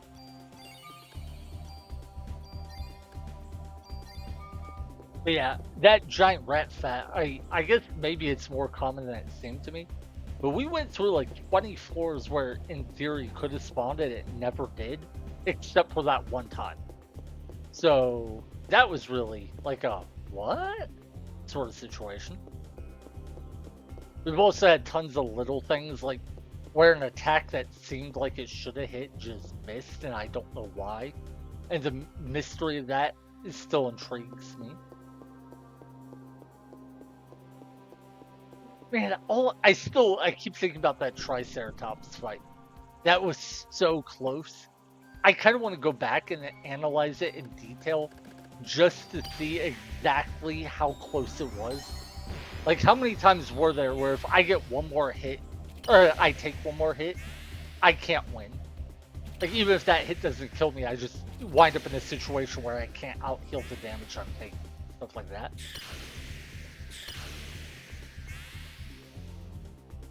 Wait, did Liberate just one-shot the entire fight?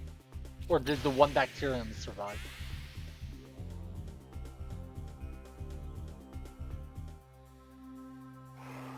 Cool, it did survive, so we will be able to let our energy regen. Yeah, I definitely want to go back and watch that VOD just to see how many times was I in a situation where if I take any more damage than I already have, there's no way I can keep my health up for the rest of the fight and survive. I think I even reached the point where I got really lucky hitting the enemy on its first phase and forcing it to move to the second phase. Because I think we were at the point where we couldn't beat the first phase anymore. Like our health was low enough, we went out, heal it, that sort of thing.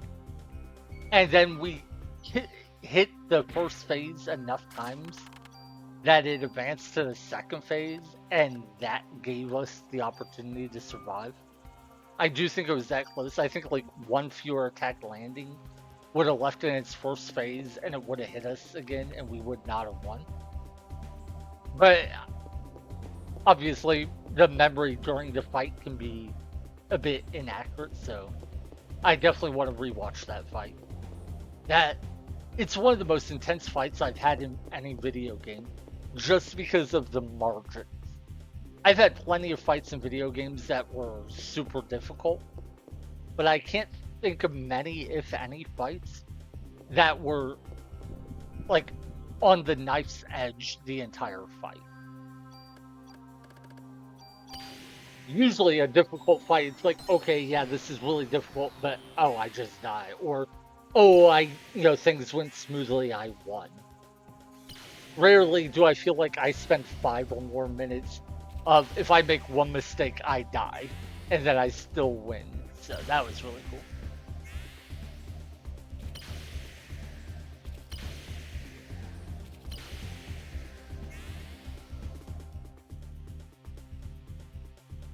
I'm trying to remember. Mostly the biggest thing is just the general amount of improvement I've had in this run makes me really happy, and is part of why I want to do a regular run, just to see how much easier the game feels now that I've played it so much without using guns.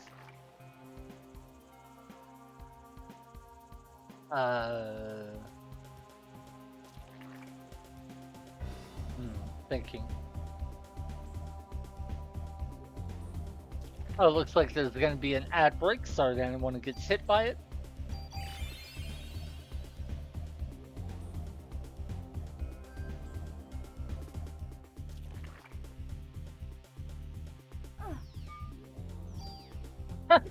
Contact damage.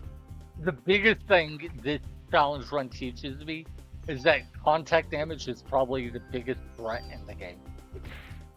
Maybe not in every individual fight, because sometimes there are certain attacks that are huge problems.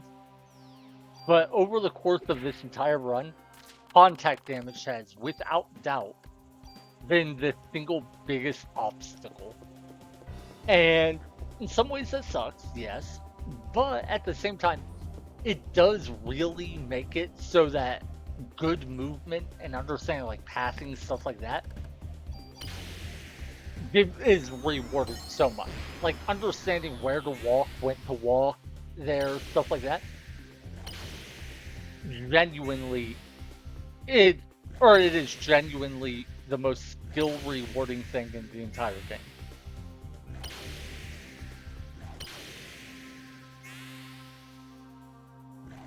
Right, that was a 2-2-3, so one dies, and I think the other two survive. Yeah, okay. I knew he was queuing up an attack, but I decided to move to try to dodge it instead of hitting him, but I couldn't dodge it in time. And I didn't have energy to cast haste to try to give myself more speed. Alright, and we have learned, because of not having enough energy to cast Liberate, if we get in another fight with dogmen, we just run. We don't try to fight it out with our club. If we don't have Liberate, we do not try to fight it out. That was the big mistake we made on our last attempt at defeating the floor 70 boss. We didn't have the energy for Liberate, got into a 3 dogman fight, and decided to just tough it out, and we lost way too many healing items, especially our 3 revives. So we don't make that mistake again. That's a big thing.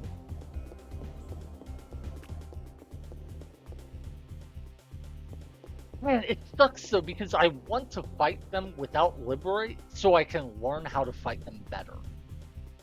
I think that is my least favorite thing about the Liberate spell, is I feel like it teaches me, or it encourages me not to learn how to play the game.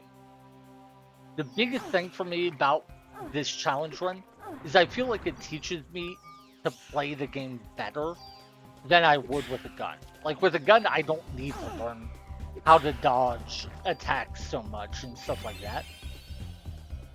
And so playing with the club forces me to learn enemy attack patterns, where they will move, where I should move, when I should attack, when I shouldn't, all that sort of stuff. I should have used full recover, not cure 3, whatever. And it's heal 3, not cure 3. I know, I keep mixing it up. Sorry. This game is confusing by using cure to mean what Final Fantasy type games would call cure. Anyway. But what I was saying is, I feel like doing a melee only run really encourages me to interact with the game's systems and learn how everything works and ties together.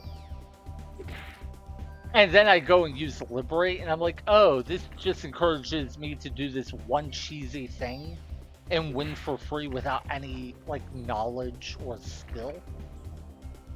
That's what, I think that's a big part of why, when I fight, like, dogmen enemies, I'm just, even if it's a bad situation, I still feel like, oh yeah, I should just go ahead and fight it out.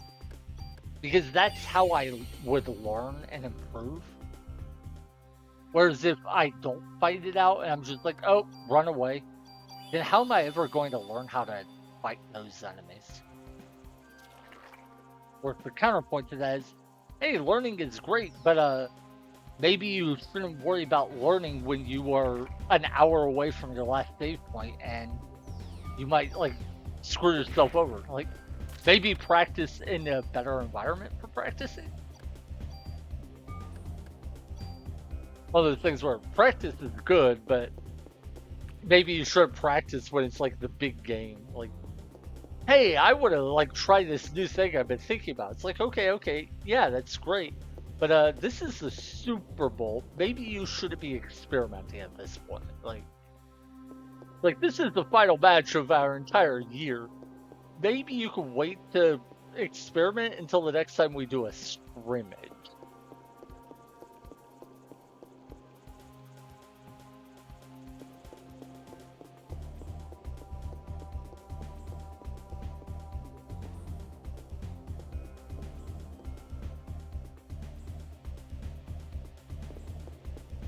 Anyway, yeah, sorry, I don't really have anything to say about what's going on. We're just climbing the 10 floors again.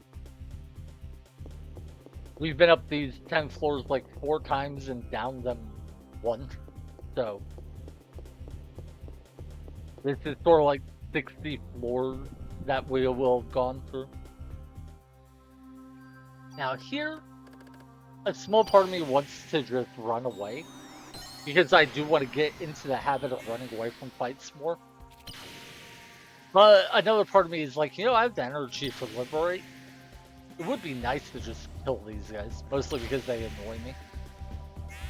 I guess the big thing about liberate is even if it lets us kill enemies, it is slow to animate, which, compared to fighting with a club probably is way faster. But like even if it lets us win, we still take how long to take the fight. Whereas if we run away, we can probably get through the fight a lot faster. So I think that's the biggest thing, is I think I'm just kind of wasting time fighting things instead of just running away. Usually I hate running away in games because it just feels like, I don't know, some sort of like, kind of like I'm being cowardly or something. But I think there's a real argument that it's good to run away just to save time.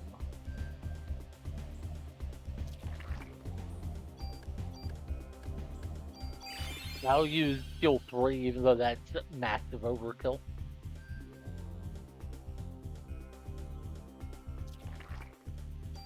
By the way, I never did look at how much damage we are dealing now that we have swapped, or now that we've put 40 extra points into our attack damage. I'm not sure it's even affected how many attacks it takes to kill enemies. Like 326 damage is way more than we were dealing with before. Wait, did I say 360? That doesn't seem math out right. I probably misread one of those numbers. Anyway, I'm not sure I've noticed that we're killing enemies in fewer hits, so if not, it was probably a mistake to put the points into our attack instead of defense.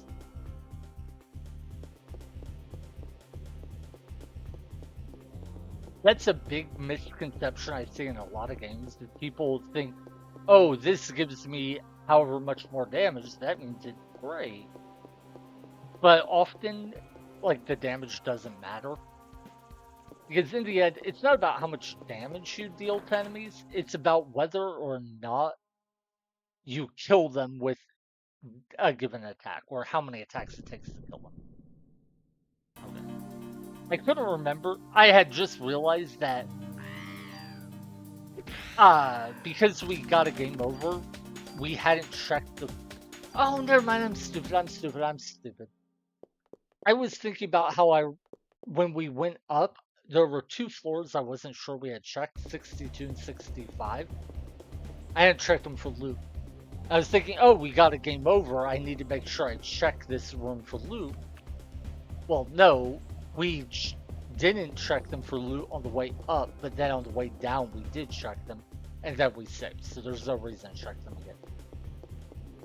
Sorry. Anyway, what I was going to say is, a lot of times people focus on how much damage you deal, or how big a number is, when in reality it's more about how fast do you kill an enemy, how many attacks does it take to hit, or to kill. The obvious example is if an enemy has 100 health, it doesn't matter if you go from dealing 1,000 damage to 10,000 damage. Yeah, you just increase your damage by 10%, or by tenfold, 1,000%. But so what? The enemy still dies in one hit. It didn't change anything. Their number is bigger, but yeah, the big thing is bigger numbers. Yeah, in theory are better. But what really matters is the result. And the point of this is, yeah, I put 40 points into my club's attack power, and it does deal more damage because I did so, but is that actually resulting in me killing enemies faster? I'm not sure. Okay.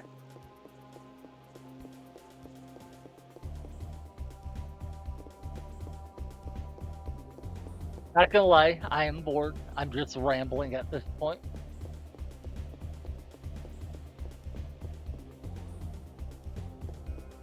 Yeah, I think on the one hand, I think the Chrysler building is kind of a bad design in that it is very tedious and whatnot.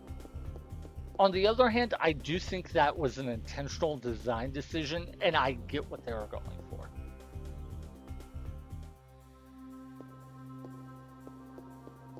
So I think what I would say is I think the Chrysler building is a bad design if the goal was to give an enjoyable experience to the average player who played the game.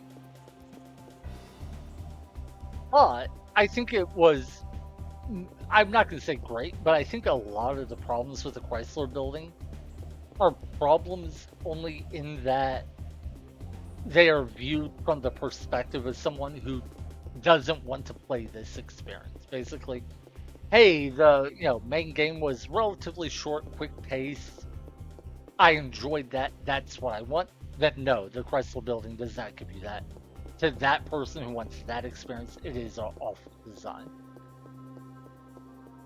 But to be honest, I think its design is actually really smart in a lot of ways.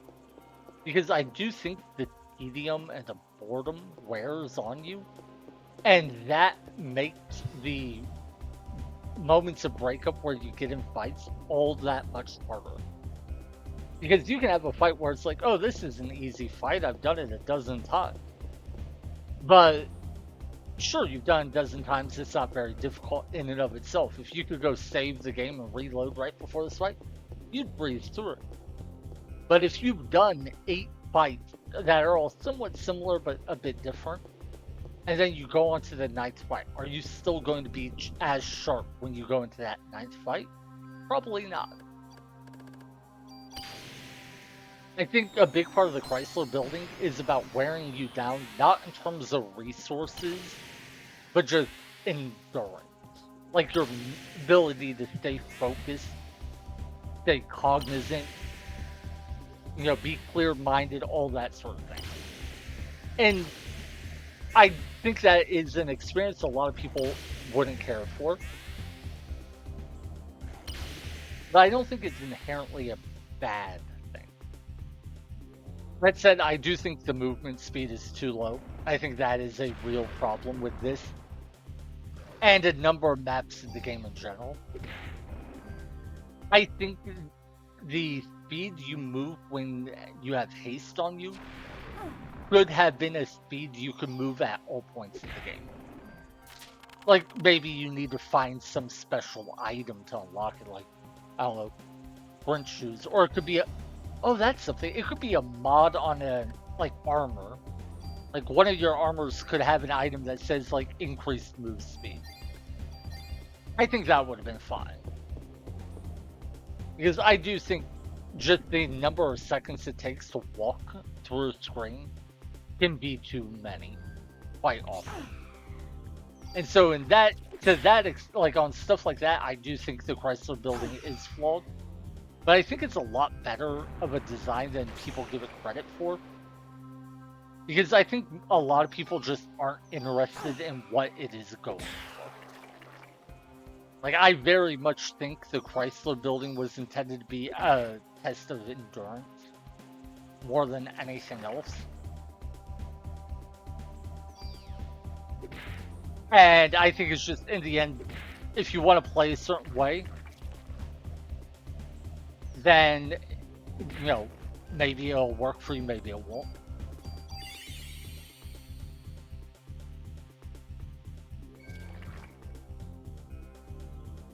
Sorry, I didn't say it very well.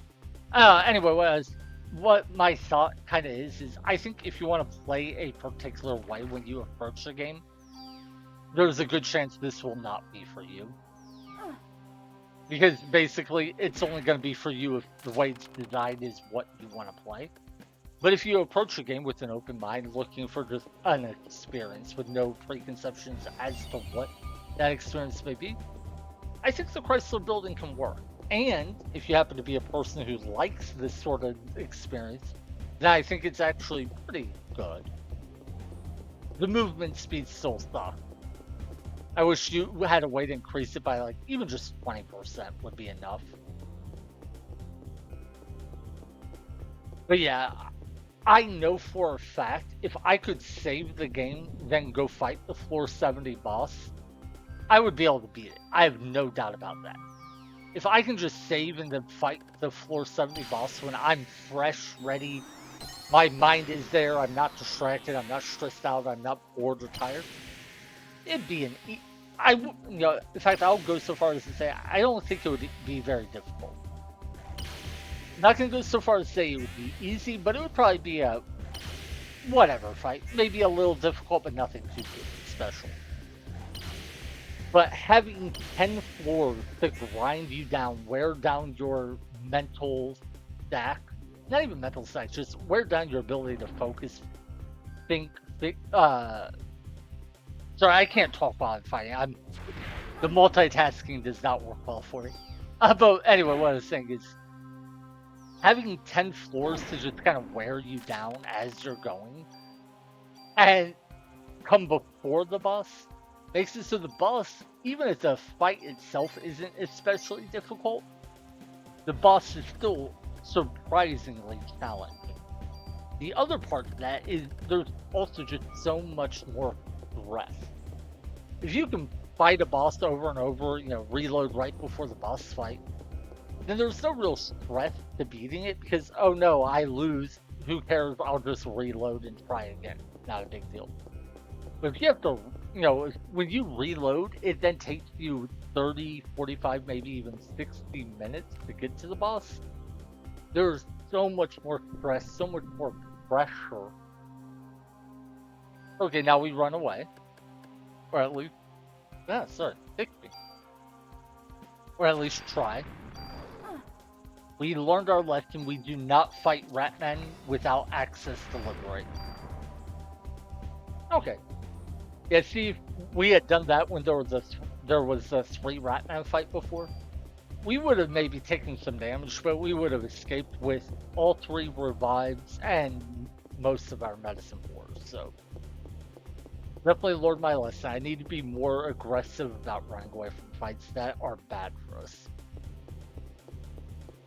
But anyway, what I was saying about the stress of it, having a ton of pressure does make fights harder. Like, the more pressure there is on you, the more likely you are to mess up. Did I turn around and go the wrong direction at some point? I hope not. No, this is the stairs up, thank God. For a second there, I thought I got turned around, but no.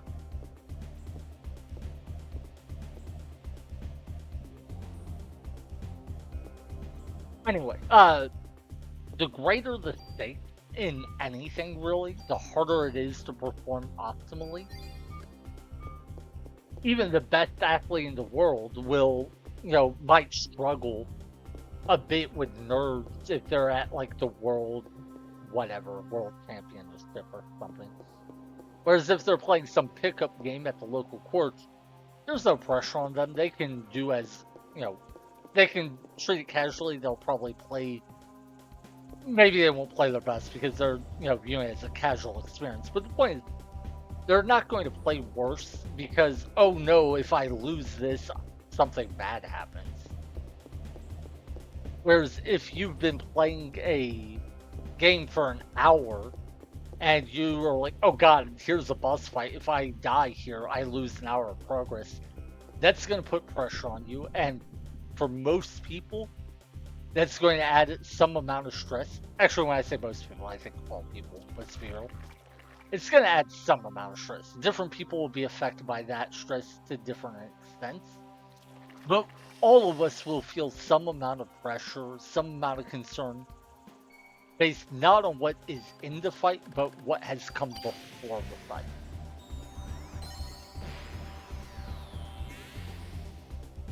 And I think that adds a lot to the individual boss fights in the Chrysler building. For instance, when I fought that Triceratops, the fight being as close as it was really cool. I loved it. But I would not have such a positive experience or memory of the experience if I didn't know that losing that fight would have cost me an hour of progress. If I could just reload it and refought the boss immediately, I'd be like, Yeah, cool. It was a fun, it was a close battle, but oh well, if I lost, I would just replayed it and probably beat it on my, the next try without much trouble because I would have learned what to do. But knowing that if I die, I lose an hour of progress meant like I couldn't just say, oh well, I've learned, I'll do better next time. It was, oh god, yeah, I'll do better next time, win, but I don't want to spend an hour of my life redoing what I just did.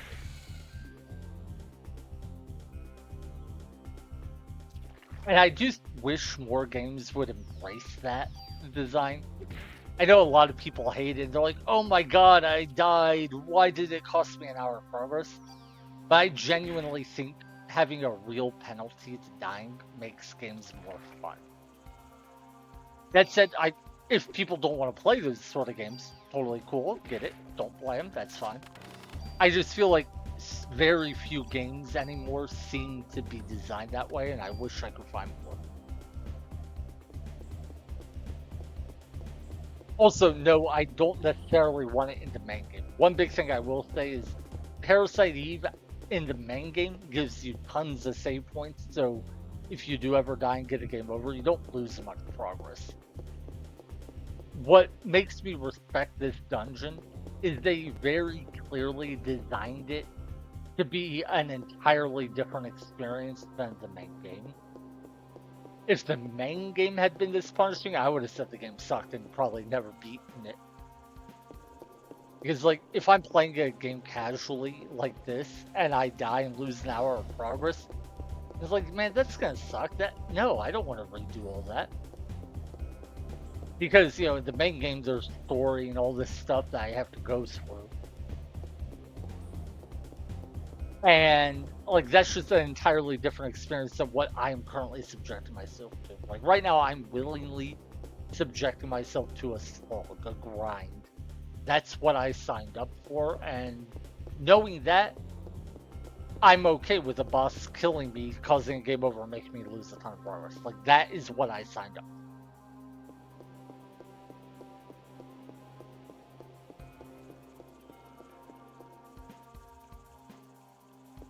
That said, yes, it does get a bit boring to walk through these floors when there are no encounters.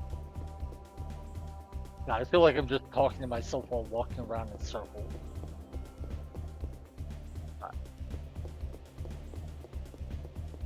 Alright. We are going up to floor 68. There are just 2 more floors to go. Now, I should mention, if I get another game over, I'm not going to retry this today. I'll stop the stream for the night. Tomorrow, if that happens, I'll probably take a break and play just a casual playthrough. So I'm sticking with the game, staying fresh in all my skills and memory. But, like, not having the stress and headache of a challenge run. But if I beat the boss on floor 70, I am going to, leave, save, all that stuff. But I will try to beat the final boss after. I'll try to go up to floor 77, beat the boss, and beat the game tonight. That's kind of my plan. Go to floor 70, and if we win, we keep going, we beat the game. If we lose, we we stop for the day, maybe take a day or 2 off to play casually, then we come back and try again.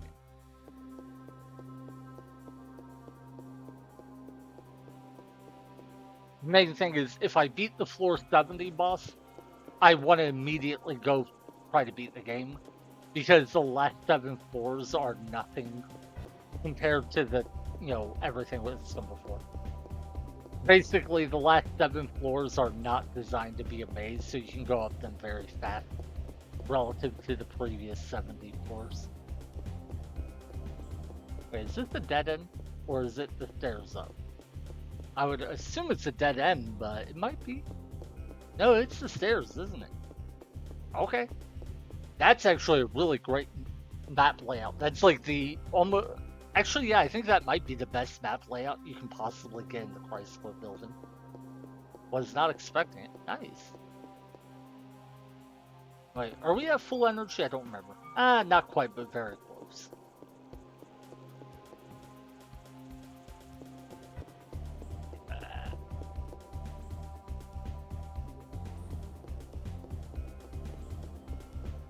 But yeah, I think in terms of streaming, just doing the 470 boss and the final boss in the same stream makes a ton of sense.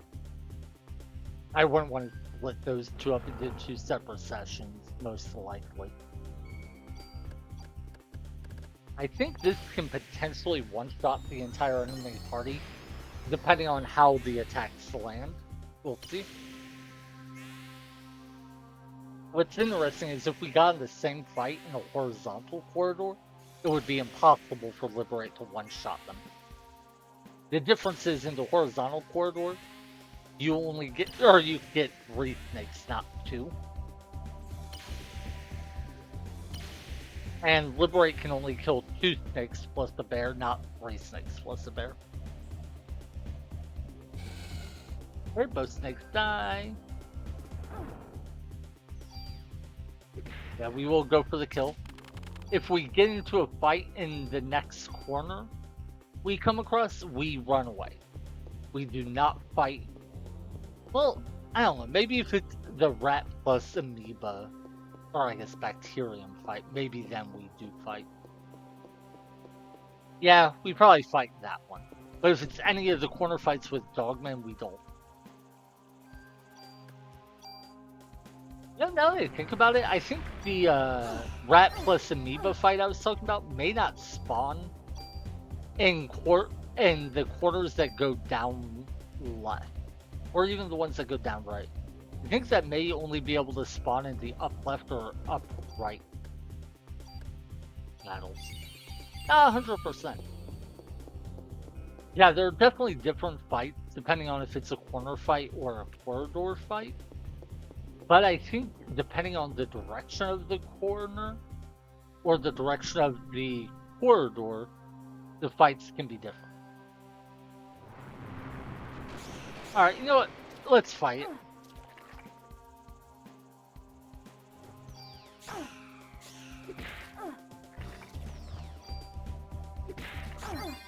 Oh shoot, I thought we would kill the bacterium in 2 hits, not 3. If I had realized that, I might not have fought this. But yeah, I thought we would just kill that thing in 2 hits, and then we would go on. Ah, darn it. Oh well. Yeah, I probably shouldn't have fought this out, or I should have just waited until we had Liberate and used that. But I kind of feel like I'm already committed. You know what? Sunk cost fallacy is a real thing. I'm gonna go for it. Unfortunately, this might just kill the battle, or in that case, we won't have energy at the start of the next battle.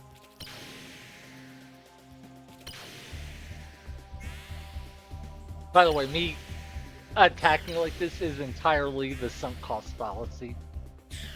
It would have still made way more sense to run away than to do it, but understanding that logically and accepting it emotionally are separate things. No, the rat's too far away. Okay.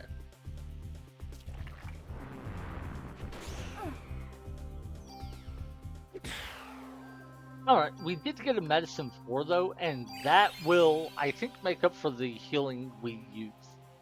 Because I think we've only used 1 medicine 4 via auto potion so far. Ad's gonna happen, so sorry that anyone gets hit by the ad break.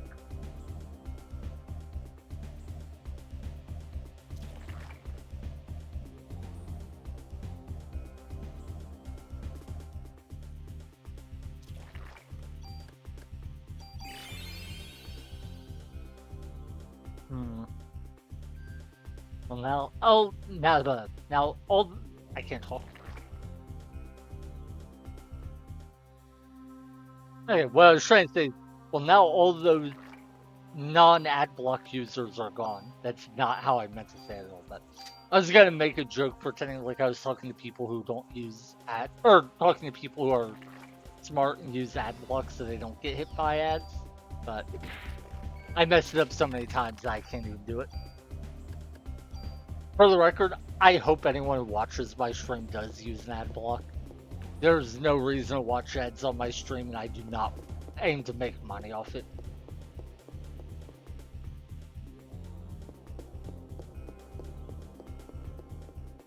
Yeah.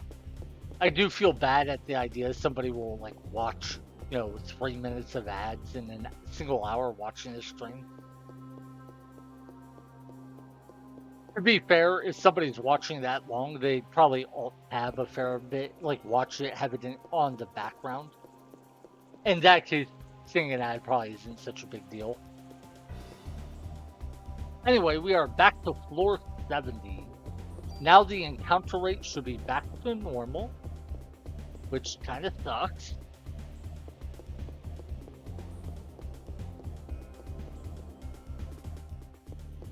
And there is an treasure room on this floor that we haven't looted yet on our current save file. We looted it, but then we got a game over, so we didn't get to keep the loot. Important thing to note is it only had a couple of shotguns that we don't like and we don't care about, so if we don't find the item room, we don't care.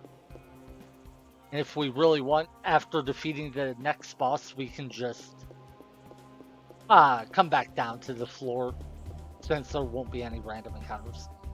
Actually, speaking of random encounters, we haven't run into anywhere near as many as I thought we would. Like, yeah, I say that right before we get in the fight, but I thought we would have gotten into like 3 fights instead of just 1.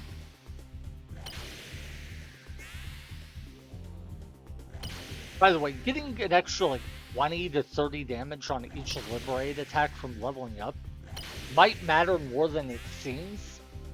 It's not really changing how many hits it takes to kill any of the enemies we're fighting so far, but when we use it against the next boss we fight, might matter a lot more there.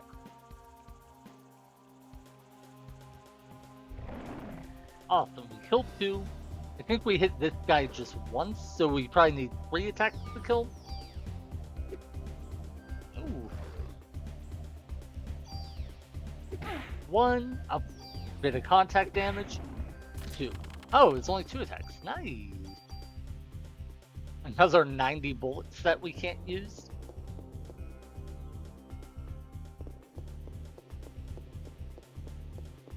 Dead end? Yeah. I shouldn't have ignored the right-hand rule after all. I ignored the right-hand rule because I thought I remembered the layout of this floor, but I think I was mistaken and got punished for it. But yeah, we should have gone this way instead of the other way. Actually, this might be a dead end too, so then it didn't really matter. Hey bears, we haven't fought too many of you so far. Oh god, no, you have the lightning attack if I stay too far away from you. Ah! Yeah, I do not know of a way to dodge that attack.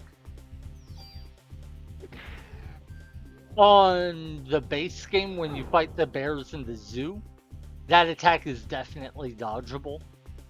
But this version of it comes out faster, and it's done in narrower corridors, so I don't know how to dodge it.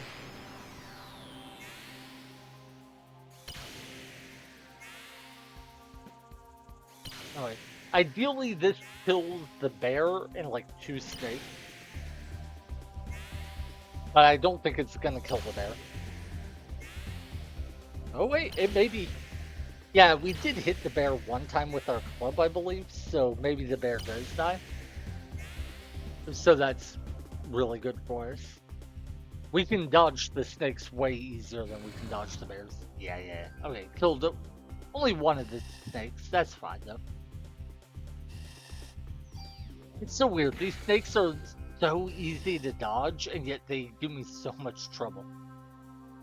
And the reason is just the attack itself is easy to dodge, but they are so slow that it can make it difficult to tell when they are going to attack.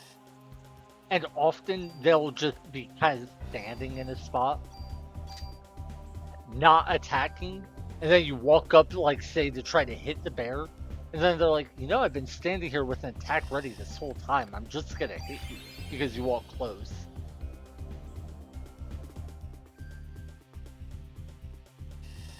But yeah, the attack itself is super easy to dodge. You barely have to move. So it's such a weird experience.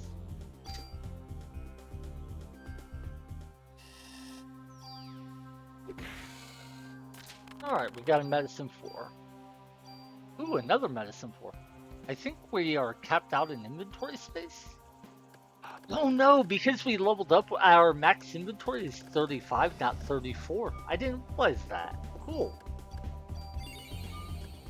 But yeah, when we were level 36, we could only hold 34 items. Now we can hold 35. I should mention that's only because we have the +4 inventory slots from our equipment mod. Without that, it would have gone from 30 to 31. Also, I looked up a listing of how many items you can hold based on your, what is it called? Item capacity stat. And yeah, it sucks. Don't put points into item capacity. Don't get me wrong, I would do it 100% if like 100 bonus points gave you one inventory slot. I would consider that well worth it. The problem is, once you get beyond a certain number of inventory slots, the number of spaces it takes, or the number of points it takes to unlock one inventory slot gets higher and higher. On average, like beyond the point we are right now, you need something like 3 points to get one extra inventory slot. And at a higher point, I think it gets even worse, like 4 or 5 or even more. So, like, you could put 30 points into your item capacity at, and you might wind up only getting, +8 item slots, or even less. This should be a dead end, yeah. So, just definitely something to be mindful of. It kind of sucks, though, because sometimes in casual playthroughs, I will be like, you know what, I should put a point into my item capacity just so it's easier to deal with all the items I'm finding. But realizing doing so sets you behind in the long run sucks. It's not up here, right? I'm just checking real quick. No, that should be a dead end. Okay. Sorry. Yeah, I am following the right-hand rule, but every now and then I like to take a small detour just to double check, like, is this path that I'm ignoring the path I need to be taking? Yeah, here it is. All right. I am so not prepared. And when I say so not prepared, I don't mean in terms of items. I think my health and energy are up there. Yeah, not completely full, but close enough. What I'm not prepared for is I have no idea what the enemy attack patterns are like. I don't know how much health it has, stuff like that. I'm also not mentally prepared. Part of why I took a pause is we just walked through 10 floors. My mind is a bit fried from that.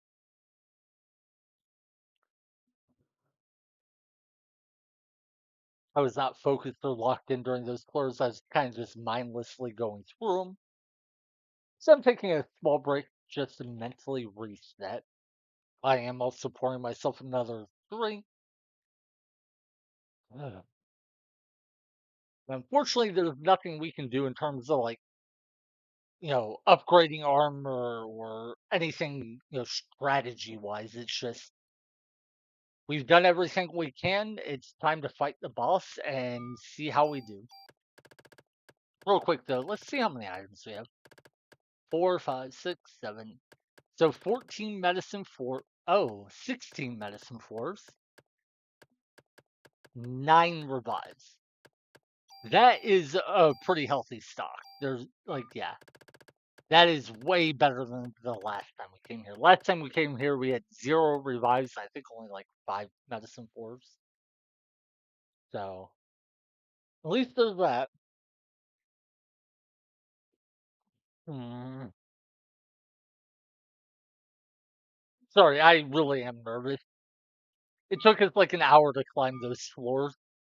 I'm so afraid we'll die. Okay, we learned our lesson though. We definitely cast pre-raise at the start of the fight. We don't go up and attack it like I did. That was silly of me. I was not thinking when I went on the offense. So first we pre-raise. Oh, okay. It looks like the bee can actually move pretty well. Okay, so when it does that straight attack, it then sends the curling blades alongside it. Good to know, good to know. And then it has two bees with it. Huh. Okay. So yeah, so far it doesn't seem too complicated. Let's just keep playing around the edges. I don't think we dodge this. I think we get hit here, but let's cast haste and see. Oh god, haste was just enough. Thank god. Okay, okay, okay.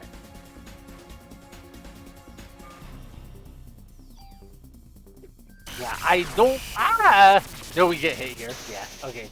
That time we got. Oh, we got hit by both. That sucks. Okay. The important thing is, as long as we don't get too close to one side, I think we can dodge that attack. We got hit when we did because we were all the way in the corner. So we had to cross like the entire length of the attack. Also, we got hit by a bee there, like one of the worker bees or whatever you want to call them. That staggered us and that got us hit. We get hit here. I don't think we dodge this. Yep. And now we use revive. Okay, okay. So that, yeah, okay. I'm starting to get a feel. It's gonna attack again. We haste. Okay, yeah. We're starting to get this attack pattern down. Main thing is we want to try to stay somewhat near the middle. That way it's easier to move out of the range of its attack. But we have to be mindful of those bees. They can easily chase us into the corner if we're trying to dodge. Yeah, see, it looks like we can bait the queen bee into one side or the other by standing there. And it'll move to wherever it needs to be able to hit us. Ah, but those other worker bees will attack us. Okay, starting to get it. Oh, but we got hit when I wasn't expecting. That little boomerang looking attack can hit us from a much wider angle than the big wave it can. Okay, okay, okay. So yeah, the bees are the biggest obstacle just because we have to be careful where we are at all times because they might hit us. But, okay, let's think about this real quick. If we ignore the two bees that are flying around, all we have to do is not stand in front of the queen bee when that wave attack goes out. And with haste, we can dodge it as long as we are in like one of the two corners when it starts. But we have to be mindful of that boomerang attack that comes out afterwards, because that does hit a wider area than the big energy blast does. That said, now that we've kind of gotten that down, the biggest problem is definitely the two bees that just kind of walk around. Free rays will revive us. Like there, I wouldn't have got hit by the blast, except I kind of tried to dodge up because there was one of the regular bees in the way. Yeah, okay. So yeah, I think this fight does, weirdly enough, come down to the little bees. I think those are the main threats of the fight. They basically constrain where we can walk. They can stagger us if they hit us, a bunch of stuff like that. Oh, I didn't mean to walk all the way into the boss, but sure. So yeah, the two little bees are the main threats. And it's easy not to realize that because they are small and they're not like doing anything flat. But yeah, as long as we can handle the little bees, I think the rest of the fight is very manageable. Yeah, like see that? We didn't even need haste to avoid that. Okay. We have pre-raise up, so I don't need to recast it. I think, oh god, no, that hit hurt. Yeah, Okay, so we couldn't dodge it without haste, even though we were in a pretty good position. So yeah, I think from here on, we only try to dodge this with haste unless we know for a fact. Like in this particular case, I knew I was in a fine position. But mostly, I think we focus on the little bee. Now, if we kill them, I am 100% certain that the boss will revive them. Pre-raise. I'm using pre-raise because I don't want to burn through my revives if I don't have to. Oh god, it hit us. Yeah, the little bees are the problem. That is the big thing. It's easy to think the big guy is the problem, especially because it uses all the flash to attack. But no, it's the little bees you gotta pay attention.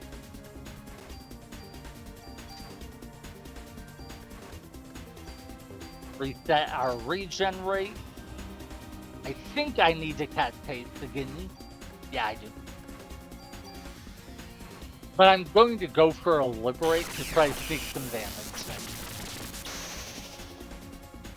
Thanks to having pre-raised up, I'm okay with using a liberate. Because even if we get hit because we can't dodge. Oh yeah, we're on the far right side and we will be staggered. So there's a good chance the queen bee will be able to move to the right, blast us, and we won't be able to move out of the range fast enough. But with pre-raise up, we can just tank the hit and it'll be fine.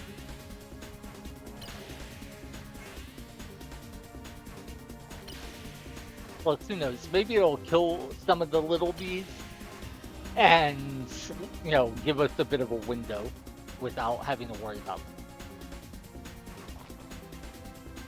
Right, so the little bees died. Let's see what happens. Okay, we see another bee coming in already. Ah, we did get hit there. That sucks. Yeah, and see, they're already back.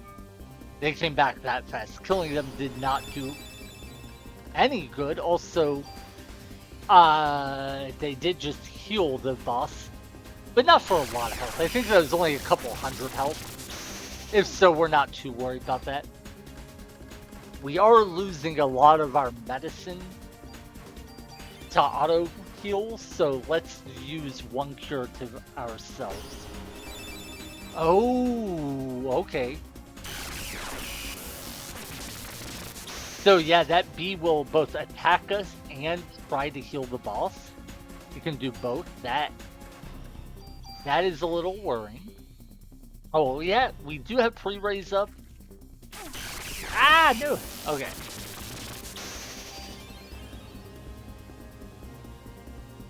Yeah, the good news is they don't heal the boss for all that much. So I think the healing should be manageable. That said, it will definitely slow our progress, so we have to be mindful of it. Now I'm immediately changing my armor because everything is over on the right side. Switch armor back. Yeah, right now I think our goal should be to... Yeah, the healing isn't a whole lot, but if we... Oh my god. Yeah. Okay, I get it. Yeah, the healing isn't a ton, but if we just take too long not attacking, it will out-heal our damage. Oh god.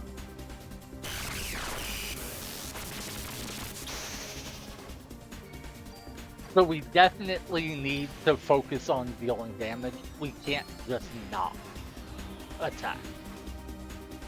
That said, it does seem there might be some room for like manipulating the little bees into attacking us instead of healing the boss. I don't know if that's true or not.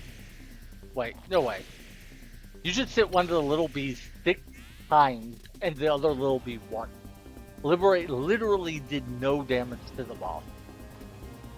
That sucks. Okay, well. I don't have energy for haste. Now I do. Haha. I cannot believe Liberate hit one of the little bees 6 times and didn't hit the boss a single time. By the way, the little bee ran up toward the big boss, or the boss, and didn't heal it. I think that might actually be because the boss is at full health. I noticed that the bees didn't seem to use healing until it was damaged. So I do think it might be that they will only heal if the boss is injured. Yeah, see how as soon as I hit it, it went over and healed the boss. If they stop healing the boss, I think that actually does mean the boss is at full health.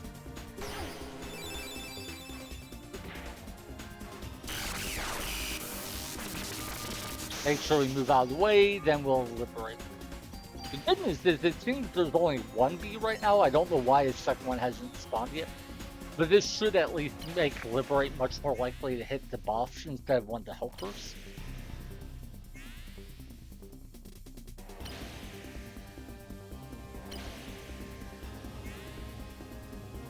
Okay, and we do have free raise up. So we're in a good spot in terms of, health. Even if things go bad, we get hit, killed, whatever, we'll bounce back, so. Alright, and the little bee is dead. Alright, they summon another one. Oh my god, why did I walk to the... I knew that I was safe from the big wave attack. I was like, oh, I'll just run over there. Completely forgot about the boomerang. Alright, so that heals the boss for a little bit. So give me a chance to armor swap.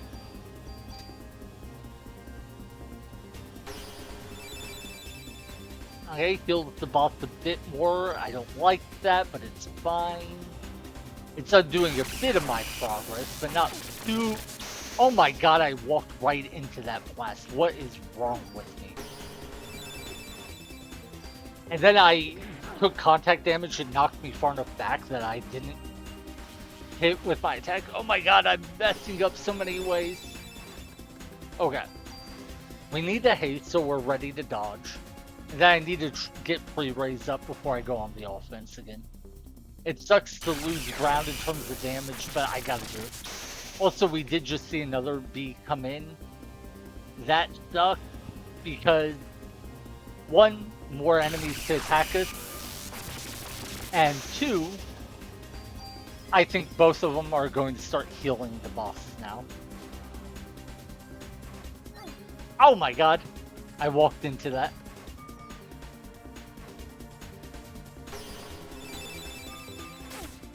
Oh my god, I could have dodged that if I would have cast haste like I was planning. I got greedy and tried to save energy. Oh well. The good news is we have haste and pre-raise up.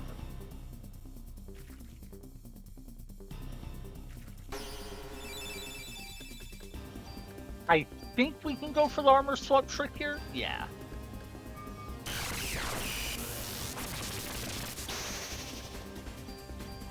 I did have the wrong armor up when the big boss attacked and when the little bee tried to hit us.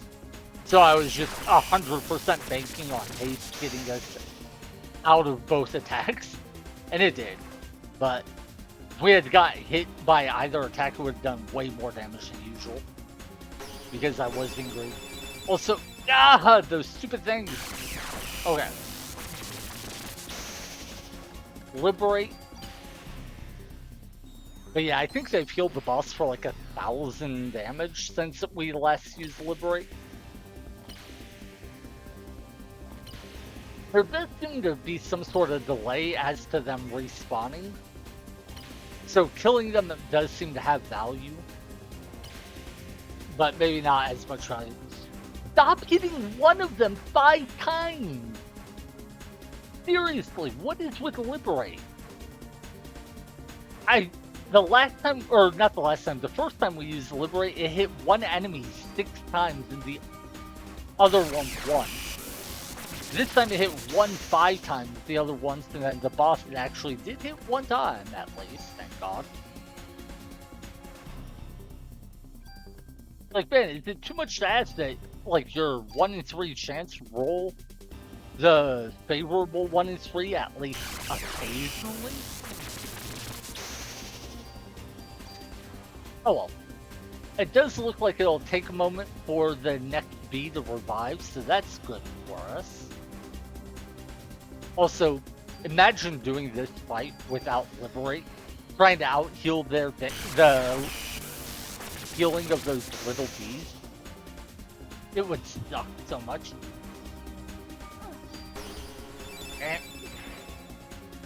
Alright, so that should more or less negate the healing he did. Unfortunately, the contact damage screwed us over there. Just hit the boss, not the helper bee. Like, hit the helper bees a couple times. Yeah, that's RNG. Just, like, hit the boss 2 to 3 times, which is what I would expect on average. Okay, that was 2 hits to the boss. That's something. Yeah, so the bee on the right, I think, will die.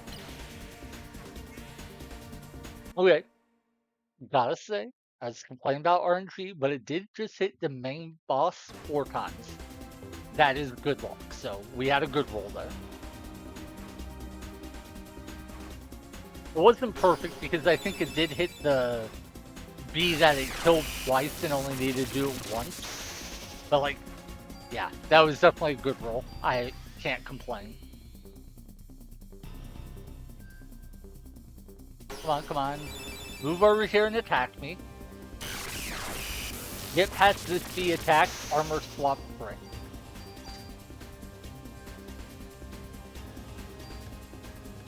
Swap armor back to be safe. Yeah, heal for, what is that, like 220 health? Not a big deal.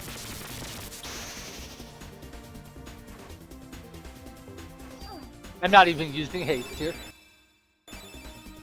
Wait, did I deal 237 or 337? Pretty sure that was 227, not 3. Oh god, we might get hit by the worker bee, which would stagger us in. Oh, yeah, if I didn't haste there, we would have got hit by the small bee. That would have staggered us, and then we would have got hit by the main attack. So.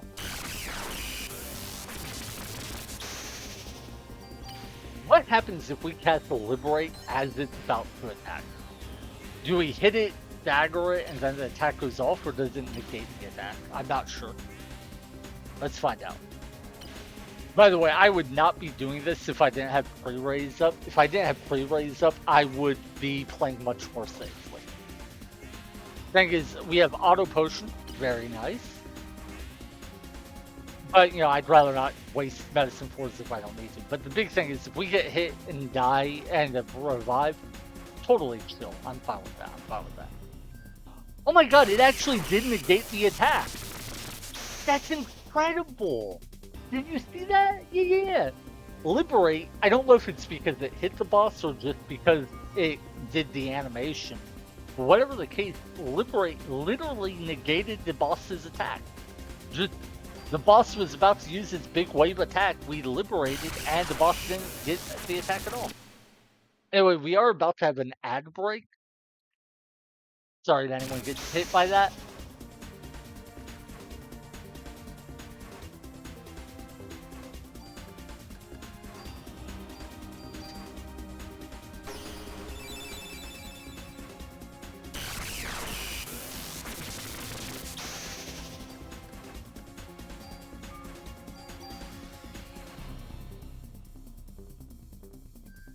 Alright, armor swap again. That thing healed him for like 450-ish health.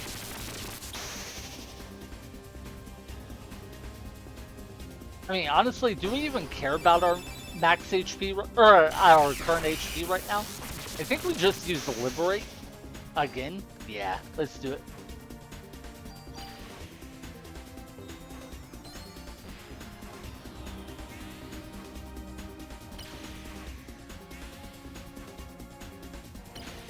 Yeah, the big thing about Liberate here is there are only 2 targets now.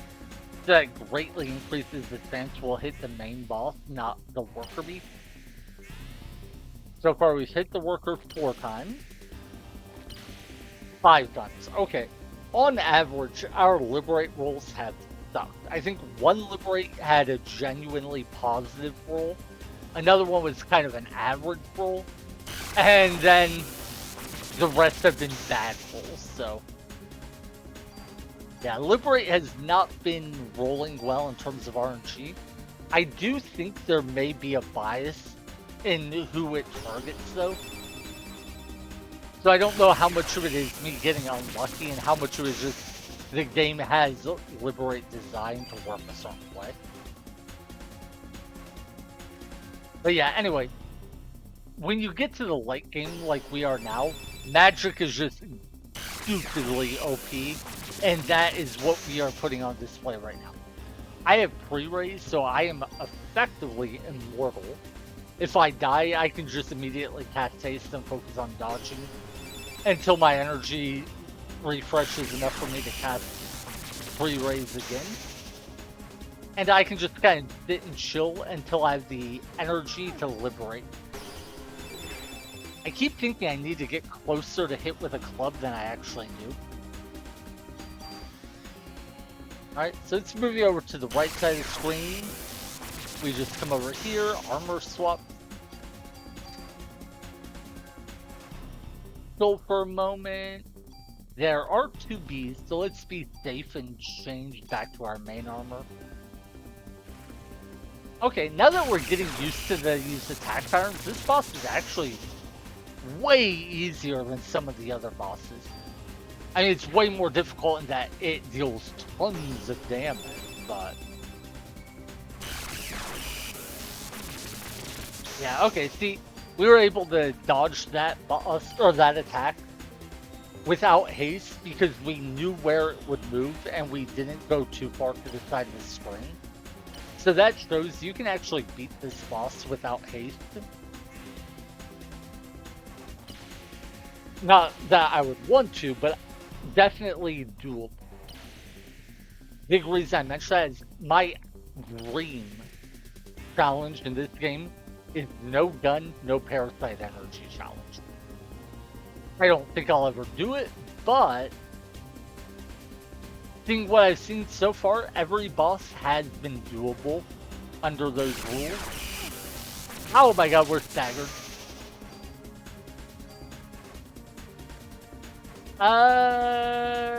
Yeah, I think we just die. I don't think we can out-heal the damage. And I don't think haste gets us out of here. Nope, it doesn't. If we didn't get staggered by the little bee, it would have been easy to dodge that, but it is what it is.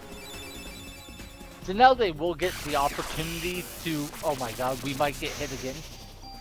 I don't think so, but there is a chance. Yeah, okay, no. We're fine. Yeah, they will get the ability to try to heal back some of the damage we've done. And that sucks for us. It'll kind of set us back in terms of progress to winning the fight, but it's not a big deal.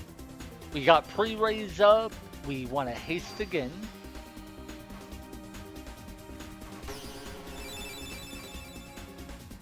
Attack over here. Armor swap.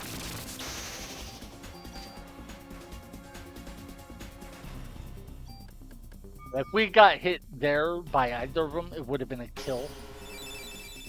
Which would have just, I mean, it would have just triggered pre-raise and not big as the deal, but it's worth being mindful of the fact we have our weaker armor equipped. So, you know, be mindful of what risks we take.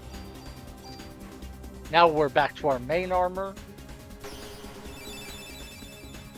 Now there's an argument to just full recover here. But there's then also an... Oh, darn. Haste wore off at a bad time. Well, I was going to say, there's an argument to full recover here. But I want to be greedy and go for another liberate. But going or being greedy got me hit by a physical attack and killed because haste had worn off. We put pre-raise on again. Wait them over here.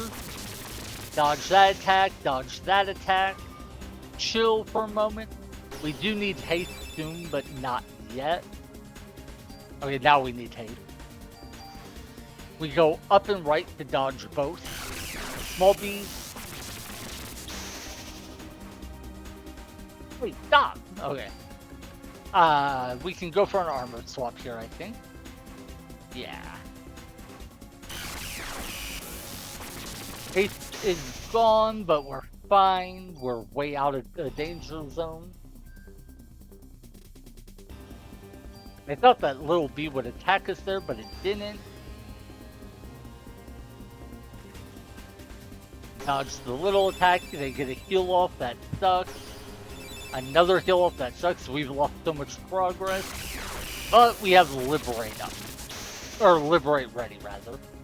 While having pre-raise up, we can get one melee attack in. And I want to see if we can negate this attack. Well, darn it. I wanted to see if we could negate that attack with Liberate. Okay. We did it once before, so I want to see if Liberate will negate this attack. It's not important that we do, we could just dodge it, but I want to know, so this is more for side's sake than anything else.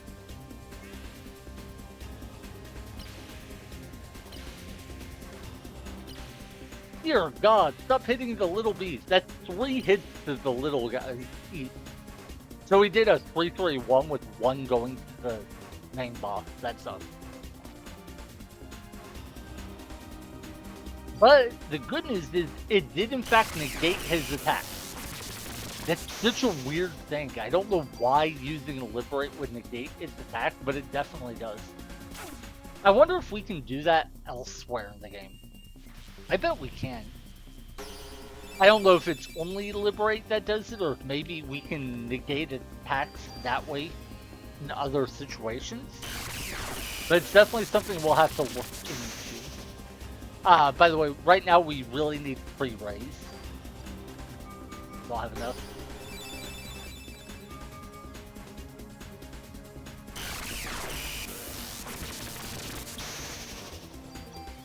Alright, with pre-raise up, I feel way safer. We do have some number of revives left, right? We have 5 medicine 4s and 7 revives. The 7 revives is huge. It means there's no way we lose this fight unless we, it drags on for a long time and we make a ton of mistakes.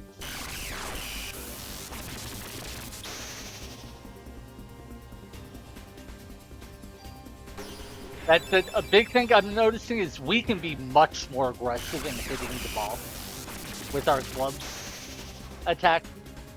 I've been playing it safe, learning its attack patterns, and I think that was right. But I'm no longer going to rely on Liberate for my attack, or for my damage.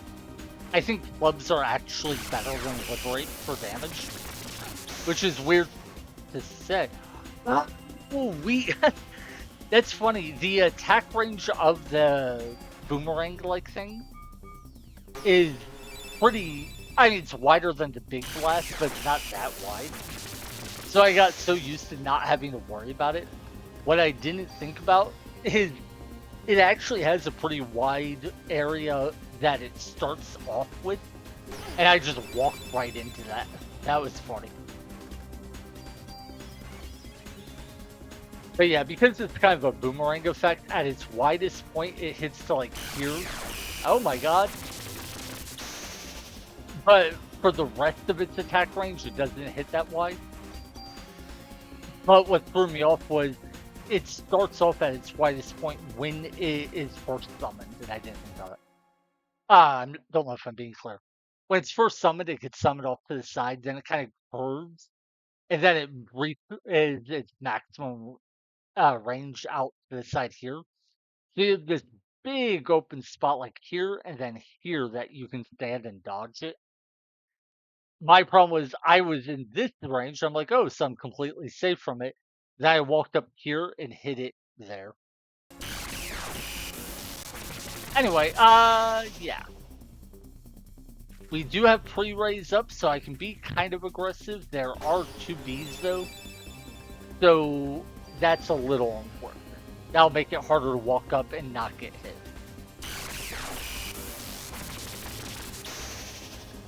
Let's do a quick armor swap trick.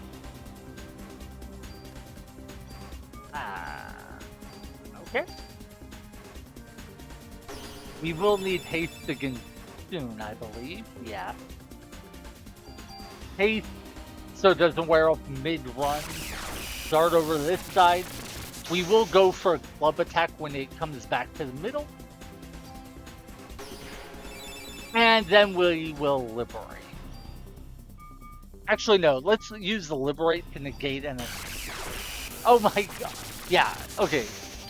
We are standing right in front of it as it's using its big blast. We will use the liberate, and if I'm correct, that will negate the attack and let us not get hit.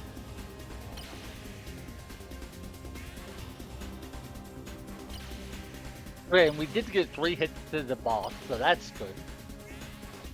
Oh, 4th hit. We didn't even hit one of the small guys. That's cool. That was a good roll. 4 hits to the boss with 3 potential targets. That's a good roll. And see, we negated its attack. That's so crazy. I don't know why that would negate its attack, but it totally does. That's awesome, man. Like, okay. Yeah, that was awesome. I did not...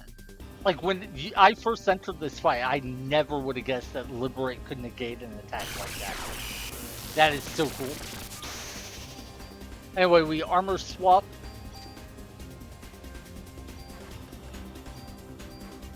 Then we will need haste to get in soon. Let's get a club hit in. Alright. Yeah, we took a little contact damage, so that's no biggie. Haste. Okay, now that we're learning the attack patterns, this fight is way easier than, say, the cockroach fight. I'm actually really loving this fight, man.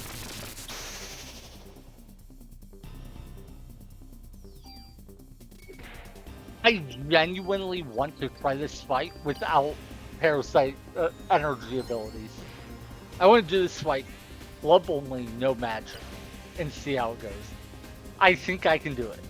Like, I would need high enough stats that I don't die to incidental damage, stuff like that. Not be able to use pre-raise would definitely mean cause some issues. Not be able to use haste means I have to be very mindful of my movement, but that's what I'm most excited about. You don't need haste to dodge this boss. Not at all. Now, I made the mistake there of using Liberate when I shouldn't have. What I should have done was wait till the boss was attacking and then use Liberate, and that would have been fine.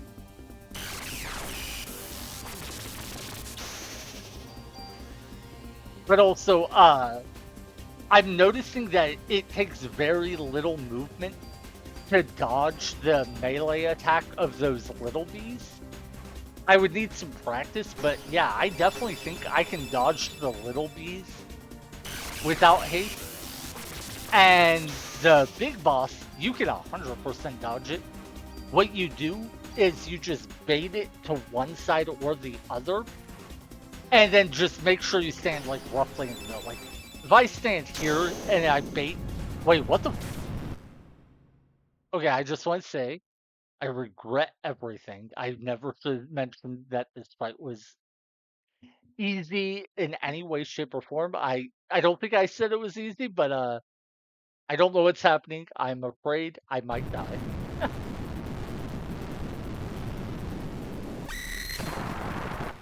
What the... What was that? Oh my god! I regret everything. My life is a lie. Oh my god. Wait, what happened to pre-raise? I didn't die and come back to life, did I? I had pre-raise up. What happened? Oh my god, don't tell me that attack, whatever it was, dispels free raise? I mean, it's possible. Oh my god. I thought I was making progress, doing well, and then that one crazy attack came out, and oh my god. Okay, this fight just got way, I don't even know what to call it. Like, more interesting, more difficult, more confusing? I don't know, but like, I got locked in place, couldn't move, took a ton of damage. I think my pre-raise got dispelled. Forced me to rely on a revive item. Okay, that was just bad movement on my part. Oh my god. Lots of bad movement on my part. Oh my god, I'm so afraid now. That attack scared me. Like, what do I do if he does that attack again? I didn't even see like an attack animation for it. So I don't even know what to look for. Ooh, we did juke an attack. Okay, let's do a quick armor swap trick. Oh my god. If he uses that attack many times, we might not be able to win. I don't know. Yeah, I have pre-raise up. I need haste, otherwise I get hit. Oh, notice I dodged both of the small bees. We wait until he uses his next attack, then we liberate. Actually, I don't even need to liberate here.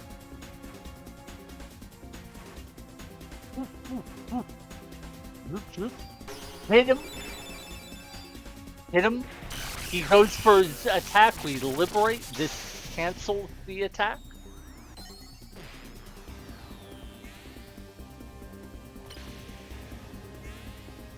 Okay. One hit to the body. I think we hit that one twice. So it's like 2-1-1. 3-1-1. Stop hitting this little guy, or at least stop hitting the same little guy. 3-2-1. No! Only one liberate hit went to the boss itself. Oh well. It's a bit of damage. Negates his attack. That's something. Or I guess it would be her attack since this is a queen bee, as I understand. Oh god, I didn't know where to stand there. That was me being bad. Oh shoot, I don't have any more medicine 4s, do I? Okay. So from now on, we are relying entirely on pre-raise and revives. Not a horrible thing, like that's fine, whatever. Just definitely something we want to be mindful of. I cannot rely on auto potion healing. Wait, what the? No, I can't attack. What is that? Oh my god! Like, I couldn't react, I couldn't dodge, I didn't see any indication that it was happening. It does seem to dispel, like, haste is gone. I didn't have pre-raise up, but I think it would have dispelled pre-raise as well. Oh my god, I'm afraid. Like, genuinely, that attack terrifies me. I don't know how to deal with it. Oh my god, I just burned the revive. I had thought that I had gotten to the point where this fight was manageable. I knew what to do. That one attack, man, it changes everything. Okay. So from now on, we have to play very defensive. Oh my god, no.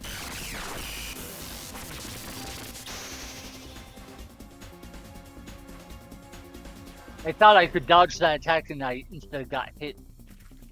Man, getting hit by that little guy just dropped me so low. I'm going to die if I don't use Seal 3. Well, I could have used Seal 1, but yeah. Anyway, we need haste. Actually, we don't even need it at this point, but sure. I'll need it very soon. Oh, we did need it for that point. Oh my god, no! I think I just... Wait, did I pre-raise up? I'm not sure. Okay, this fight had me shook.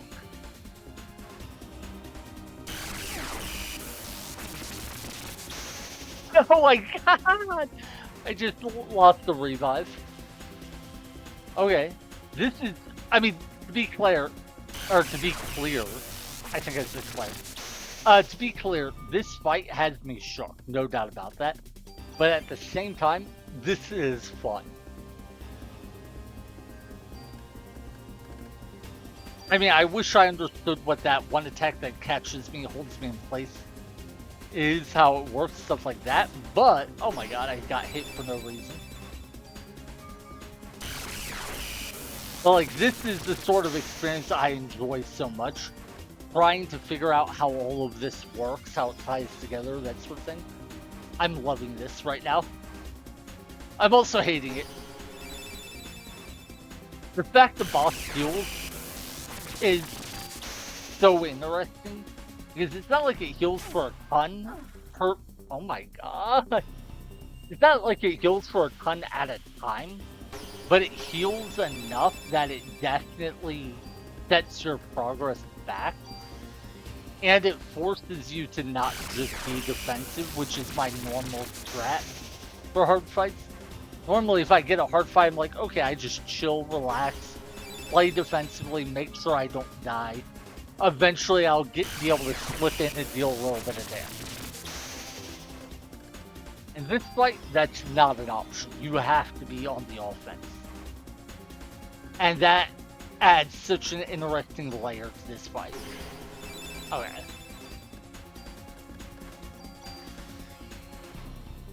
I genuinely have no idea how much damage this boss has on it right now. Oh my god, those little bees! But yeah, it could be at full health for all I know right now. It's quite possible. I don't think it is, but it is possible.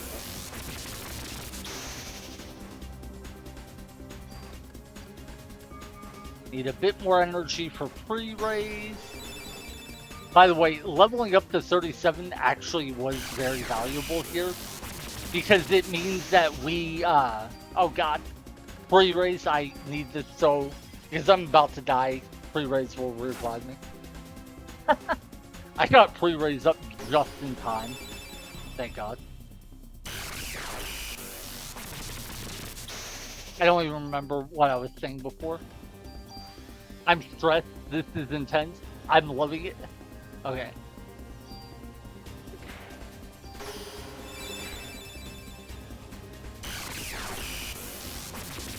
Yeah, ideally we bait it to the left or right side, because it does seem easier to dodge that the main attack, if it's on the left or right. Like, I can dodge it when it's in the middle, but it's harder. It takes up more of the screen. Okay. Armor swap. By the way, every time we die and come back, that does reset our regen rate. And that is why pre-raise is OP. Do you ever wonder why I say pre-raise is the strongest spell in the game? It's because it is what lets us play this fight the way we have. Without pre-raise, we would not be able to do this.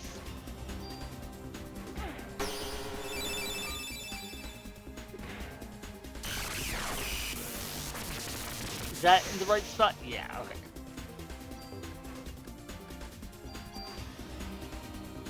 This is tough. I'm loving it. Okay, bait him to the left. Bait him to the left, okay. Unfortunately, the little guys are on the right, so I can't armor swap. Okay. Let's heal.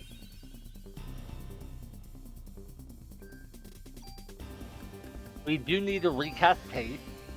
I will go for a hit or two while it's in the main area. Not quite how I wanted that to go, but it's fine, it's fine. We can get another hit in. We can get a second hit in. Third hit in. Oh! I wasn't expecting a counterattack. That's something. Yeah, the fact it has a melee attack throws me off, because, I mean, we have seen it before. It's just so infrequent, I genuinely forgot it was a thing. Oh, this is fine. But yeah, you saw how like we got 3 hits in. Even I mean, yeah, we took 1 hit in exchange, but that means we can probably get like 2 hits in and then dodge, or yeah, fade it to one side, come over here, dodge both. Notice we did that without even needing haste. That is huge.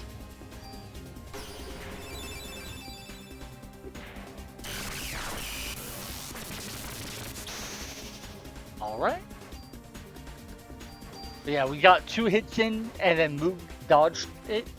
And again, we didn't need haste for that. That is the essential thing. If we can do things without haste, then we can just use haste as a safety blanket, sort of. Also, it means that we can do whatever we did without haste in a fight where we didn't use parasite energy abilities, which I do at some point want to go for. Oh my god. Okay.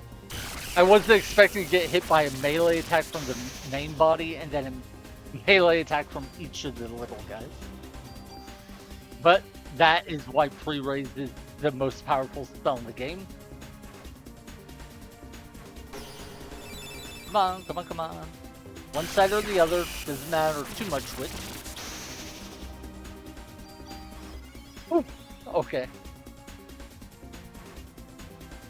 Small part of me is like, wait, if I beat this, I still have to do the final boss after? I don't think I have it in me. This is intense. On the other hand, if I don't do the final boss today, am I really gonna do like one stream just to beat the boss? I don't know, maybe. I can't think about that right now. I have to focus on like trying to win this fight. Okay, we had pre-raise up, thank God.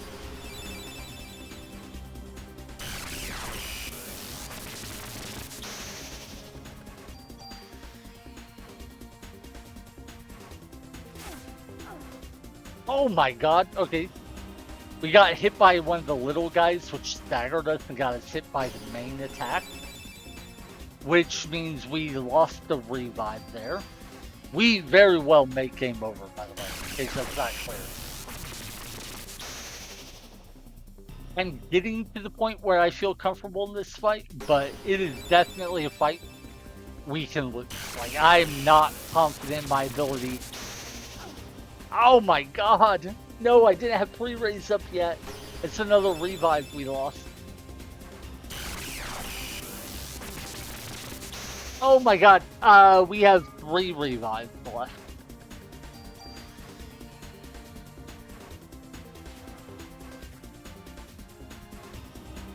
Like, the good news is we have definitely gotten to where I feel way more comfortable with this fight. So I am getting to the point where I think I can beat this boss. The bad news is I am not confident we'll be able to beat it on this attack. And yeah, I did knowingly accept the attack from the little bee there. I was afraid if I didn't, I would get hit by the boomerang looking thing. No, I didn't mean to hit escape. I meant to do my armor swap trick. Wait. No! Oh my god, did you see that? I switched weapons instead of switching armors. That's so embarrassing. Okay, we need to switch weapons because I am doing a melee or no gun run. I can't have God, I can't even talk. I cannot have Maeda's gun equipped. Okay. Also, sorry that anyone gets hit by the ad break. I die here. Absolutely.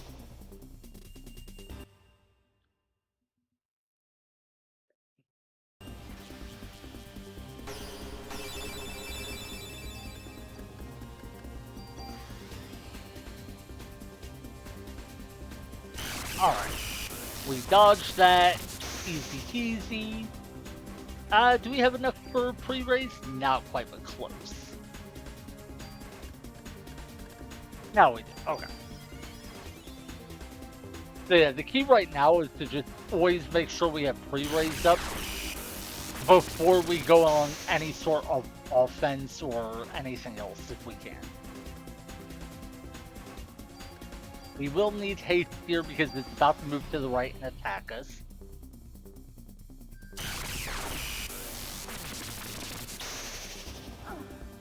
Ah, that was so bad. I got so fixated on dodging the little guy that I walked into the main attack.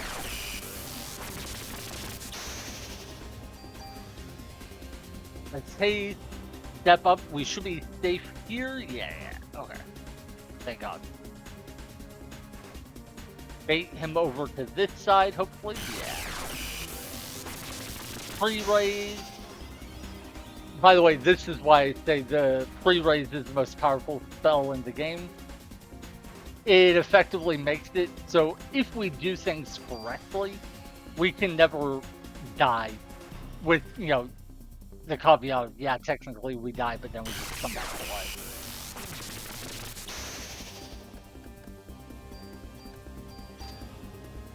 Alright. I wish I had some idea what kind of health pool the boss was at, because I genuinely have no idea. And I am afraid that the answer is he's at full health. She is a queen. I mean, hey, if you want to be a queen as a guy, I'm fine with that too, so whatever. Can't say I care much about the gender of a monster as it's trying to fucking kill me!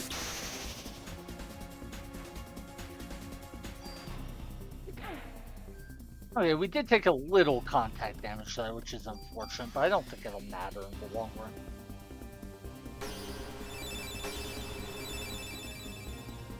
So we hit it twice, they healed twice. That won't completely negate the damage we did, but I think it'll negate a good chunk of it. Okay, we get 2 attacks in. Wait, we can use the Liberate to negate this attack. I forgot about that.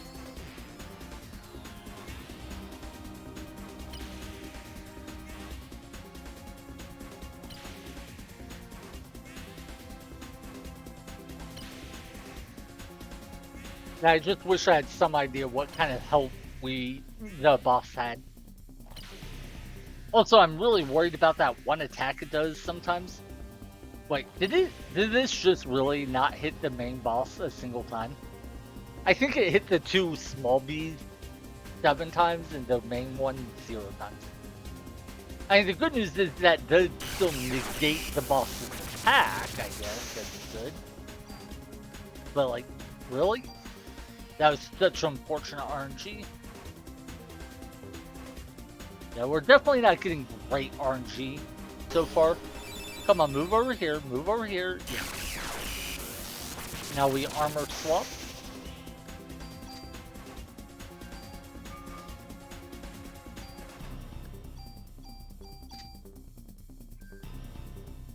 So ideally we just stay like right about here until it goes for another attack.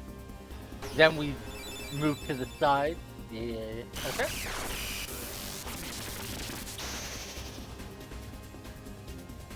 Get a couple club attacks in. Back off, move to one side.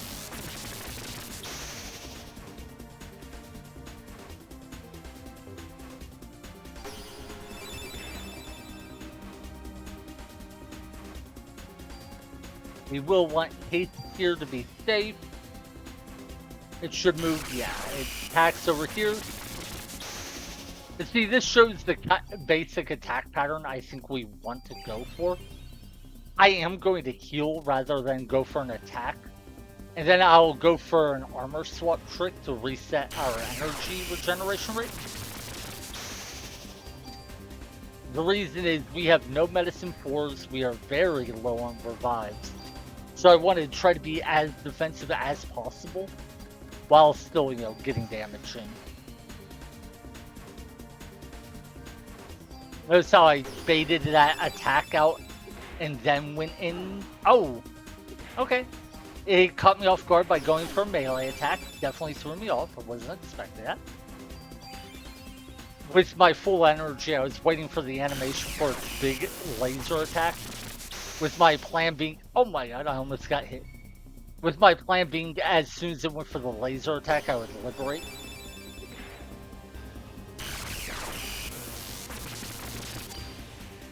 Okay, so we are at 3/4 health, and we're using Liberate. So let's see how this goes. Liberate will negate the attack it's currently going for. That is crucial, because that means no matter what happens here, we shouldn't take damage. We should, once our stagger wears off, be able to cast haste and dodge anything from here on. Alright, yeah. Ah! Nope, I was wrong. One of the little bees survived. I didn't consider that possibility. Yeah, I didn't consider the possibility one of the little guys would survive and then come over and hit me. I should. Yeah, I should have them.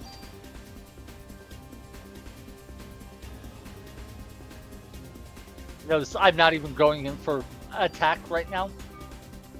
Two factors. One, I'm being very safe just in case. And two, I have the weak armor equipped right now.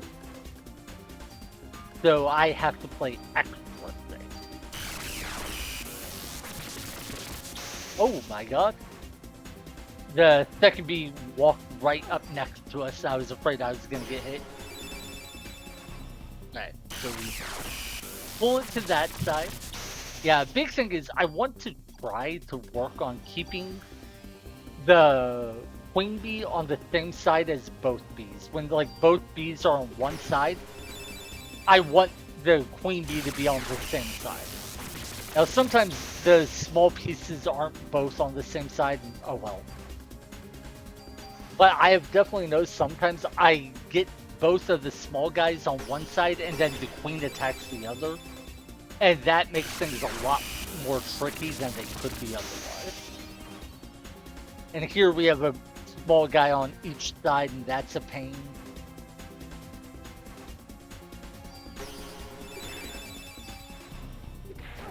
Yeah, I was not expecting that attack. Oh well.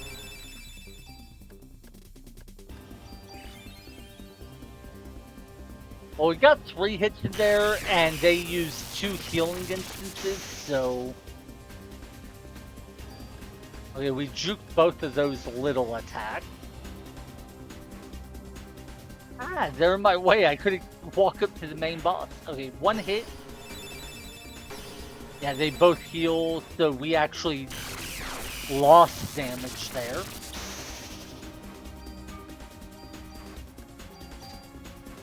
Yeah, I am not convinced this is a winning run, but I am convinced that having done this run, my next attempt would be a win.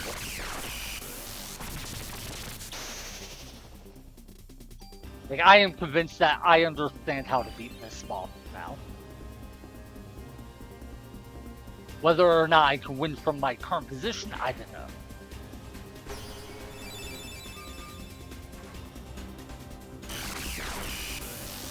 Okay. Juke 1 attack. Oh, I didn't juke that attack, unfortunately. Oh well. Attack. Oh shoot. I need to liberate. Yeah. This is... I thought he was going to do the melee attack and I was going to get hit. But no. We attack, liberate to negate his attack. I think we are fine when we come out of liberate.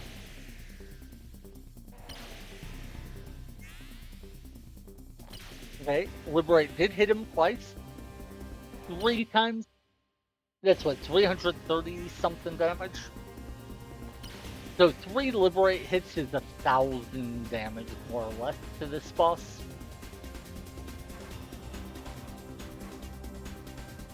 Killing the 2 little guys is nice, but they will just respawn. The one's already back.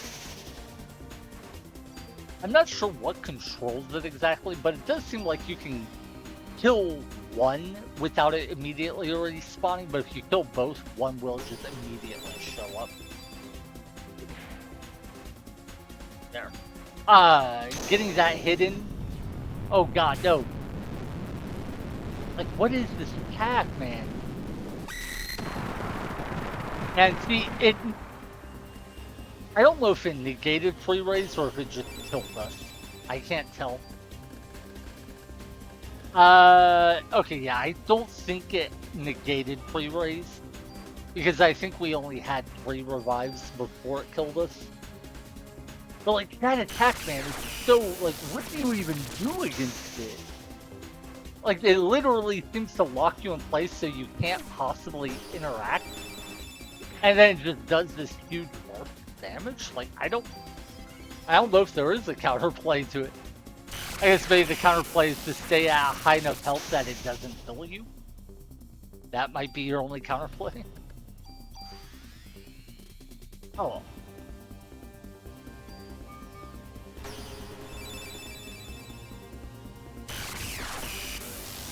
Pew. Now I can do the armor swap.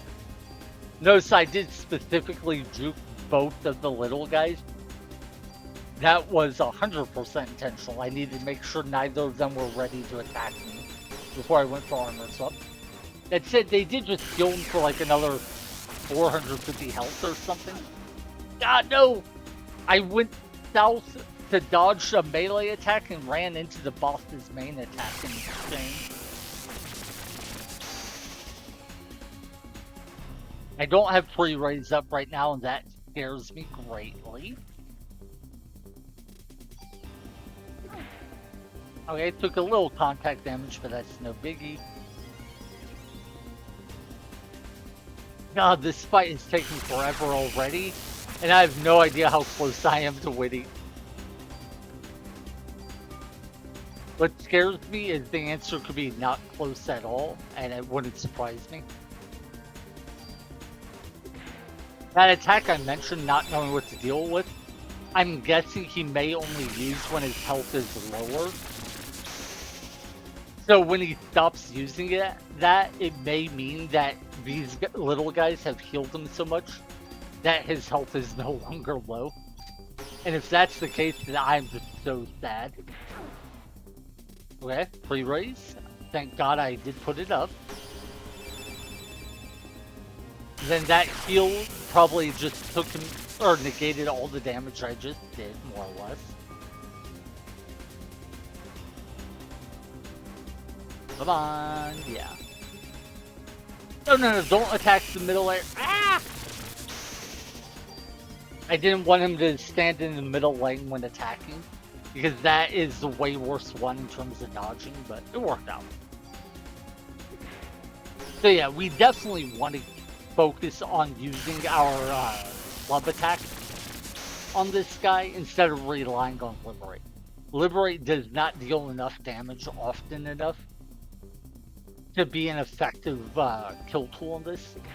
It can be useful damage, but we can't rely on it as our like only or probably even main source of damage.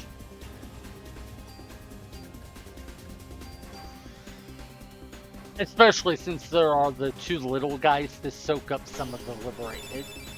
I probably could have gotten a hit in there, but I was nervous so I didn't go for it. We'll try to heal up a little bit more. I think I can get 2 hits in safely. And then we leave. I need haste.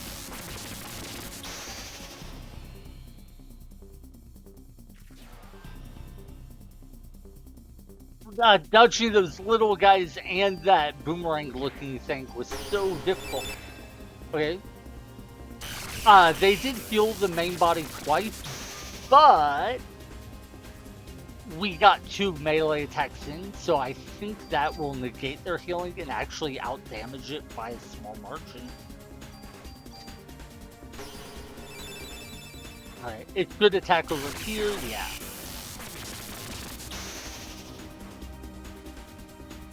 Alright, what we do is we go for 2 melee attack. Hopefully it uses its big attack and we negate that with our Liberate. Oh god, we took a hit. Okay, yeah.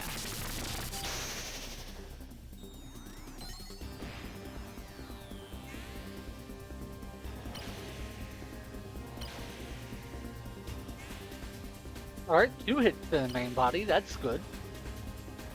And 2 to that guy's a little sad. 3 to the queen, that's good. 4 to the queen, that's great.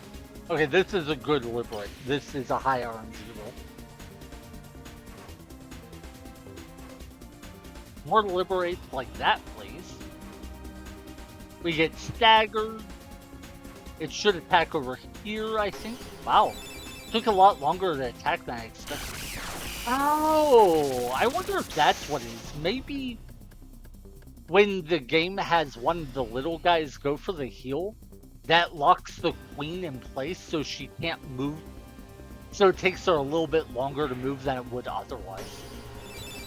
It would make sense, and that if that's the case, then that would give us a really useful bit of information for how to fight it. Basically, that would mean when we see one of the little guys going for a heal, it gives us a bit more time to attack or do whatever else. Oh! I say that, but then I get hit by this attack. Okay, so it doesn't seem to negate. Yeah, okay. We still have pre-raise up. That's huge. Okay, good to know. Okay. So it doesn't negate pre-raise. That is essential. It does cause defense down, though, which is a pain.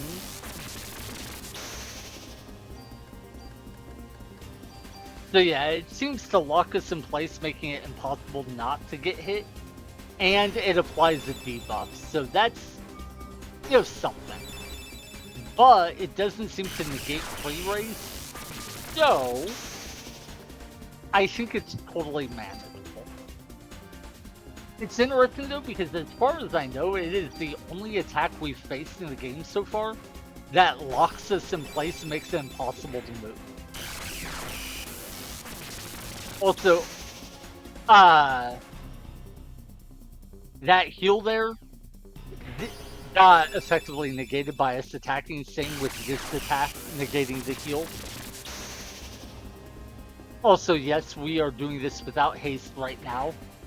Not because I think that's the right call, necessarily, but because it's just how things lined up. Okay, so that locking us in place really sucks for a variety of reasons, not the least of which being, you know, we can't do anything about it. But a big part is it does seem to make it so the little guys can freely hit us. We got hit for a fair bit of damage and poison. And I'm pretty sure that was because the little guys got to hit us while we were stuck in place and couldn't do anything about it. So yeah, that attack locking us in place is definitely a big problem. We hit twice, they heal twice. I believe our damage currently does damage their healing. I don't know what the right word there would have been, like outclass, outpace, something. We could have used Liberate there instead of dodging. I think we do it this time. Yeah, we Liberate. My god, this battle's taking forever. I wonder how much health he has actually lost if you include his healing. Like, say he has 10,000 HP, how much damage have we done? Like 30,000, he's healed for 25, or what?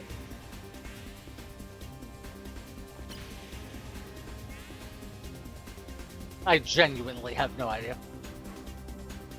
At this point, I've lost all sense of damage, health, or anything else.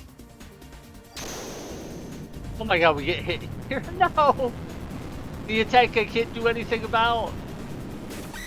By the way, that is such a cool looking attack. I love it. I mean, I hate how strong it is, but I do love that the attack exists. The one thing I would say is I wish it was an attack by Eve or something where it felt more thematic. Because it does kind of just feel like it comes out of nowhere. I never feel like I see the boss doing something to lead up to it. That said, I do love the attack, so it's hard to be too unhappy. Ah! Not enough for full recover? Yeah, okay. Now we should be able... No, still not enough. Okay. Can we full recover now? No, but we can haste. Pre-raise is active, so... By the way, the reason I wanted full recover is partially to heal up, but also partially because the fact we have a defense down debuff on us, and I would like to get rid of that. So, yeah, okay. Now we need an armor swap because our energy regeneration has sunk to practically nothing. Haste because that wore off.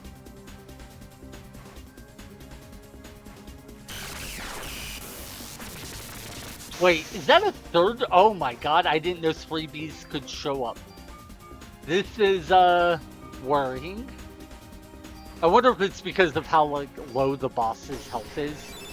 My assumption is that's the case, but I don't know for a fact. Oh god. 3 of the little guys makes this fight so much worse.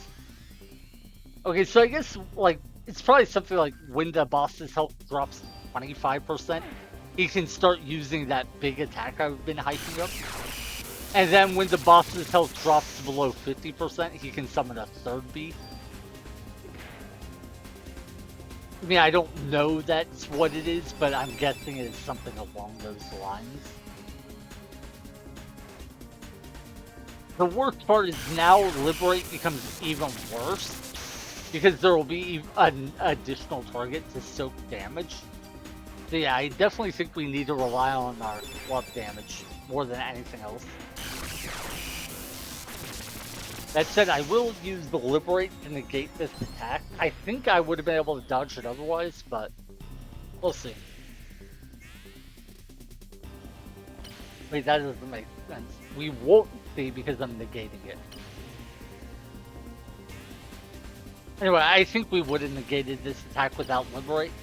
And now that I think about it, I think using a Liberate was just a bad idea.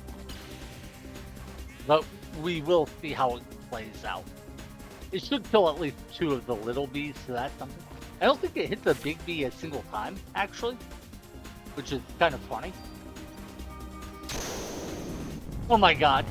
Yeah, we die. Pre-raise kicks in, so it's okay, but like...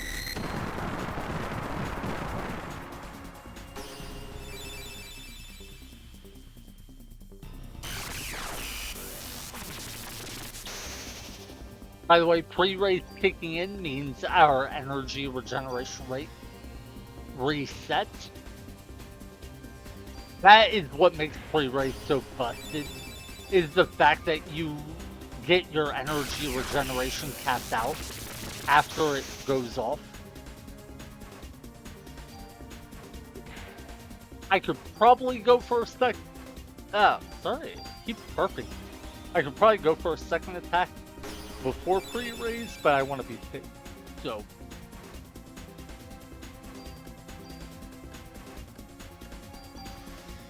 Wait, what is this attack animation? I don't recognize it. That looked like he was going for a melee attack. Oh god, no! What the f... Oh god, this is a different type of bee. What the... Okay. Oh god, I'm afraid. What is this thing? Oh my god, what the... No, I didn't mean to... Oh no, it casts confusion, no! Okay, so we do have pre-raise up at least. Oh my god. It summons a...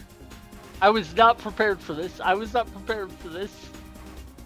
Oh my god. He just summoned a bee that can cause confusion. This fight is getting worse. Oh my god. And then we get locked into place. Okay, pre-raise is up, so that is something, but... Like, I think we die and yeah, okay.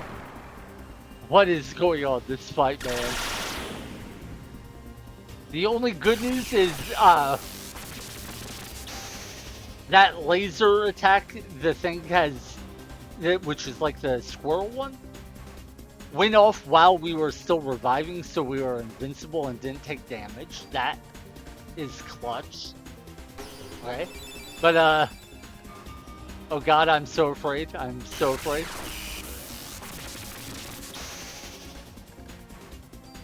Okay, quick thing. We saw at one point the boss summoned, or we saw at one point the boss started using that attack we can't dodge. At another point we saw the boss summon a third bee, and now at a different point we saw the boss summon this new type of bee. I am hoping that means it was 25, 50, and 75% damage. As in, every 25% health it loses, it gains a new attack or new option.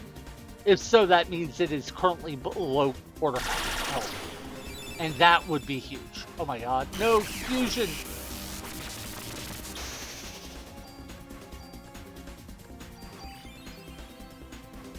But yeah, if I am right about what that means, then the boss is currently at half or below quarter. I can't talk. Is below quarter health, and that would be a good sign.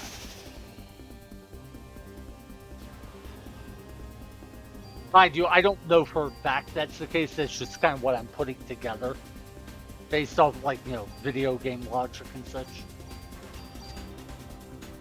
Okay. Oh god, I'm so afraid. The fact that thing can cause confusion. Oh my god, the worst status ailment in the game. I thought we were past the point of having to worry about status ailments, but I was wrong.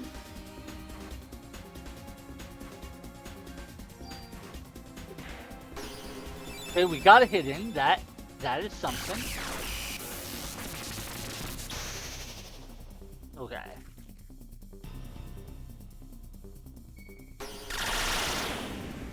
God, I was hoping I could like nuke it or something, but no, it comes out so fast. I don't know how you dodge that thing's attack. Also, we get hit by this, which locks us in place, so I can't do anything. I just have to accept a bunch of hits. The only good news is because we used full recover before that went off, we actually were at high enough health that we only lost like half our health. Oh god, but I didn't juke that because I was so afraid of the little guys. God, if we get confused here, I think we just die again. Oh my god, we actually avoided that attack. Two things. One, based on the way that attack looked, I think there may be a way to bait him into attacking at a particular angle, and then with haste, run like 180 degrees and avoid the attack. But also, it did look like his attack has a range limit, so he might be able to bait the attack and then run out of range. So I think there are two potential ways to deal with that attack that are probably pretty viable. Now, actually pulling him off, that's a different story. But the important thing is, I didn't think he would attack too soon.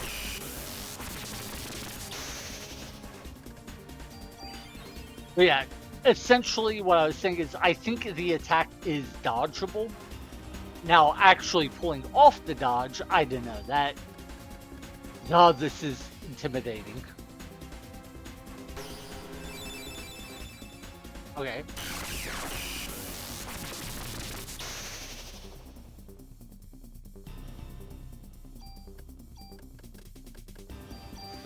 And I'm really struggling to figure out when I can potentially go for the armor swap trick.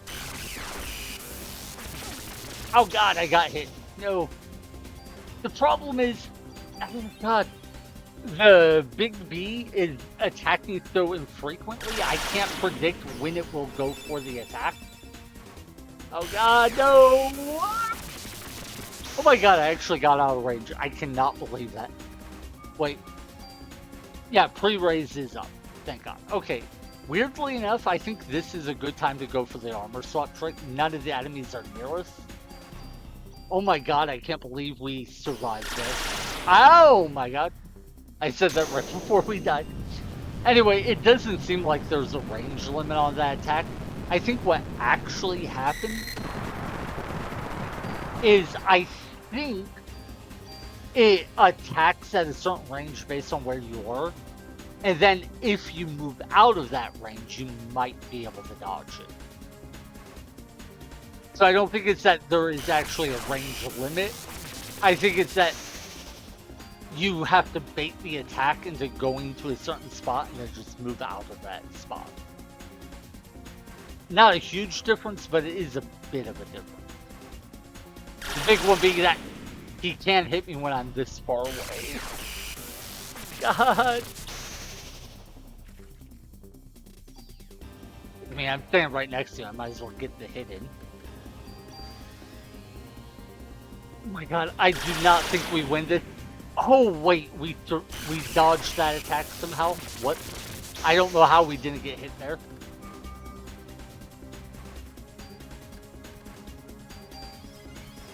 But no, that big B is freaking terrifying right now. I wonder if maybe we could hit it, like try to kill it. Maybe that would work. I don't know. I'm so afraid right now. I don't know what to do.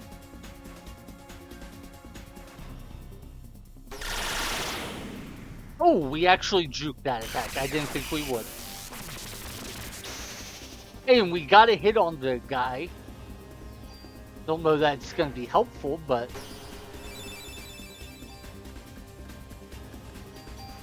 Okay.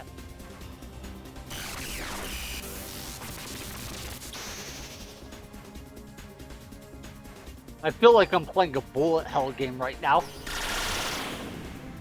And I suck at those. Oh god, and then we just get hit by an attack that can't be dodged. This just automatically locks you in place and you take a ton damage. Like, I don't think there's any counterplay to that attack other than just have some sort of revive effect. We need a haste to dodge this. Hopefully. I don't know if we get out of range. Yeah, we did. Thank god.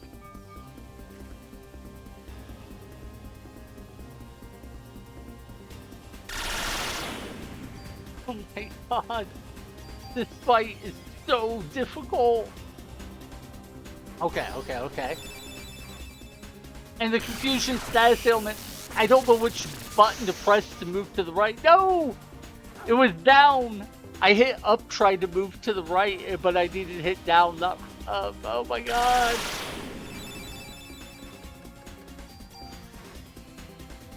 Confusion is the worst status ailment. Oh my god. Okay, we actually avoided that attack. I didn't think we would. I went for the melee attack, saw him about to hit me. I was like, oh god, I screwed up. But it worked. Okay. We pre-raid. Hey. Oh my god, this fight, man. Also, we are at like no health. Just as a reminder. Ideally, we can use full restore to heal up, but I'm not. Nope, we die. We die here, right? Wait, no? I kept. Ah! I kept thinking it was going to use that laser attack and hit us. But, like, I can't tell when that thing is going to attack when it's not going to. It's so frustrating.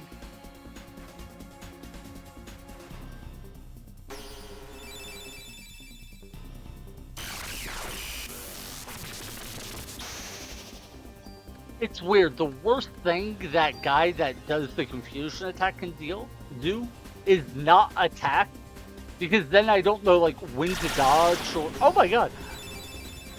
Oh my god! We actually didn't get hit. Thank God. And we didn't get hit there. What? Okay. The problem is like, yeah, we snuck some damage in, but the little guy can keep healing. So I don't think we're actually out damaging the healing right now. So I don't know if we're making any progress or not, or like we might just be barely hanging on. No, we get hit here. I can't help that. Down is no. No. The confusion status ailment is so bad. What do I do? Okay, we cast phase.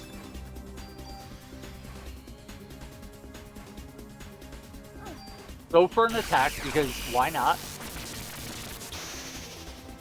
The answer was because we could very easily die, but... Pre-raid. Okay. With that up, we have a little bit of safety built in. Avoid this attack, avoid the small guy's attack, go for an attack of our own, move back, cast haste. I'll admit, I am, God, feeling overwhelmed.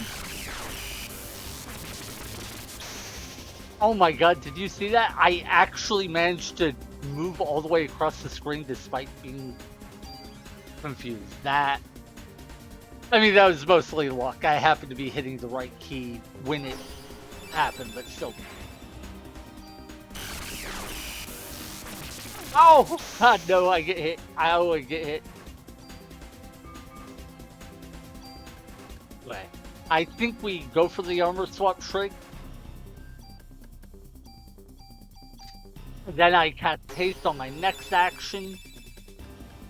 And then we try to save enough energy to heal. I don't think it'll work, but I think that's our play, yeah.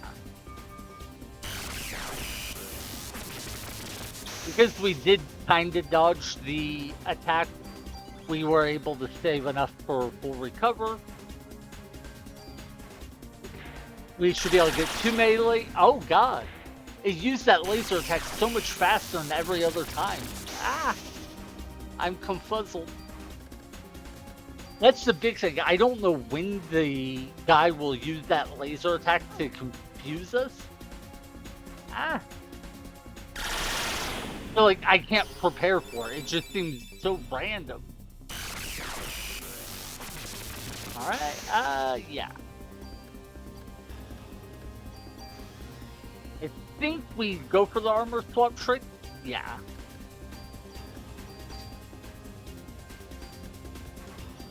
The big question I have is if I did happen to kill the guy who's causing confusion, how long would it take before he would regenerate? Like, how long would he stay dead for? If it's for a long enough, oh my God, yeah, confusion meant I couldn't dodge that attack. There was just no way. I couldn't figure out what button to press. Okay, we go for haste. Now this fight is taking forever. I can't believe at one point I was like, hey, I actually got this fight down. I get what to do. I can win it. Now I'm just like, dear God, can I even survive it? And the answer seems like maybe, but quite possibly not.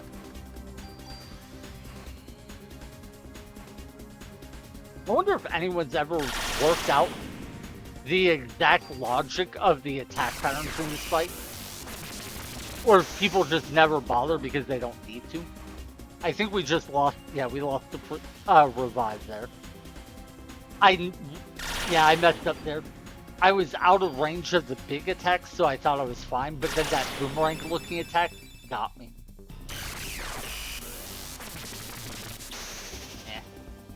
Yeah. Right now I'm kind of trying to kill the guy that does the confusion to see if maybe I can get him off the field for a while and buy myself some time where I can like actually figure out what to do. But I'm guessing he'll just get revived pretty much immediately. Oh.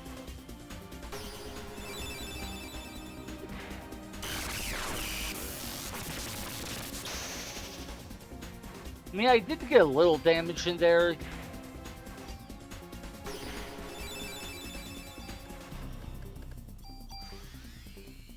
Okay. So yeah, that guy that causes confusion is the main problem we're running into right now. I can deal with everything else. Like, I've gotten to where I know what to do for every other part of this fight. But that guy, I don't know what to do about. I mean, yeah. Maybe I can work it out. And, oh, he didn't show up. I thought this summon was gonna be that guy. Okay, that's good for us. Okay, well, I mean, maybe it's bad for us. Maybe it means that the boss... Ah, no, wrong button. Maybe it means the boss has so much health that he's above, like, the 25% threshold. I'm hoping that's not the case. I'm hoping it was just RNG, but still. We do have pre-raise up. Oh my God, what is wrong with me? I just got hit for no reason. Full recover. God, the worst part is I was planning to save energy for Liberate. But I had it burn full recover, so now I won't be able to. Okay, I think it'll attack the left lane now.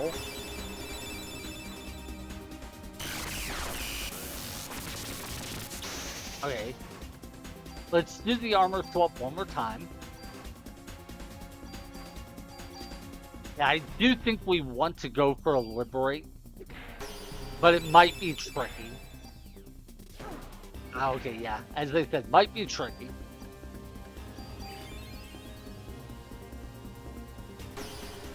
Alright. We do need haste.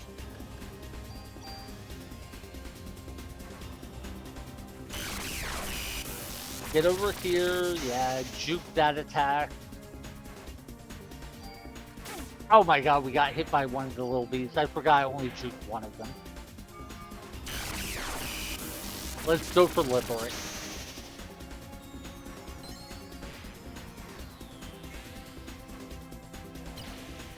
Alright, that's one hit. I don't know how many hits it takes to kill those little guys. Doesn't really matter most likely, but...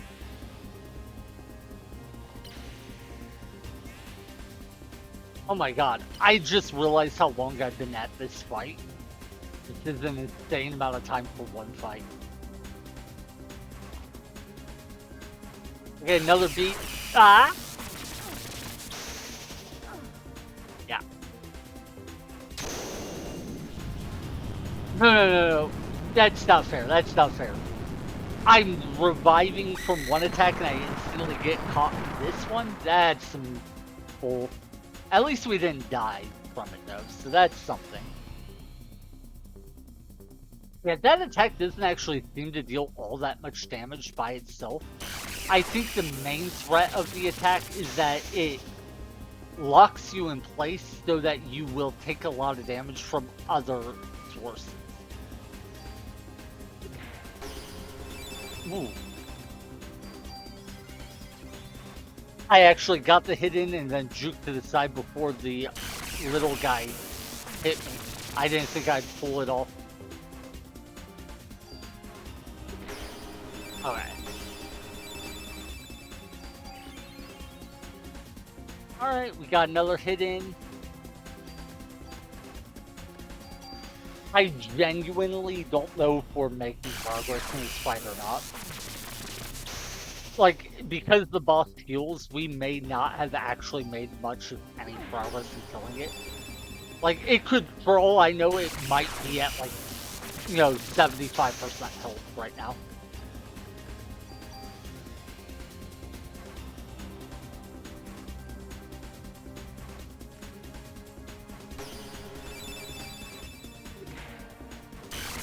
At least that attack should undo whatever little healing it just did.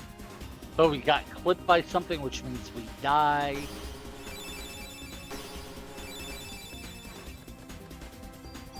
Yeah, if I'm not mistaken, he is currently at 50+% health.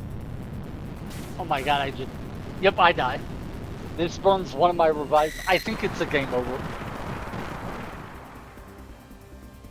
Yeah, that was the revive cost. And I think we game over because I believe we only have one more revive.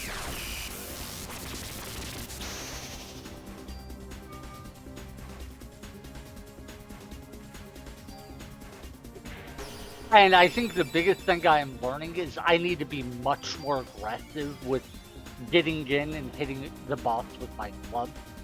I think I haven't been doing that enough. And I think that's the main thing that's been holding me back. That said, I do think if I refight the boss, I can beat it. That negates both of its healings. Oh god, we die. We did get a little bit of damage in despite the healings though, so that's something. But because we died, this healing will make it be about break even.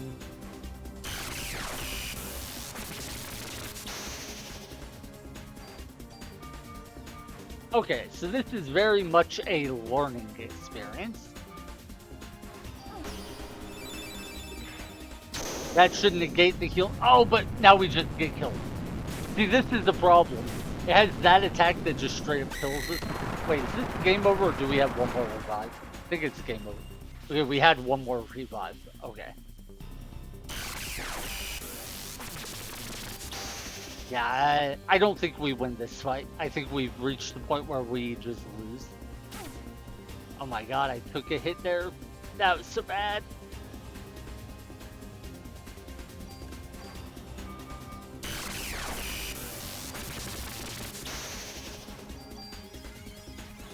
Okay.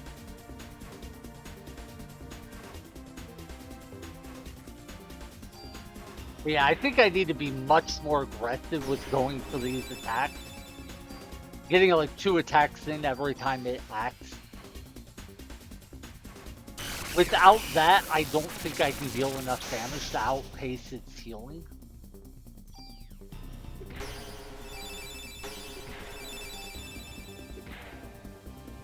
And yes, I did go for a 3rd attack there. That was specifically because I saw the healing, and I think when they heal it, they actually lock the bee in place for a little bit longer. Oh my god. But yeah, I think when it summons a 3rd bee, that means it's at half health or lower. And then when it summons the big bee that causes confusion, I think that means it's at 25% health or lower. So I think we can kind of get a rough approximation of how much damage we've done based on the enemy attack. This attack, I think it starts using at 25% health or lower, and it just straight kills me. I think we game over. Like, that's a game over. Yeah. Okay. Well,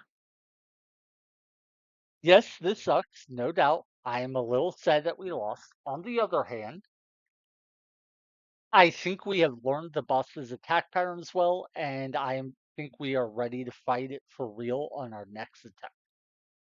So tomorrow, I think we can beat this boss, but I might take a small break to do a casual playthrough just to unwind. We spent so much time on that boss, and dear God, was it a pain. So I will be streaming again tomorrow. Don't doubt that. Maybe slash probably not streaming this challenge run again. I might need just a day to unwind from how intense that fight was. To be clear, I really enjoyed it. It's very difficult, probably the hardest fight I've had this entire game. So I'm liking it, but dear God, man, the healing, it's such an interesting dynamic. Healing means we can't use our normal strategy of just playing defensively.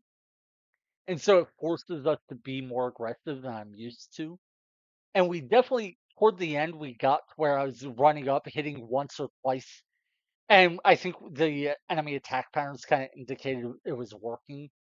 We saw it summon the 3rd bee. We saw it use that lock attack, whatever. So I think what we need to do is try to kill the fool, get pre-race set up, and then just hit him as much as we can while not getting hit. Because if we're at full health and we have pre-raise up, I don't think we need to waste time healing. And I think we don't need to waste time healing. We can just focus on offense and take it down fast enough that it'll work. The biggest thing, I was making a huge mistake using Liberate early in the fight. Not to say Liberate is useless, but I do not think Liberate is very important in this fight.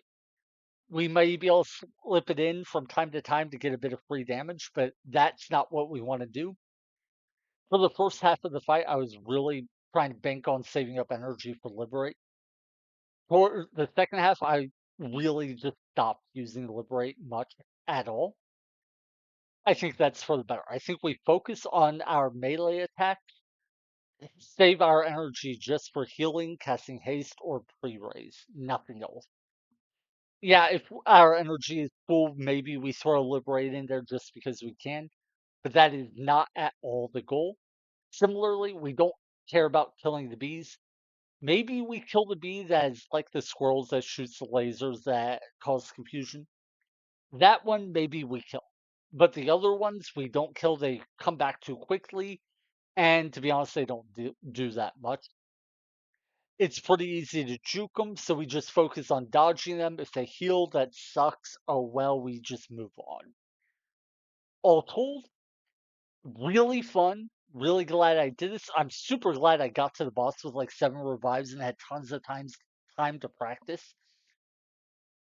Dear God, though, I'm exhausted. That fight took everything out of me. I think I was at it for over an hour. So sucks to lose. It sucks that this is 2 streams in a row where I have failed to get to floor 60 or floor 70 and clear it. But we made a lot of progress. Not only the biggest thing is we went to floor 59 or 69/70, got all the loot left, upgraded all of our equipment, so now we're basically capped out. We hit level 37, so that gave us a bunch of extra stats. We're good. We got to the second to last boss, and yeah, we lost, no doubt. But we were able to fight it for over an hour and a half. We learned its attack patterns. We got a really good grasp of how to fight it. I wish I could have beat the game today, but all in all, we made progress. I'm happy, and to be frank, I just had a ton of fun.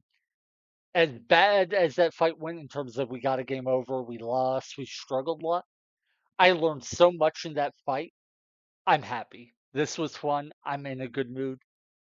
I hope you guys are too. Anyone who stopped by, watched the stream live, anyone lurked, chatted, anyone watches this in a VOD or sees it on YouTube, thank you all for stopping by. I hope you're having a good day, and I'll see you when I see you. Bye.